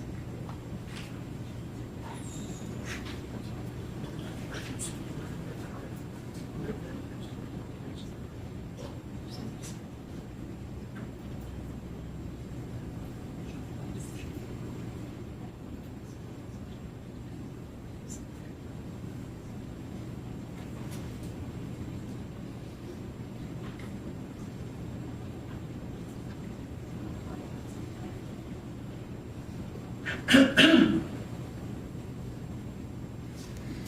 I think I've seen enough. Did you read all of it, sir? I didn't. Did you read all of it? Okay, just read the, whatever page, last page. You didn't read.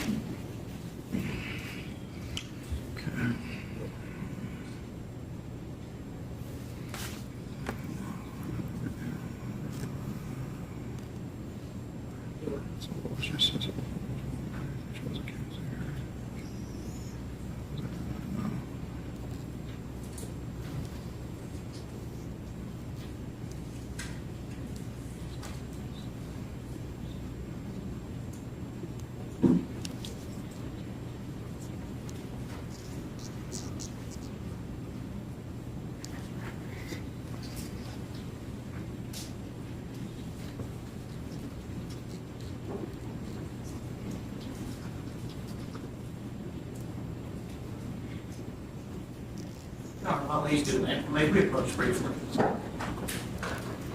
Okay.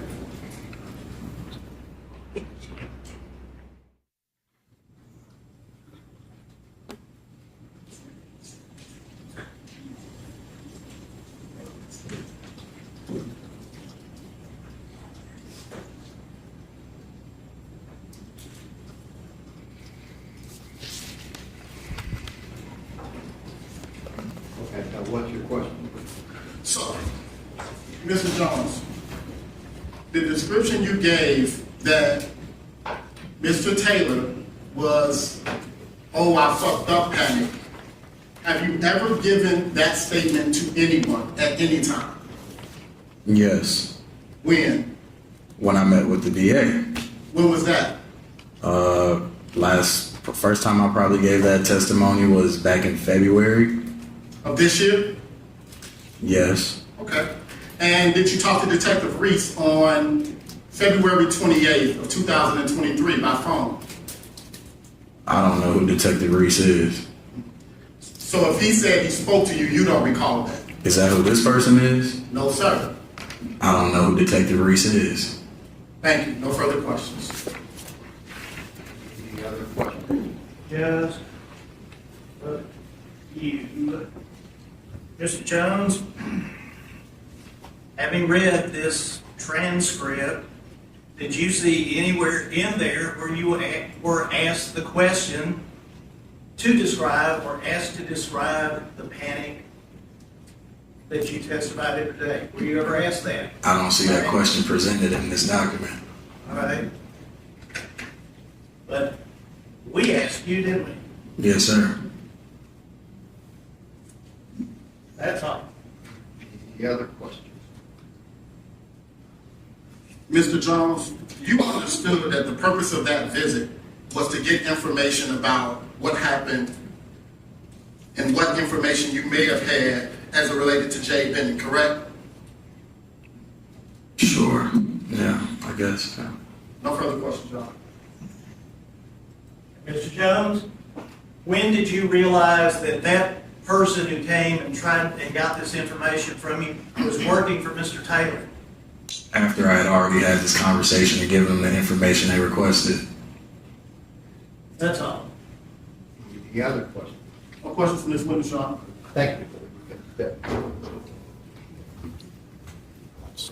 Who's the next question? Andrea Rose.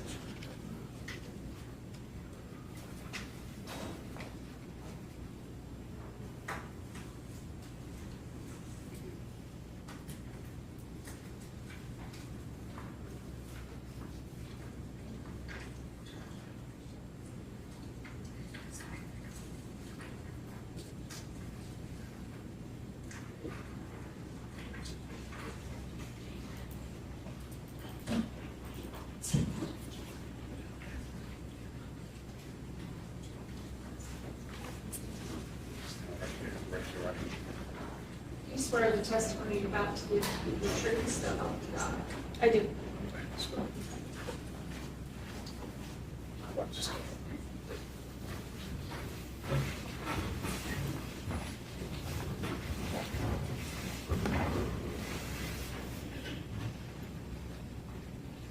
Okay. Your Honor, if I could I have State's Exhibit 1A and 1B, please?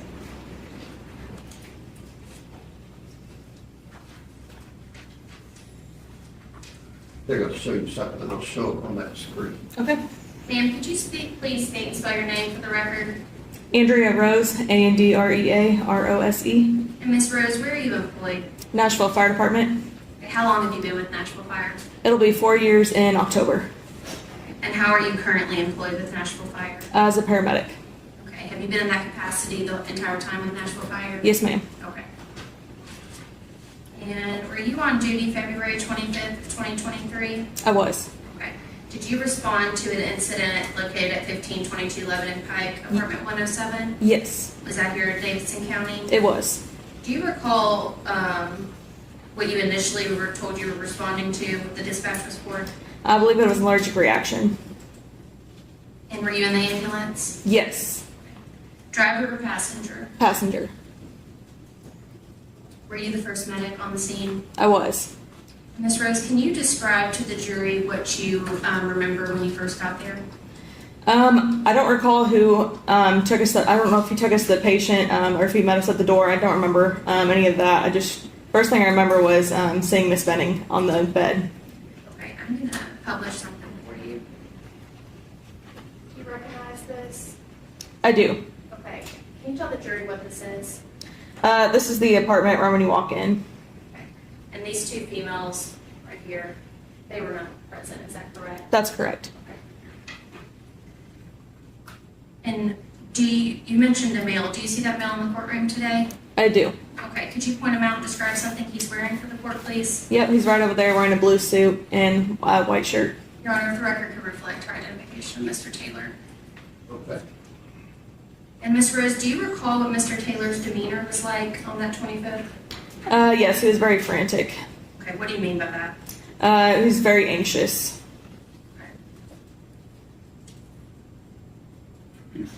And what did you do when you got in that apartment? First thing, we went to Miss Benning and we turned her over. What are we looking at right here? That's the bed that Miss Benning was in. Okay, and you can draw on that screen. Can you show the jury how Ms. Benning was positioned on that bed? Yeah, she was laying long ways like that with her head this way.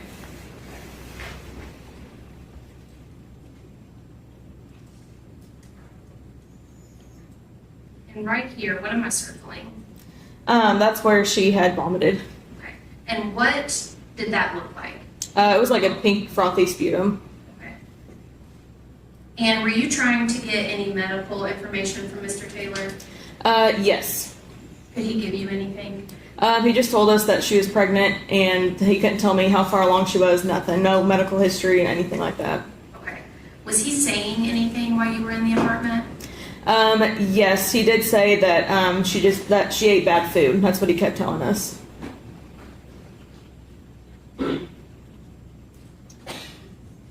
And was the scene considered safe? Initially, yes, but by the time we tried doing patient care, no. Okay, and what do you mean by trying to do patient care? We tried to assess the patient. Like I said, we tried rolling her over, and he would not allow us to. He just kept being very handsy with the patient and not allowing us to properly take care of the patient. Did you perform CPR on Ms. Benning inside the apartment? I did not. Why? Because the scene was not safe. So for the patient's well-being, it was better off just to get her to the truck. We call it load and go. If the scene's not safe, that's what we do. Mr. Wright, if I could get the computer, please.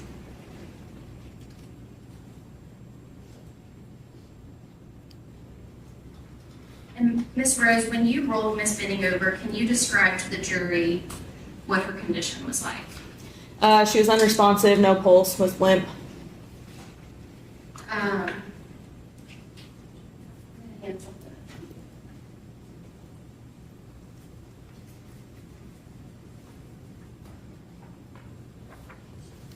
Thank you, sir.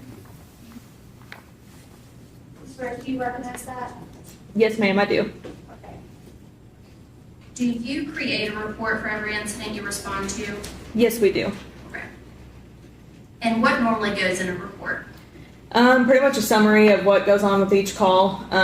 Basically, we just put what medic unit we were in, saying that we were dispatched to what address, what type of call it was, and then what kind of interventions we do while we're there, and then we just put that we took the patient to the hospital, and then we put that we got a signature, or that we gave a report to the oncoming crew at the hospital, and basically just get signatures from them, and we make sure we put that in here just so it's clear, and then once we get the signatures, that patient care's transferred over.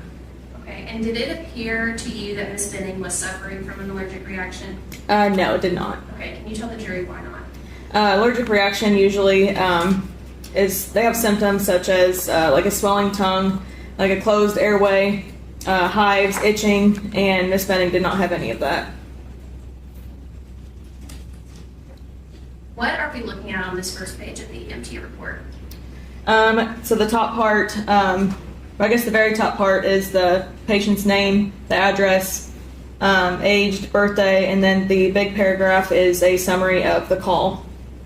And then after that, any medications, allergies, food allergies, anything like that, which I was unable to get. And then after that, the top part of this one is what heart rhythm that the patient was in. Again, she was in cardiac arrest. So once we got on the monitor, it showed PEA. That's what I have there. What is PEA? Pulseless electrical activity.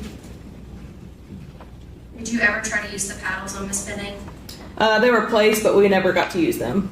Okay, why not? Because we do not shock PEA. And why is that? It just doesn't do anything for the heart. The best thing to do would be epi, which we did. I'm going to jump down to this. What are we looking at right now? All the 0 over 0 is the blood pressure, so she never had a blood pressure, and all the zeros to the right is her pulse. She never had a pulse at all. And can you walk the jury through what the procedures were you did once you got to Miss Benning to try to save her life?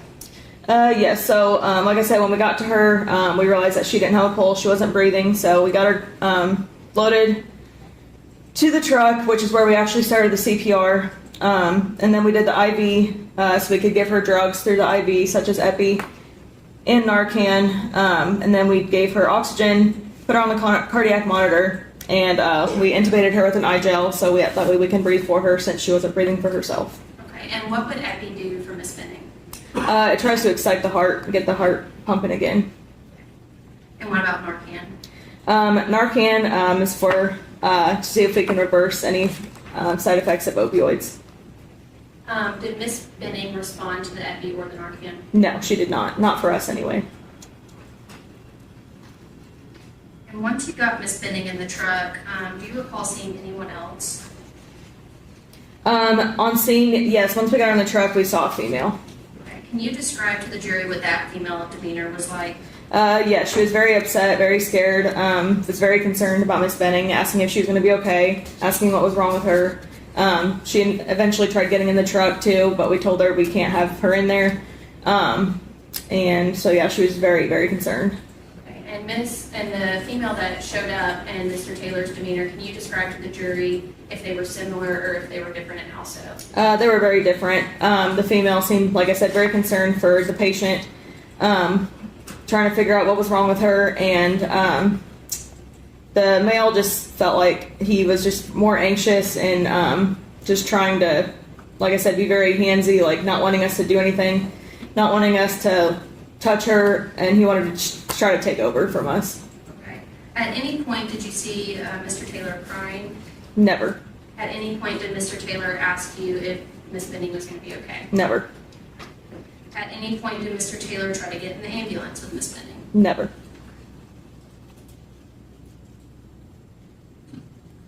What are we looking at here? So this is the GCS. So she had a GCS of 3, which means she was never verbal, never alert, just had no reaction to anything from us.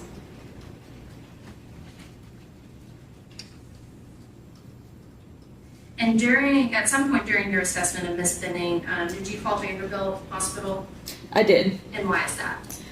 We like to call them ahead of time, let them know what we've got coming in. I let them know that we're coming in emergency traffic. with this patient, cardiac arrest, CPR in progress, and that she was pregnant as well. That way they can get more staff readily available before we get there. Did you transport, well, did the ambulance go with lights and sirens? Yes. Okay, and why is that? Because the patient was critical. She was in cardiac arrest, so we would go lights and sirens with that to get to the hospital faster. I want to talk a little bit about the time. It looks like you arrived at Miss Benning around 9:50 p.m. Is that fair to say? Yes. Okay. And you departed only 10 minutes later? Correct. Is it typical to be moving that fast with a patient like Miss Benning? Yes. And why is that? Any critical patient, we try to get them to the hospital as soon as we can. We don't like to waste any time on scene.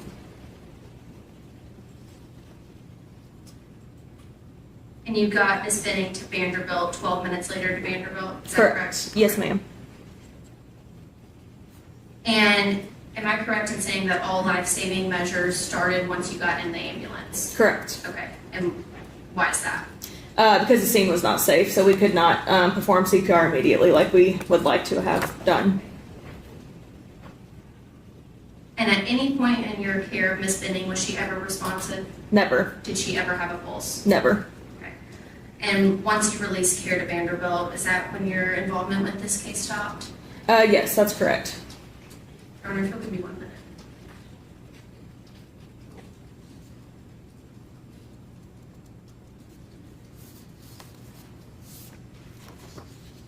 Our document that is the state's next exhibit, I believe 5, the EMT report. Okay, you give that to them. Those are all my questions, Ms. Rose. Thank you. Thank you. Cross-examination. Yes, Your Honor. How do you get started? I know it's 3 o'clock. I don't know if it might be a good time for a It's 3:05, but go ahead. Okay. Break it right after this with.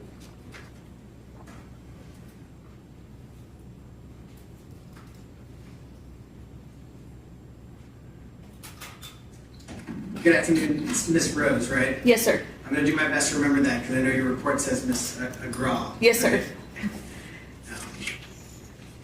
So I apologize because at the top of my notes here, I have Agraw written on every page. And so Oh, that's okay. I hope I don't confuse that. That's okay. That report that you create that has been introduced, that's something you create in every case, is that right? That's correct. And so sometime, obviously not when you're in the middle of a call, but sometime later you collect all the information and everything you remember and you write it down in a report, right? That's correct. And it's important for you to be thorough and include all the information, right? Yes. And so especially in a serious situation like this, where several years later you've got to come testify, is that kind of what you use to refresh your recollection? Yes. So it's not a super long report. It's about maybe five pages or so. Does that seem about right? Mm-hmm. But it's got a lot of like technical details in it, right? Correct. And a little narrative about what happened. Is that right? Yes. Were there other materials that you reviewed in preparing for your testimony today? Just the report. Just that report? Yep. Did you have like a real clear, independent recollection of this night? Yes, it was pretty clear. Very clear. Mm-hmm. Was there something about this night that allowed you to recall specifically 3 years later? I mean, losing a baby is pretty kind of traumatizing. Did you follow this case along afterwards? No. Okay. So how did you know that the baby passed away? I mean, I reached out the next day and got a report, but past that, no. Okay, so you did follow up the day later, Yeah, just a day later. but not a week later or 10 days later? Nope. And you've done some case prep. Yes. So you know that there was a murder charge that we're here, right? Mm-hmm. And Mr. Taylor's on trial, right? Yep. So went to the grand jury and there's been an investigation and all that stuff? Correct. Right? Okay. And you've met with the district attorney's office and prepared for your testimony here today? Correct. But the only notes or anything that you've kind of used has been this report that's been introduced? Yep. Okay. So, I want to ask you a few questions about kind of how you ended up out there, okay? Mm-hmm. Now, your initial call in this report is that you were actually dispatched for an overdose. Is that right? So I don't recall because the CAD kept changing. He kept telling dispatch different things throughout the CAD, or throughout the report. But that report, the very first line of your narrative says you're dispatched for an overdose. Is that right?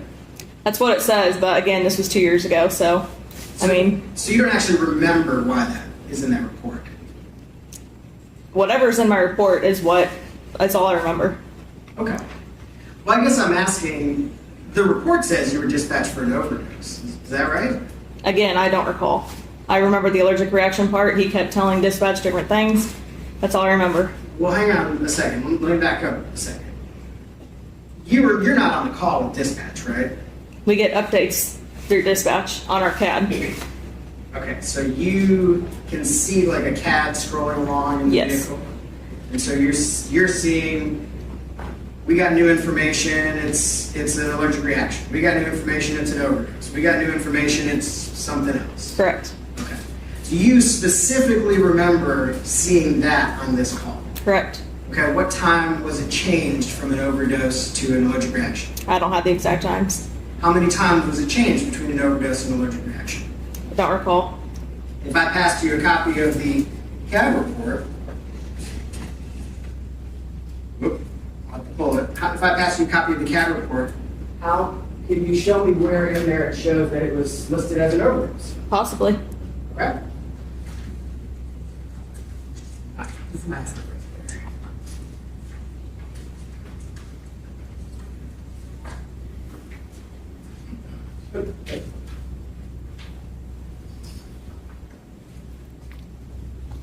Thank you, sir.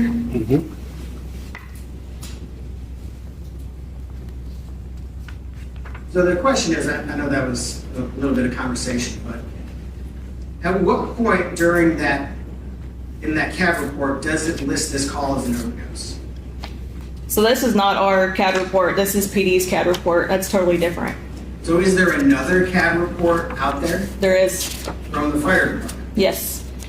That is a different, or from EMS? Correct. That is a different report? That's what I said. Yes, sir. And that's generated by, not by 911 emergency communications? It should be, but this is not the same report. That's not the same report. There is an actual 911 CAD report. That's correct. It has additional information. Yes, that's correct. Okay? Not clear that I have that report. Do you know where those reports are generated? I do not. You know who maintains those reports? I do not. Do you know who inputs information into those reports? I do not. But you get information from those reports when you come out to a call. Mm-hmm. Okay. And so at some point you believe that there was information in that CAD report that says, this is an overdose, right? Mm-hmm. And that's what you wrote down in your report, that it was believed that this was an overdose. Yes? Yeah, whatever I saw in that CAD report is what I put in my report. Do you have any idea where the information came from that this might be an overdose? Probably. I don't know how 911 dispatch does their stuff. 911 dispatch gives us what they hear, and that's what we go off of. So it's possible that it was like a description of symptoms that could have caused them to classify it as an overdose? I guess you could say that. I mean, like I said, they tell us what it is, and then they can change before we even get there. It can change from an overdose, it can change to an allergic reaction, it changes throughout the whole time. So sometimes clearly someone calls and says, hey, we were taking drugs, we were shooting up, and they passed out. And that's an easy, like, we know it's an overdose, right? Can you repeat that? Sometimes there's an emergency call where someone is doing drugs and they pass out, right? Like they're shooting up and they just fall out, right? Yes. There are calls like that. Yes. And 911 knows that that's a clear overdose. Not always. Not always? People don't always tell the truth to dispatch. Sure. You're absolutely right. And I apologize. I'm being a little bit presumptive here. But occasionally, maybe 911 has a little bit clearer idea that there are drugs involved in this situation. They have been told that there are drugs involved in this situation. And they know that's an overdose. Put that way over on this end of the spectrum. Right? Sure. sometimes maybe is it fair to say there's situations where they just get like a description of symptoms? And then they're guessing that it's maybe an overdose? Sometimes, just depends on the call. But you don't know from this situation, you don't have a memory in your CAD of why they called this an overdose? No, it must have been what he said to 911. I'm not sure. Again, that would have to be a conversation with 911 what they were told to dispatch. Okay, that's interesting. So what you just said, it must have been what he said, right? Yeah, we don't know what callers tell dispatch. You don't know what he said, right? No. Did you receive any information during this case about what Mr. Taylor told 911? It's very vague. It says either what type of call it is, where the patient's at, the address, possibly the age. That's that. So do you have any reason to believe that any specific information that suggests that Mr. Taylor told 911 that Miss Benning was overdosed? I'm not sure. You're not sure? I clarified. The call maybe have come in as an overdose. I don't remember. You'd have to look at the 911 CAD. And if it changed to an allergic reaction, which obviously it did, we would know that on the CAD. So you're just assuming that he would have told them that it was a drug overdose? That's what the CAD said. That the caller said it was a drug overdose? Yeah. The CAD comes in and says either overdose, allergic reaction. That's what we go off of. And we don't know anything until we get to the scene. Okay.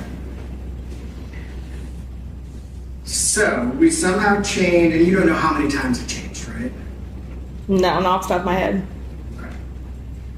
And I apologize, I know I'm kind of beating a dead horse here, but I'm trying to understand because I don't think I have that CAD report. So I'm trying to understand how this works. Okay? So, and the information you had was that at the time of the call, the patient was breathing normally, right? Yep. And that was the information, that's what's in your report. Before we got there, yes. Is that what you're saying? Yes. Yes. Before you arrived. Now you noted, and I'm going to take a quick sidestep here. You've been with the Nashville Fire Department for 4 years, right? Correct. And you are an actual paramedic? Correct. Did you work somewhere else before Nashville Fire Department? Not as a paramedic.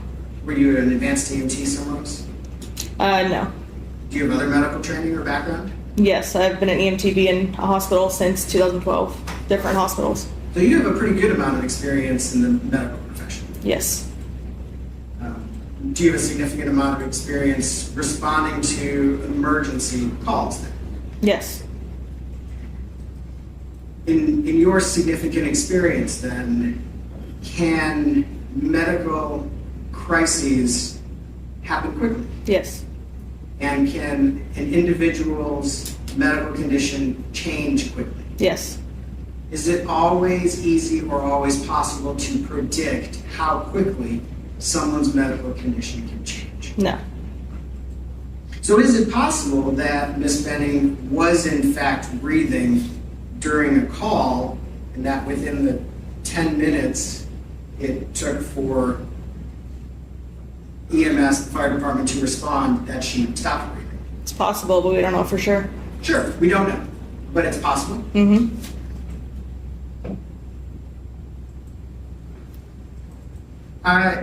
And I think you mentioned this, I just want to make sure while we're looking at this first part, you did know, Mr. Taylor did tell you guys right up front that Miss Benning was pregnant, right? After we asked him, yes. Okay.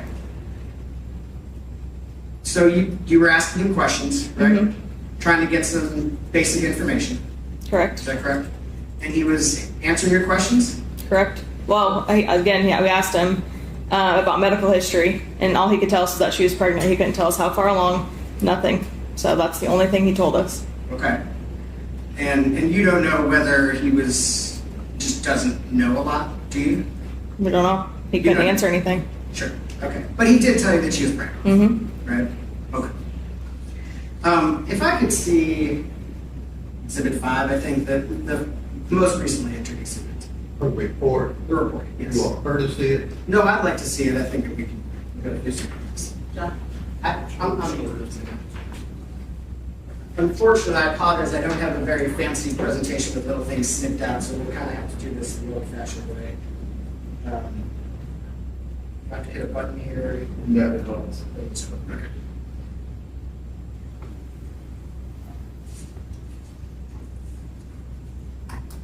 This here, I want to talk for a second about the timeline of this call.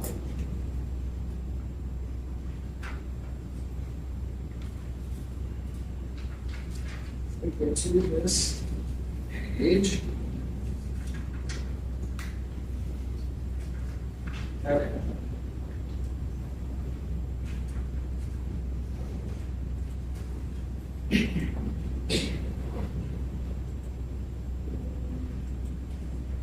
My goodness. Okay. This portion of the report right here, do you recognize that? I do. Is it accurate to say this provides information about when various things occurred during the call? Yes. So the very first entry, what does PSAP stand for? I honestly have no idea. Maybe what time the call came in. I'm not sure. We don't do anything with the times until unit dispatched.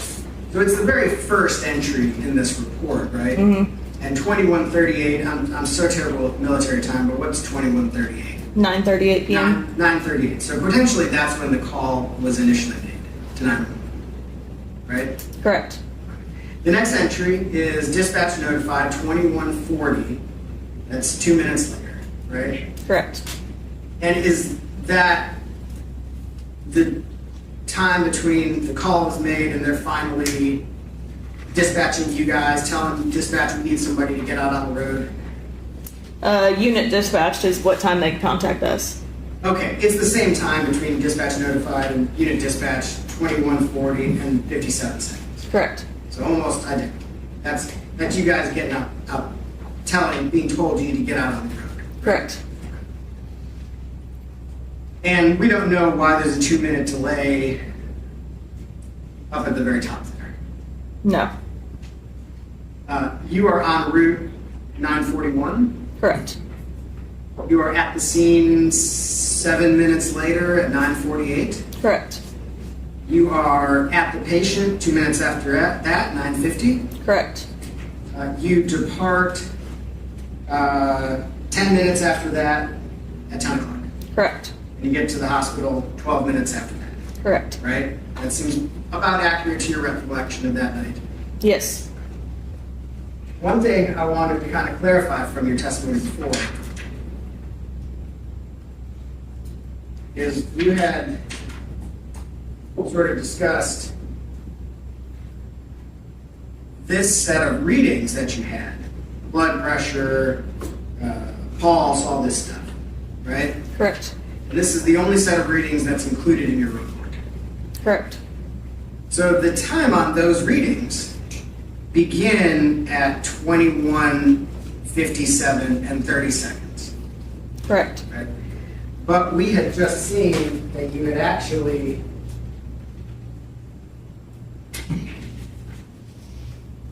arrived at 21:40 and gotten to the patient at 21:50. I mean, it's very easy for times to get mixed up in an emergency. Okay. It's an estimate, pretty much. Is it possible that this set of readings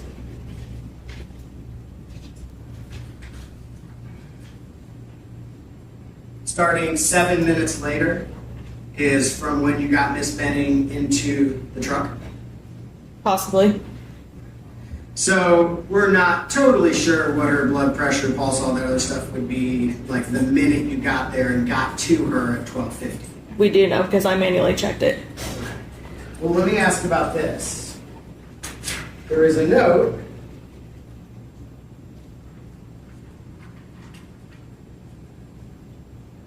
that her cardiac rhythm on arrival is sinus tachycardia.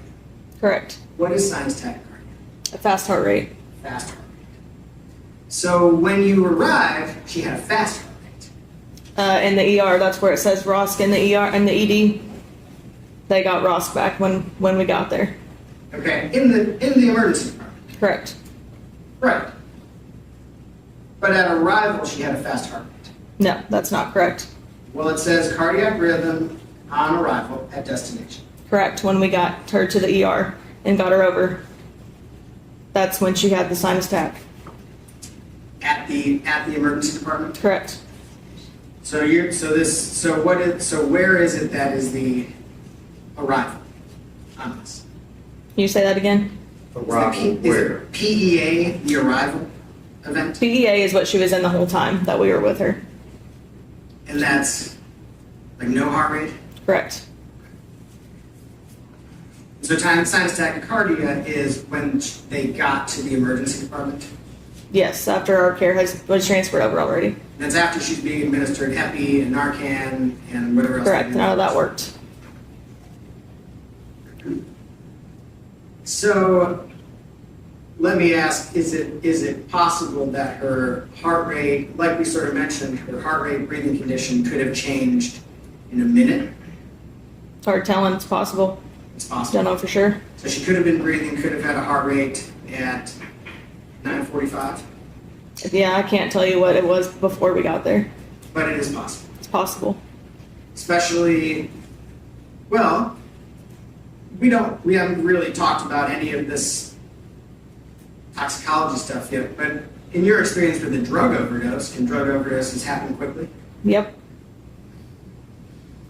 I noticed you gave her Narcan. Mm-hmm. Why did you give her Narcan? In case it was an overdose.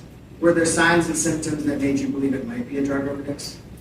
I mean, any overdose could possibly cause cardiac arrest, but it's just protocol. Any cardiac arrest, we give Narcan regardless. Is that just protocol nowadays? Mm-hmm. Yep.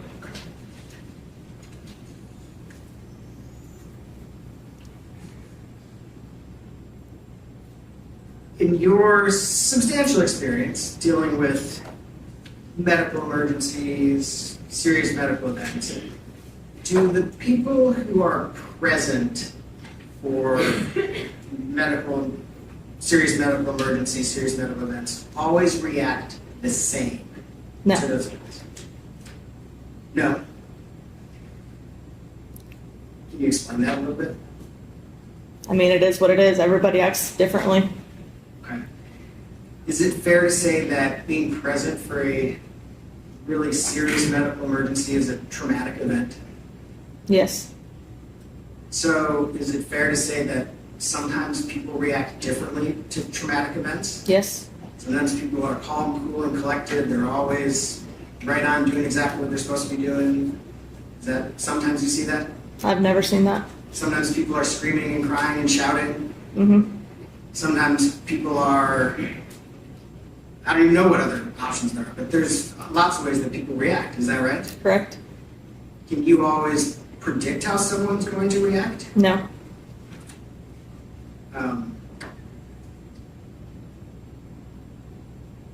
I know that you testified about Mr. Taylor being anxious, panicky, and there were some questions about contrasting his reaction to the woman's reaction you showed her. Correct. Okay. Are you able to say, well, I know why that they reacted differently? No. Because you've been around a lot of different medical events, right? Correct. And in your experience, sometimes people react differently? Correct. Now, I know there's some discussion about, use the words it wasn't a safe environment. That's like a technical term, right? Correct. And I don't know if you have codes or whatever the thing is, but you probably have a procedure. If you can't do your work in a space, you have to remove them. Is that Correct. right? And that's what happened here. Correct. And you said Mr. Taylor was sort of getting in your way a little bit. Yes. That's kind of my lay term way of describing it. If I was understanding what you were describing, was he trying to like lift her off the bed? Is that what was going on? Yes. And that wasn't what he was supposed to be doing. No. Right? Were you asking him not to do that? Yes. And he was it fair to say he was upset? Seemed anxious. Anxious, okay. He was having a reaction to the situation. Is that a fair way of putting it? Yes. Putting exact words to describe it may be tough because we're all going to have different ways of wanting to frame that, right? Right. He was having a reaction to it. Right. Right. And so, was it your impression? Please tell me this is not a great question to ask, but was it your impression that his sort of getting in the middle of you guys trying to work was somehow related to his reaction to the situation? Can you repeat that again? Right. Not the tricky question. Okay, I'm going to do my best.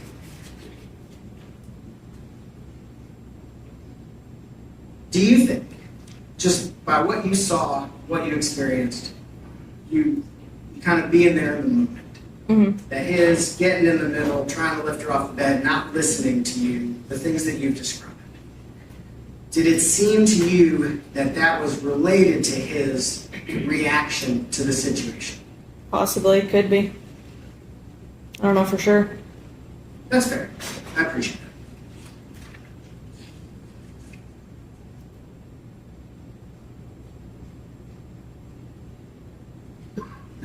And similarly, you kind of noted this other woman showed up a little bit later, and she had her own kind of reaction to the situation. Mm-hmm. Right. Correct. And it was different. Correct. And we've been trying to put some kind of words to it, but they were different reactions. Yes. Right? If I can just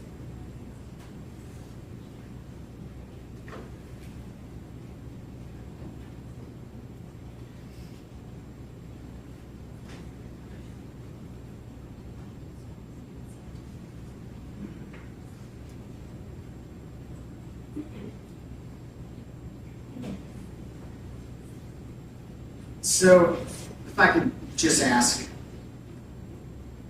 if Mr. Taylor was getting so far in your way that you couldn't do your job, couldn't do what you needed to do inside the apartment, that wasn't in your report, was it? No, I don't believe so. Why wasn't it in your report? It's easy to forget things like that in a report. There's a lot to try to remember to put in there. Okay. All right. Thank you. Yes. All right. Yes, sir. Ms. Rose, you did put in your report that he was not listening to you. Did I? Let's say I don't have my report anymore. You said, and would not listen to Ian. Okay, yeah, that's correct. And acting hysterical, yes. And we talked a lot about the CAD. The info from the CAD report comes from the 911 operator, so the 911 audio would be the basis for that CAD report. Is that fair? Correct, yes. Okay. Mr. Brand also talked to you about, is it possible she hadn't been breathing for just a few minutes? Is it also possible she could have not been breathing for 20 minutes? Correct, it is possible. Okay.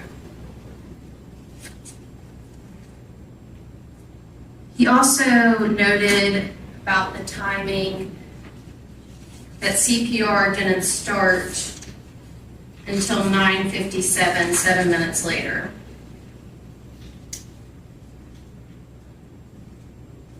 And that's because Mr. Taylor was not listening to you and you could not try to save her life in the apartment. Is that correct? Correct. And you know the allegations in this case that he is alleged to have poisoned Miss Benning and her unborn baby. Correct. Did he act like he was concerned for the health of Miss Benning and her baby, or did he act like he was in trouble? More like he was in trouble. Okay, could you describe that for the jury? Yes, he was just very anxious. Like again, he was not listening to any direction that we were trying to give him. He just acted very frantic, just constantly just having his hands like this and just pacing and trying to get in our way and just, like I said, just very anxious. Okay, could you demonstrate that one more time? I'm not sure the entire jury saw what you were... Yeah, he just had his hands like this and like pacing and just like freaking out. Okay.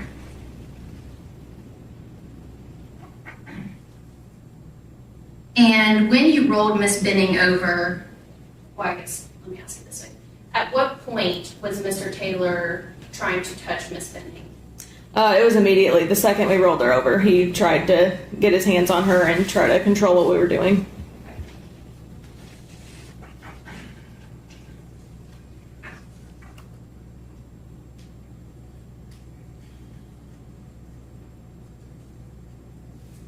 And when you rolled Miss Benning over, is that when you saw the pink frothy stuff on her mouth? That's correct, yes. Okay. And was it also on the comforter? Yes, it was.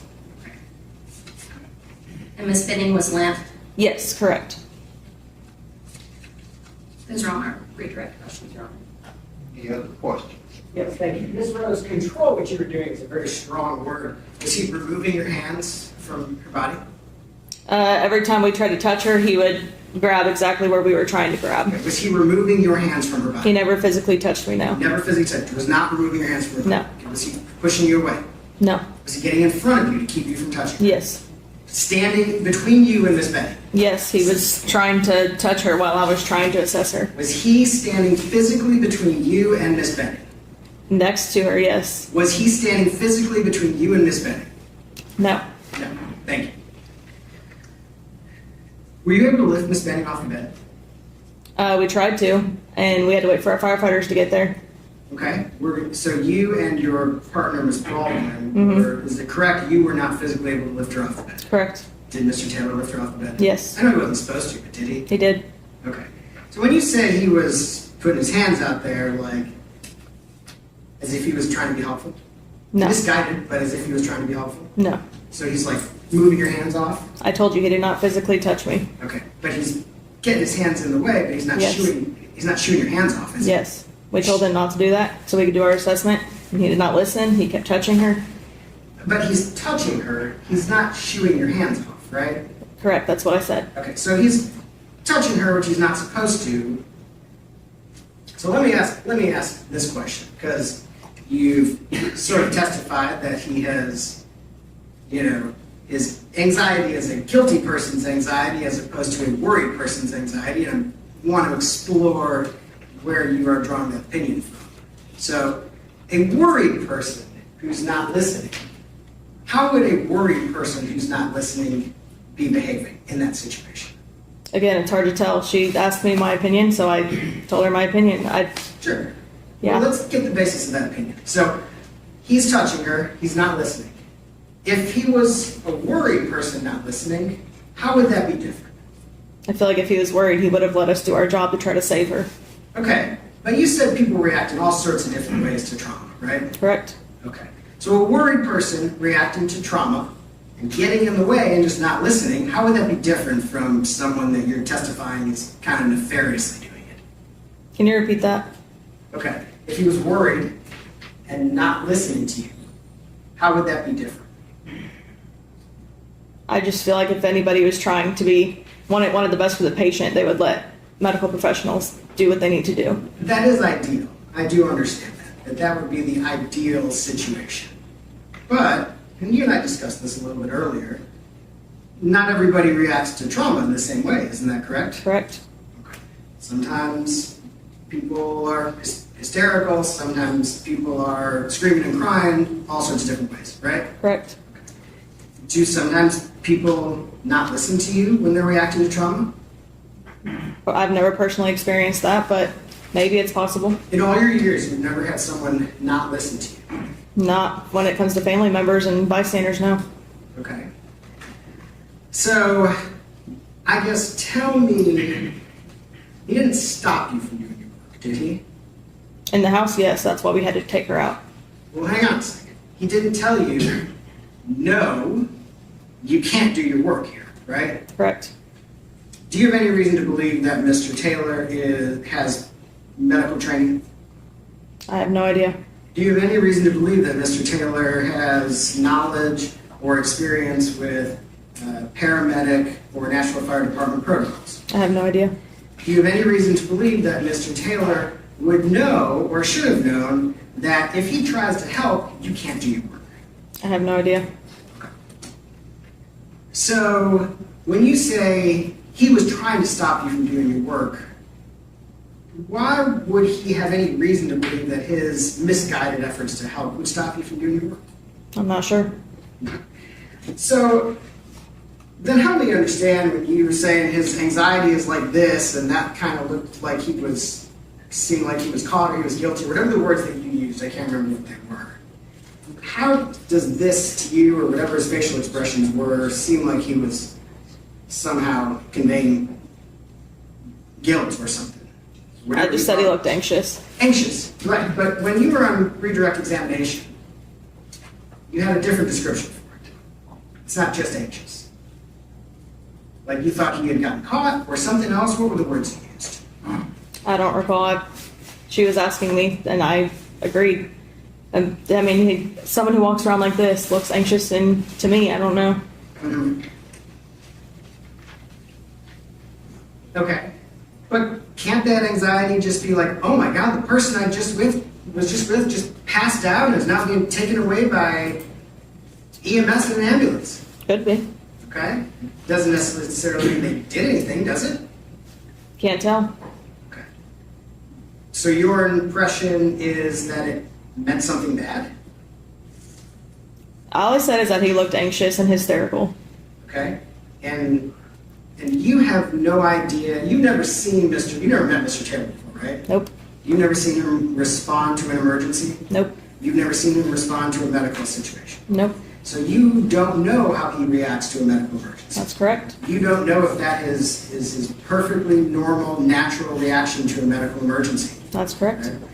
And so you don't know if that is his absolutely 100% normal reaction to a medical emergency? Nope. Not sure. Right? So the suggestion a minute ago that there was somehow something unnatural about that reaction, you don't have a basis for that. I said he looks like it. Doesn't mean that's true. That's just a description of what he looked like. Okay. But you don't really have a basis for that, do you? No. Any other questions? No, sir. Thank you, ma'am. Thank you.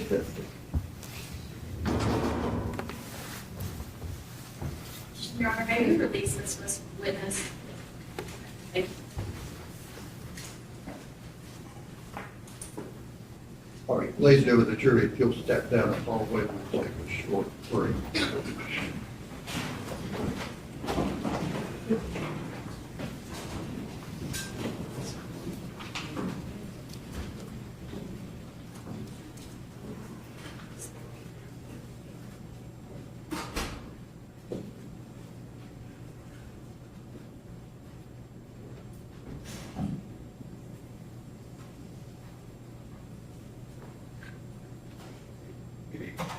And who will the next witness be?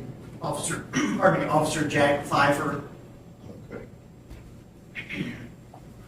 All right, we'll take a 15-minute recess. Go to the 15 minutes.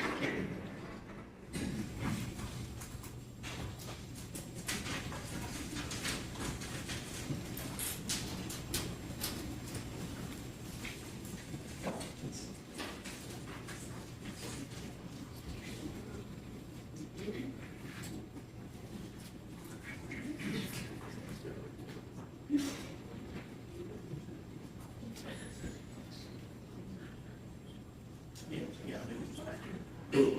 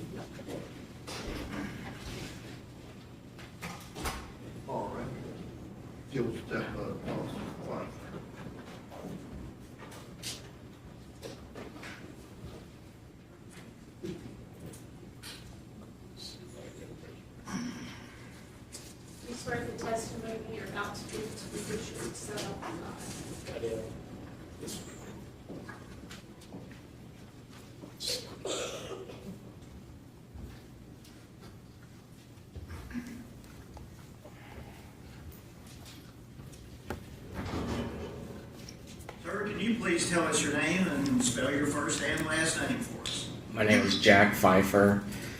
First name is Jack, last name is Pfeiffer. And although it may be fairly obvious to us, could you tell us by whom are you employed? I work for the Metro Nashville Police Department. How long have you been with the Metro Nashville Police Department? A little over 4 years. And what are your current duties and assignments with the police department? So I work on patrol in Midtown sector precinct. I am a field training officer and also a maritime officer as well. And what is a field training officer in the FTO? So a field training officer deals with training anybody new that's coming from the academy and kind of bringing them through training in the actual field environment outside of the academy. My duties as a maritime officer is boat enforcement. So if you see us on the rivers and on the lakes inside Davidson County, we would be the people that are dealing with that issues of, putting on the influence, other steps of like disorderly issues on the lake. And do you hold currently any particular rank with the police department? No. Okay. But as an FTO at Maritime, do you train other officers now? Correct. Okay. Directing your attention to February of 2023, particularly the evening of the 25th into the early morning hours of February 26th, were you working for the police department? Yes. And what were your duties at that time? I was a patrol officer at the time in the Midtown area that I can currently still work. And just generally, what is the Midtown area? So we have 9 precincts that divide Davidson County, and I work in Midtown, which is that precinct. It goes from essentially 40 to parts of 440 all the way down to the county line off 65 and Knowlesville area. We cover probably over 200 to 300,000 people. Does it include the Vanderbilt University Medical Center? Correct, it does. And back on, again, the evening of the 25th, morning of the 26th, were you dispatched to a call at Vanderbilt University Medical Center? I was. Do you remember approximately what time it was, the day or night? It was, I think, closer to like 11 o'clock at night. And when you were dispatched there, did you have any real specifics about what you were going for? The only specifics we were given is the call for service that we are given, which is, somebody calls us and gives us their description of what they want us to come out and deal with. We had gotten a call from Vandy about some poisoning that had occurred. A belief of poisoning, at least. When you say we, the police department, received that, and that information was sent to you? Correct. And did you go to the Vanderbilt campus? I did. I went to the Vanderbilt ER. And were you familiar with that location? Yes. Were you given, before you arrived there, the names or descriptions of any individuals to look for? Not, from my recollection, I don't remember exactly who, but the Vanderbilt Police Department had advised us of names of people to look for, and we had, and who to talk to. So, fair to say, Vanderbilt was assisting, or at least helping to some extent, with names and other information. Correct. Did you ever talk to a doctor No. or a nurse? No. Now, when you arrived, were you in uniform? Yes. And as part of that uniform, did it back in February of 2023 include a body-worn camera? It did. Have that on today? I do. It's a different model, but same concept. And just briefly, tell us about that concept. How does that work? So our body-worn cameras take video 60 seconds prior to their activation, and then upon activation, they also record audio. And they're meant to stay on for the duration of the call or to get the completion of the call. And pardon me, can you manually operate it to turn it on and off? Yes. And are there places where you would turn it off? Very, very specific instances, but very rarely do we ever turn them off. Okay. And was the area at Vanderbilt Hospital where the ER, was that a place where you turned it off at any time? No, we do not turn off our body on camera unless during my recording, of course, I went to the restroom. I turned it off when I went to the restroom. Now, when you arrived there and were given some names, was one of the names that you were given Blaise Taylor? Yes. And did you come to see that individual in the area of the Vanderbilt emergency room? Yes, I was directed by Vanderbilt PD towards the individual, Blaise Taylor. To your knowledge, had you ever seen that person before or had any interaction with him? No. Was your interaction with the person you came to be directed to, as Blaise Taylor, recorded on your body-worn camera? He was. And do you see that person here in the courtroom today? I do. Did you describe where he's sitting, perhaps article or two of clothing? He's wearing a blue suit over here to my right. He has a goatee. As the record reflects, he has identified Mr. Taylor. Okay. Now, have you had an opportunity to review that body-worn camera video? I have. And have you had an opportunity to review a transcript of the conversation that you had with Mr. Taylor? I did. And Your Honor, with the court's permission, now I have the officer handed a copy of the transcript, which has been provided to counsel, but I have another copy. I also have extras left over. Okay, show that. Along with the USB. Those could be passed up. Officer Pfeiffer, you're being handed a manila envelope that contains a USB, and if you just open that and just take a look at it.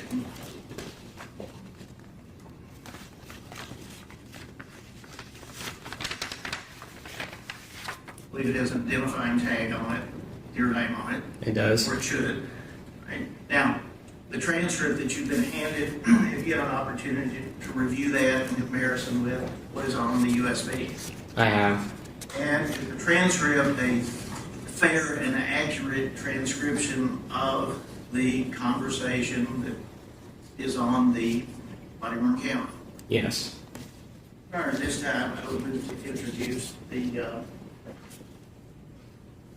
USB exhibit and with a copy of the transcript as an exhibit for identification. I have made several copies. Not wanting the transcript made an exhibit. Well, at this point, after the jury hears it, it's just going to, but now it's fine. Exhibit 1 and, well, All right, 6 and 6A. and B. Are you wanting to play that? Yes, Your Honor, after another question or two, but I said, if I can You pass get out those copies. Just hold those. Yeah. Just get my head. There should be enough for the jury and court order, and an extra one for the.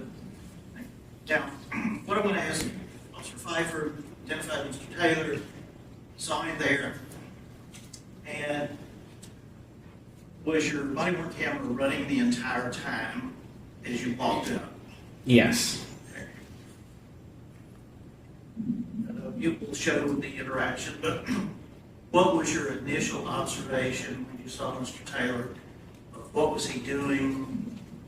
What was his appearance and demeanor? This is during COVID, so everyone's going to have masks, or it's kind of the end of COVID, right? So he's on his phone, and I'm being directed by Vanderbilt police about where he kind of direction he went. And so I just see him on his phone kind of talking into the distance on the outside of the ER. Was he the first individual you talked with when you arrived at Vanderbilt, other than the Vanderbilt police? Yes. Involved in the incident that you were there for? Did you later speak with an individual you learned to be Nichia Jackson? Yes.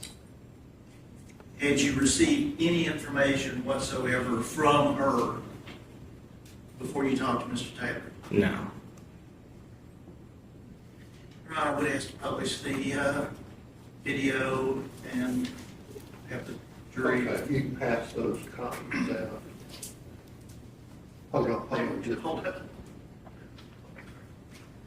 And while it's frozen there for the moment, Officer Pfeiffer, can you tell us what is the area? Where are we looking at? What are we looking at here? So this is I'm walking out of the entrance to the emergency room to like the lobby area. So this had been like, there's a valet area in the front of Vanderbilt ER. He's standing right next to that valet area. And just for the sake of asking, the person in the yellow top have any involvement with this? No. Somebody walking by here? Yeah, it's just, there's a lot of foot traffic around Vanderbilt ER as you'd expect from a big hospital.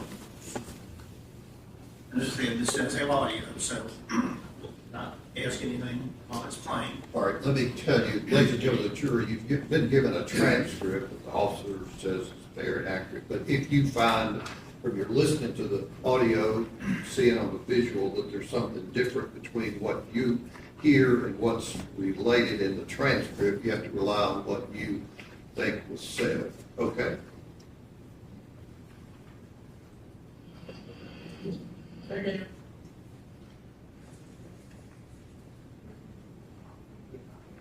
Do we need Mike?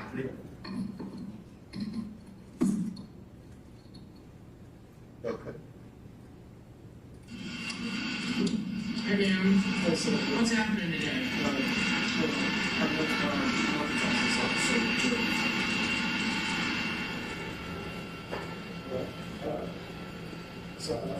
You're fine. What's happening today? So, my girlfriend, she's obviously in the nursing home or whatever. Yeah, I got that. I was last one. We were together on date night. Where were you? Where? At her place. At her place. Okay. Where's that? It's off Lebanon Pike. It's a new deal. She just moved there. You know the address? No, I don't know the exact address. I just know I know to get there because it's real easy to get there. And I know it's right by the Burger King, so when I get to Burger King, I know it's right there. I just turn left. But it's a new deal. They're still not even finished with all the buildings there. But her buildings but yeah, she's a fucking one of her. I know So what's happening today? So went over there. She's like, hey, got this thing planned for us. Date night, 7 o'clock. So at 7 o'clock, go ahead. She cooked dinner. She got these canvases for us to hang and all that stuff. And then get there, do all that. She made a lot of food, so one of her friends came by with her, I think boyfriend or friend or whatever. They picked up some food, stuck around for maybe about 5 minutes out, and then just us hanging out and all that.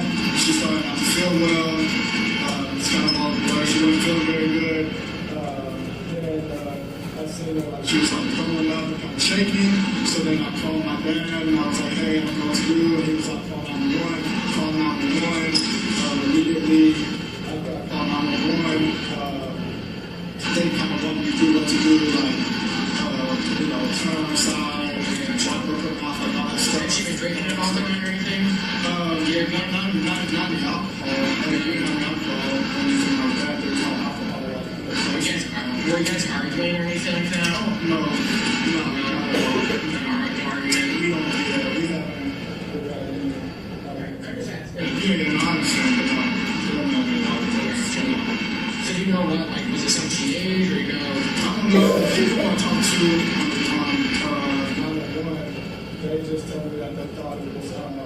She's on the left direction. So they were asking me a lot of medical questions, but I didn't really know.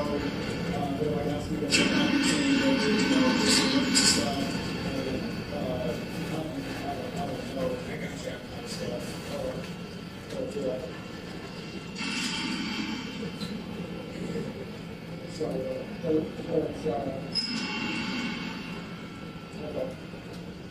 Anything else I can remember? Not besides that, just spell, year, whatever. I can't follow it. You still live at 1903 Ashland now? Yes, sir.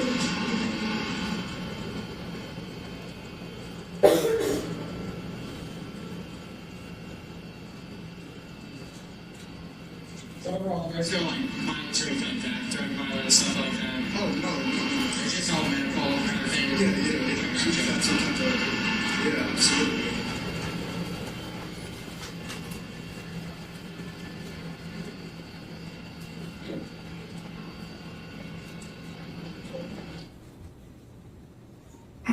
All right, you can pass those transcripts back down this way, Legend.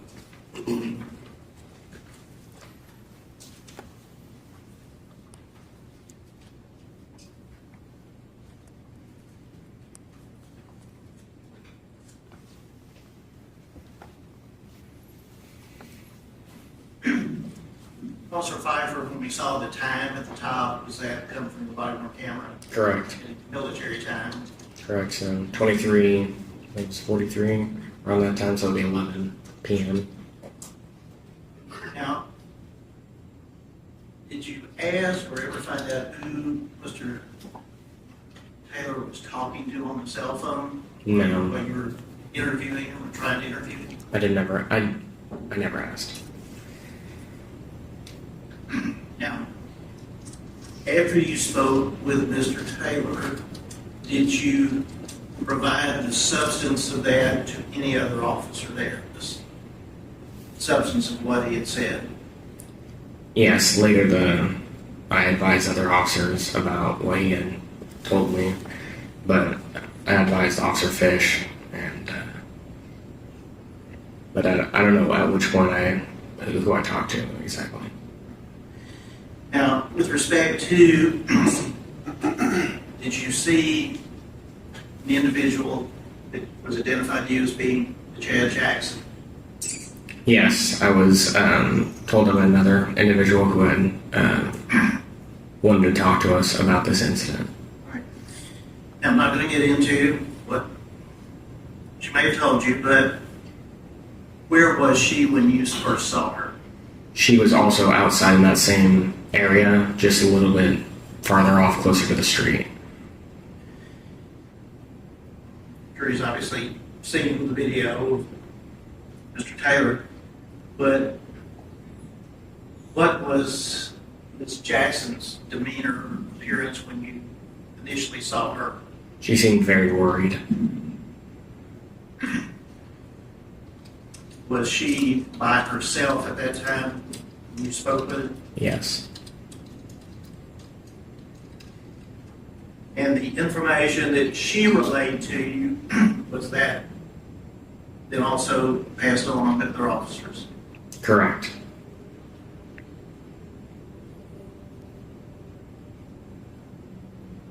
Do you recall there being Officer Kalinsky? Was he there? Yes, he was.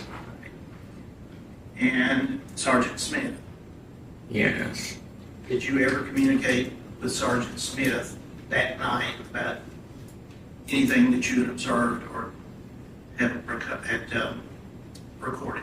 No. I relayed all my information to the primary officer on the scene, who then relayed to the detectives. Okay. And is that how procedurally things are supposed to work? Yes. There's always someone who's in charge of the scene, and everything gets funneled up to them so that there's no misunderstanding about what's happening. How long were you there that night, morning? A couple hours. Were you assigned to do any follow-up investigation or duties and responsibilities about this matter? No, that would be outside the scope of patrol. So it'd be fair to say this is the extent of your dealings with Mr. Taylor. Correct. Did you see him any more at the hospital after your interview with him? Yes, he was sitting in the waiting room. And what, if anything, was he doing at that time? He was on his phone. Was there anyone with him in that particular area of the waiting room? I don't recall exactly if there was anybody saying that would have been associated with him.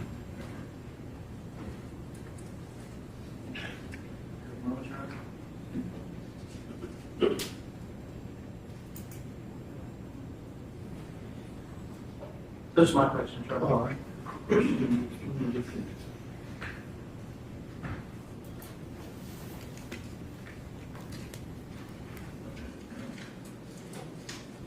Good afternoon, officer. So you were not the primary investigating police, right? That is correct. Is that basically assigned based on kind of who gets there first? No. Normally the primary investigating officer will be the individual that we, like I said, we have precincts, but we divide precincts up into different areas. So there's a zone officer, and that zone officer normally, if they respond to that scene, are going to be the primary officer for the investigation. So was that Officer Fish on this one? Correct. Was she at the scene before you? We responded, and I think we arrived pretty close in time. But just based on sort of internal police structures that maybe are above my knowledge level, she was assigned as the primary investigating officer at night. Correct. So then does your role kind of become assist where needed, kind of take stock of everything that's going on and interview people and collect information? Correct. And that's generally what you did in this case, right? What I did? Yeah. Yes. Do you know about how long you were there that night? However long my body worn camera is, I think it's a couple hours. Okay. Do you know about how long you had been there when you interviewed Mr. Taylor at 11:43 p.m.? I know I had been shortly after I responded because we kind of started doing our job right away. Okay. So that's one of the first conversations you have when you got to the scene. Is that fair? Correct. Did you and Officer Fish kind of divide conversations, or was it just whoever you guys run into is who you talk to? I think it's more on the aspect of she went to go talk to medical staff because this is a big hospital, and we didn't really have any information about the victim, so I was going to collect information from anybody that had been around the area. So, the fact that you guys were called to the scene, there was some concern whether it was Vanderbilt or any of that. This was something that needed to be investigated. Is that fair? The call, yeah, someone was worried that something was wrong, yes. Okay. But at this point, there's no homicide detectives involved. Is that correct? Correct. And you haven't talked to Jade Jackson yet, correct? Correct. When you talked to Mr. Taylor, do you know how long he had been at the hospital? I did not know at the time, no. When you indicated that sometime later you still saw him sitting in a chair on the phone, do you know how much later that was after this body cam conversation with him? Of him sitting in the waiting room? Yes. He'd been kind of in and out of the waiting room the entire time, so, I mean. So let's try, I'm trying to kind of get maybe some rough timeline here. So you get there, let's say 11:30 or so, does that seem fair? Yeah, around there maybe. Okay. You interview him about 11:43, right? Correct. Your body cam is at least 2 hours, maybe between 2 and 3 hours, does that seem fair? Correct. Do you think that you saw Mr. Taylor still sitting in the waiting room at least 2 or 3 hours later? Correct. He was there, I think, from my knowledge, I recall him still being there like an hour plus after we had talked to him. To your knowledge and your recollection, was he there the entire time that you were at the hospital? From my recollection, he was there at least the majority of the time at our hospital. I don't know if he ever left in between. So you don't have any specific recollection of him leaving during the time that you're at the hospital? Correct.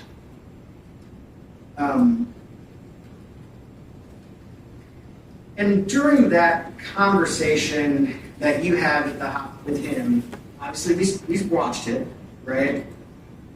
Right. That's the only conversation you had with him, right? In depth, correct. Maybe there's something brief in passing. Yes, I may have missed some information. Had to make sure I had some like demographic information if I missed anything. And other than him kind of being on the phone and quickly picking up another phone call, he answers your questions, right? He does. He provides you some information about what happened that night, right? He does.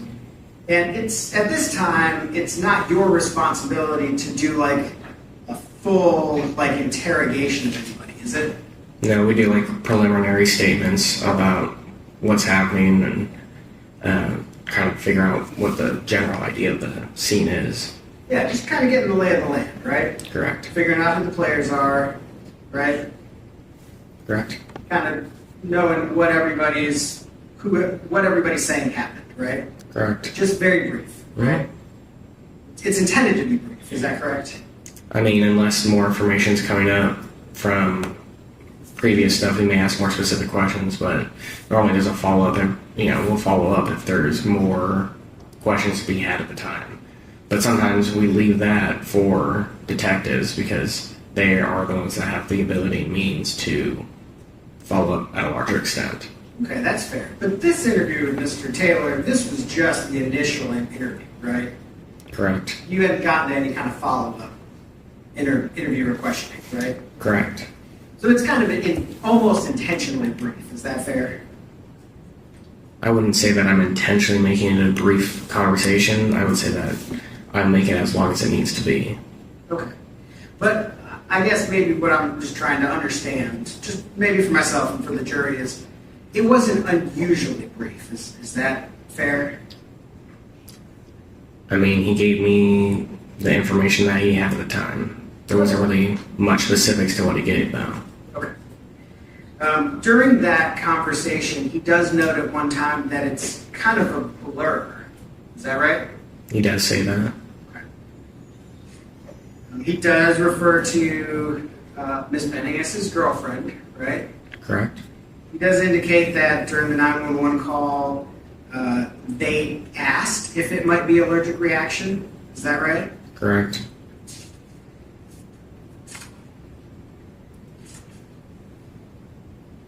There wasn't any point in that time questioning that he refused to answer any of your questions. Is that right? No.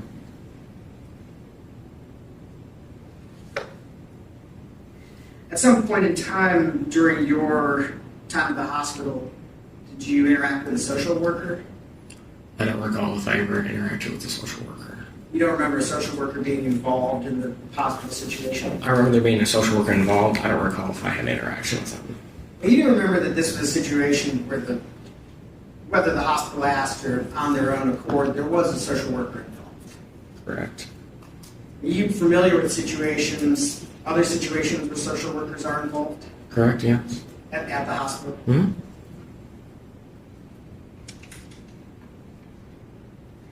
So you've been an officer for 4 years now? A little over 4, yep. It sounds like you have sort of a variety of things that you're involved with in the police department. Yes. It's fair to say you've responded to, at this point in your career, a pretty large number of calls. At the point I am at now or the point that I was at? Now. Yes, I would.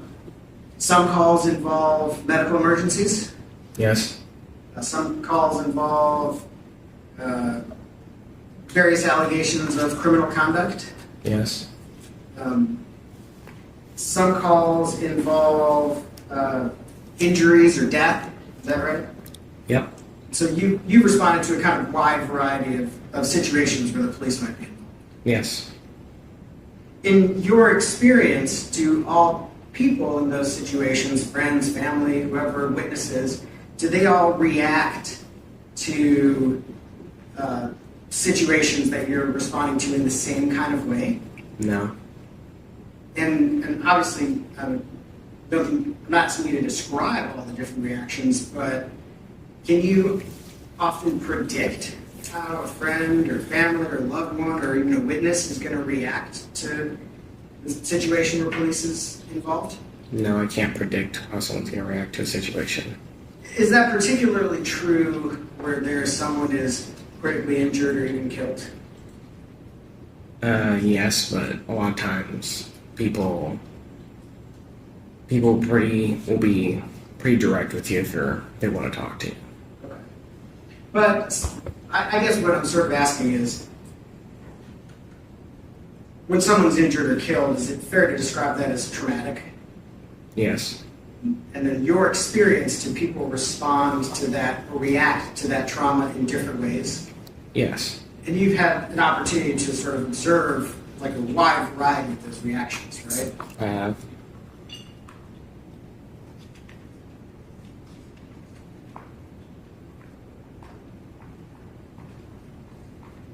And you've never interacted with Mr. Taylor before, right? Correct. You don't know, especially at that time, you didn't know anything about his background, right? No, I did not. You didn't know anything about what experience he has with trauma or traumatic situations? I do not.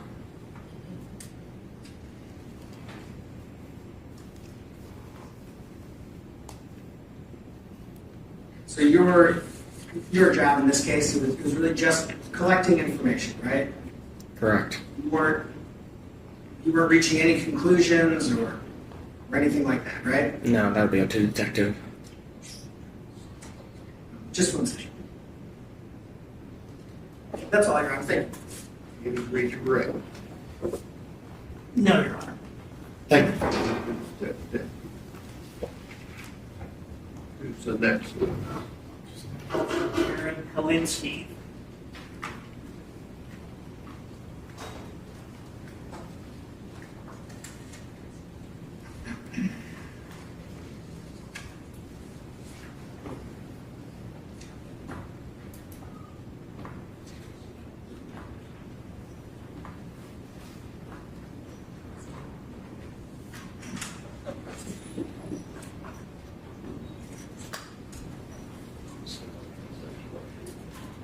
Do you swear the testimony you're about to give to the truth, so help you God? I do.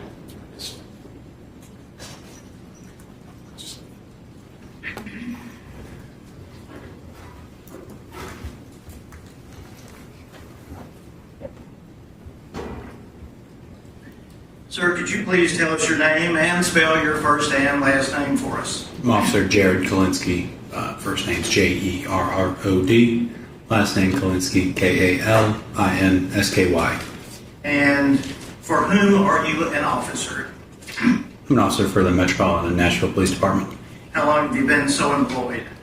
I've been employed since August of 2020. What are your current duties with the police department? I'm currently a field training officer, still working in the patrol capacity.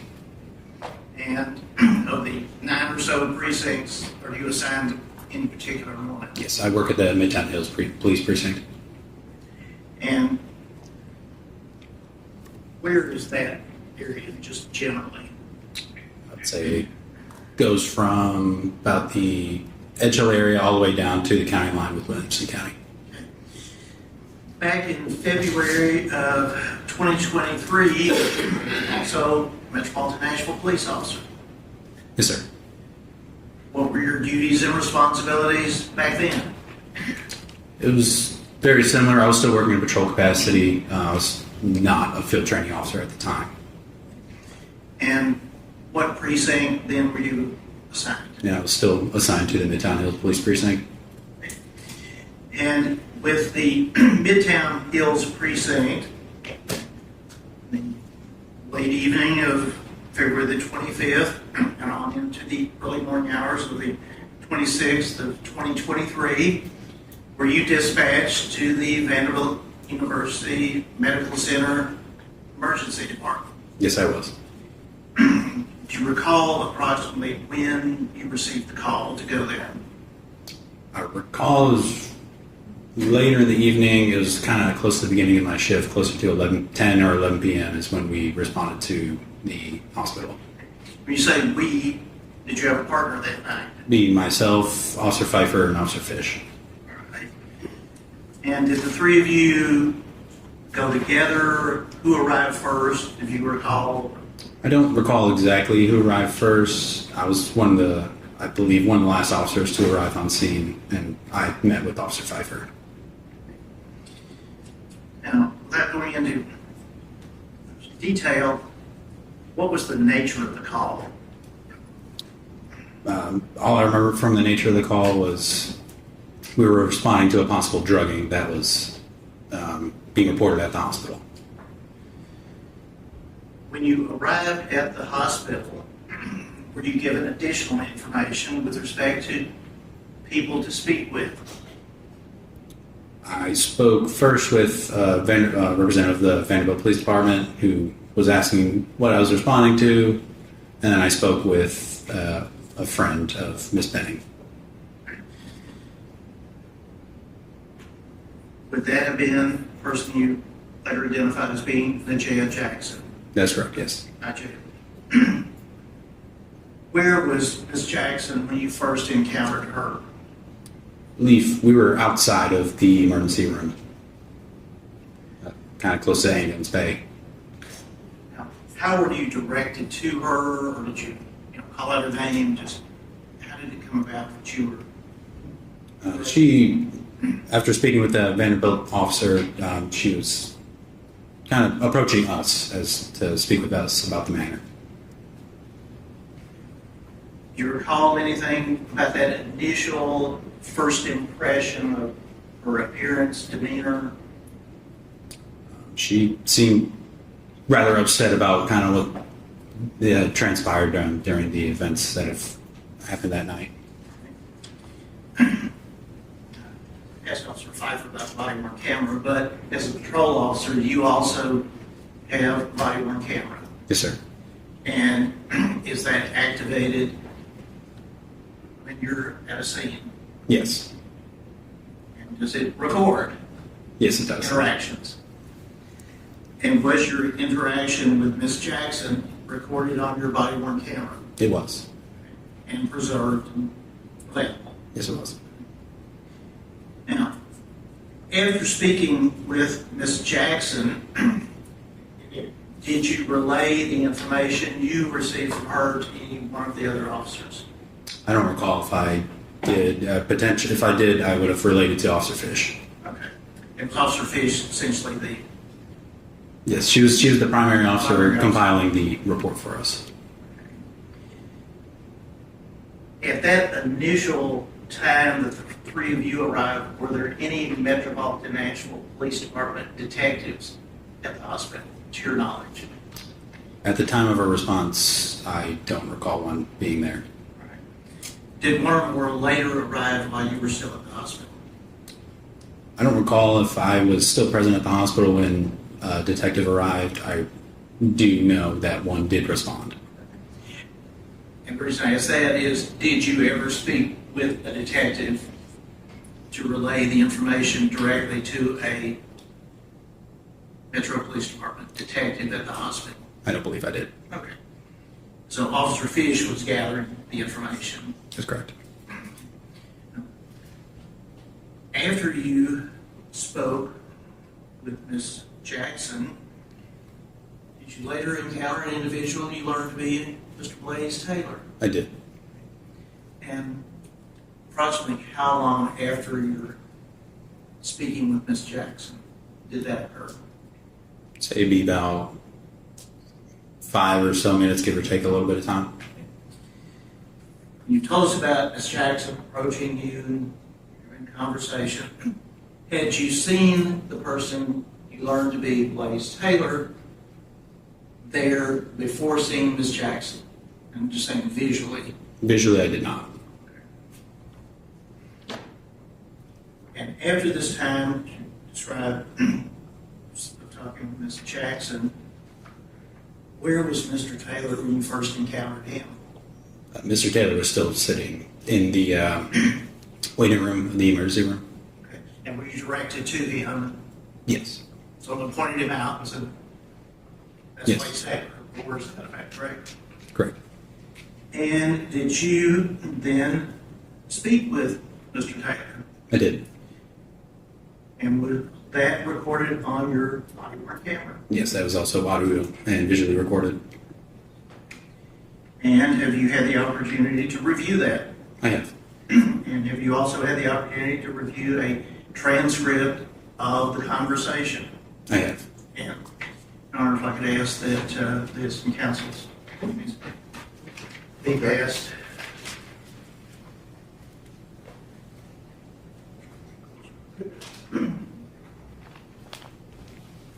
Officer Kalinsky, you're being handed two items, one of which is a manila envelope. If you would open that and see if that contains a USB. As your deputy. It does. And the transcript that you've been handed, have you had an opportunity to review that? And is that a very accurate transcription of what is on the USB recording? It is. Your Honor, I'll attend those as next collected exhibit. And ask that it be published. And I have, again, made hopefully enough copies for everyone in council before it gets there.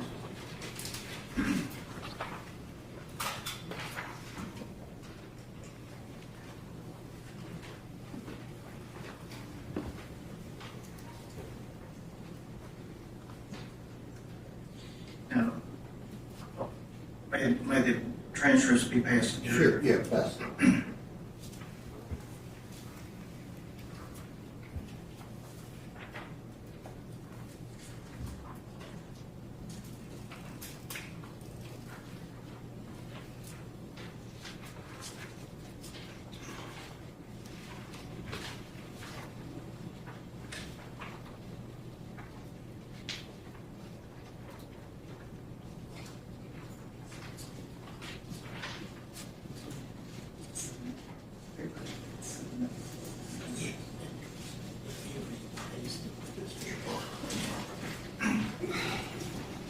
And Your Honor, with course permission, I publish this, but before General Norman hits the, I know Your Honor has something probably to say to the jury about the transcript. Yeah, it's the same instruction, Marisol. Again, if you find something different from the transcript and what you hear, then rely on what you yourself hear. And Officer Kalinsky, while the screen is still frozen, who are we seeing in this screenshot? I believe in this screenshot I see Officer Pfeiffer and Mr. Blaise Taylor. Okay, now, could you identify what he's wearing, who Mr. Taylor is in this? In the screenshot, he's wearing a blue mask around his face with a gray hoodie and white shoes. Okay, and the individual sitting in the chair next to the wall, do you know who that is or was, and whether they had anything to do with this case? As far as I have no idea who that individual is. Okay, did you have any interaction with that individual? No, sir. Okay. And the date and time, military time, what is that? It says February 26, 2023. Looks like it's just after midnight. It'd be 12:01 and 51 seconds a.m. Yes. And Your Honor, if we could play that. Okay. You play? Sure. Want to talk over there? Just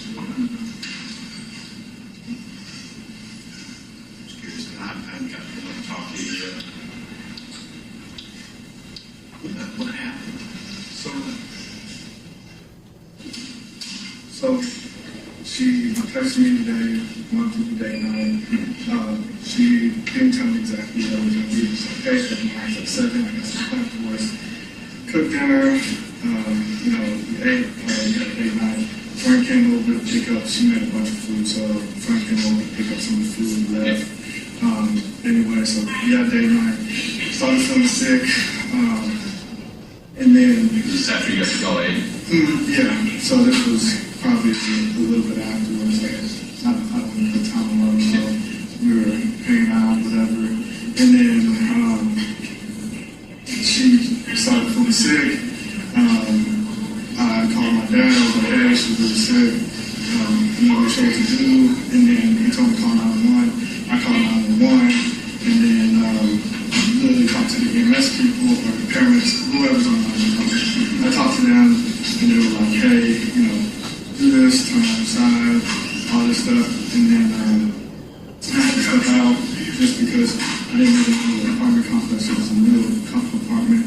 So I ran outside, saw the name, told them the name to get the address, that address. But then I thought, that's really what happened. Ambulance back and all that kind of stuff. It was just like, really, it's kind of just all been like a blur.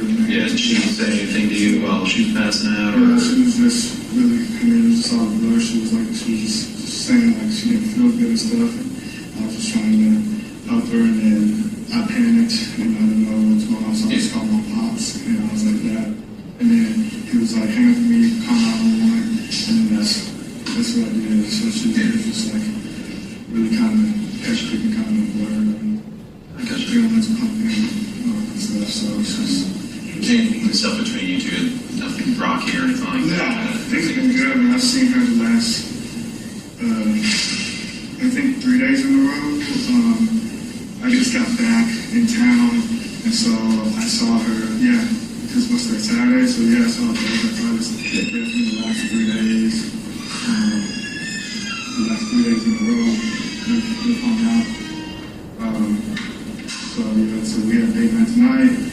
Yesterday, we had Waffle House, a little brunch date or whatever, and then I saw her Thursday as well.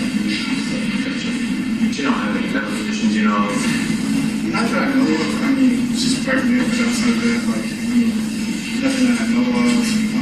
People, when I call 911, they kind of ask me that too. If she had any allergies or anything around, I didn't know, so I kind of scrambled to try to look anywhere, but I couldn't really find.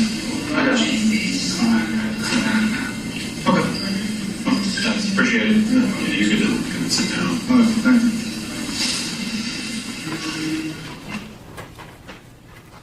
All right, you can pass those documents back this way.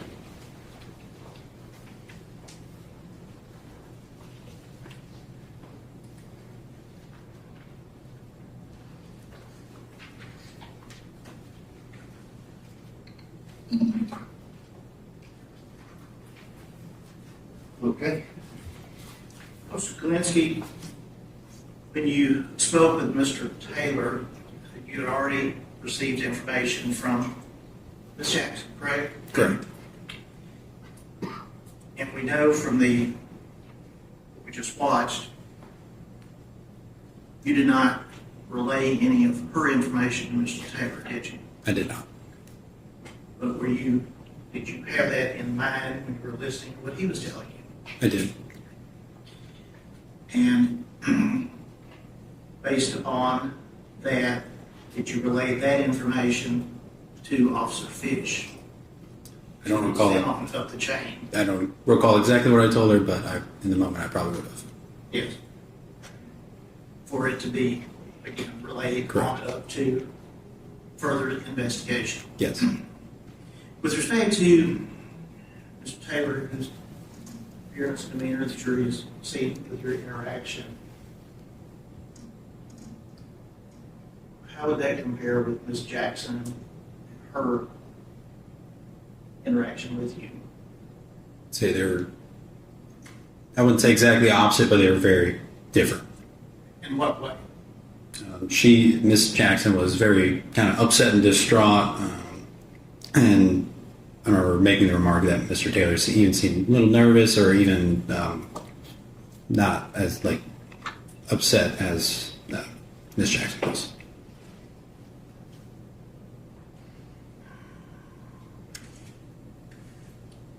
Did you see Mr. Taylor any more now it's morning, but that morning at the hospital? I don't believe I did. Have any other interaction with him then? I believe that was my only interaction with him. Any of them on trial? Okay. Those are my questions, Your Honor. Great questions. Fix.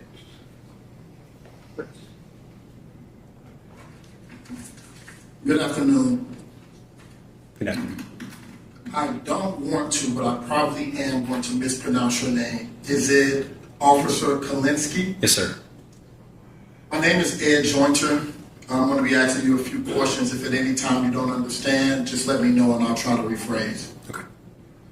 I want to just try to orientate myself in the jury. Do you know at the time you asked to speak to Mr. Taylor if you spoke to him before your coworker did or after? As far as my knowledge is, I'm one of the people that speaks to him after. Okay. And did he interact with you voluntarily? Yes. Did you have the opportunity to watch the video, correct? Yes, sir. Did you notice that he had like a sticker on his side of his shirt? Did you notice that? Yes. Visitor pass? Mm-hmm. And you spoke to Miss Andrea Jackson that night as well, didn't you? I did. And did you get a chance to review your body cam video of that? Yes, sir. And did she also have on a visitor sticker on her shirt? If I recall, it did not appear she did. Okay. Now, was she alone when you interviewed her? Yes, it was just me and myself and Officer Pfeiffer. Were there anybody that she would have known lingering around her as well? I believe at the tail end, a couple of her friends did approach her at the end of our interview. And both of those friends were females, correct? Correct. And you never encountered a gentleman by the name of Keyaunte Jones, did you? I did not. And when you approached Mr. Taylor, he did cooperate fully, did he not? He did. No further questions. Yeah, read your record. No, Your Honor. Thank you, sir. And one other witness that was here. No, Your Honor. There was, but he left. He was going to be a rather lengthy witness. Okay.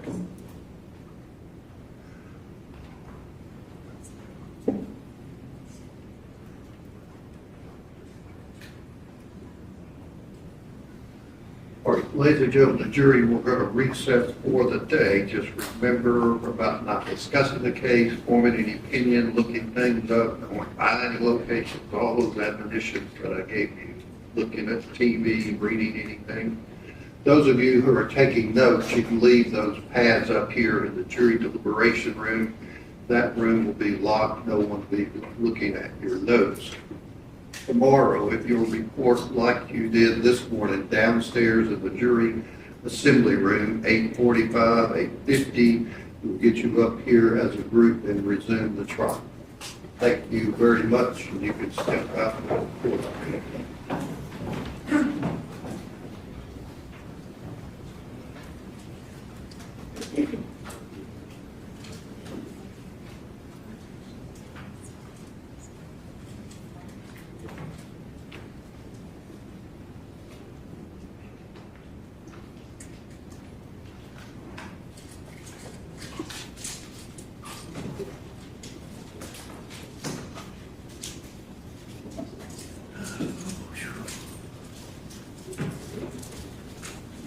Give the jury a few minutes to get on the floor, and we'll be in a recess. Court's in recess tonight.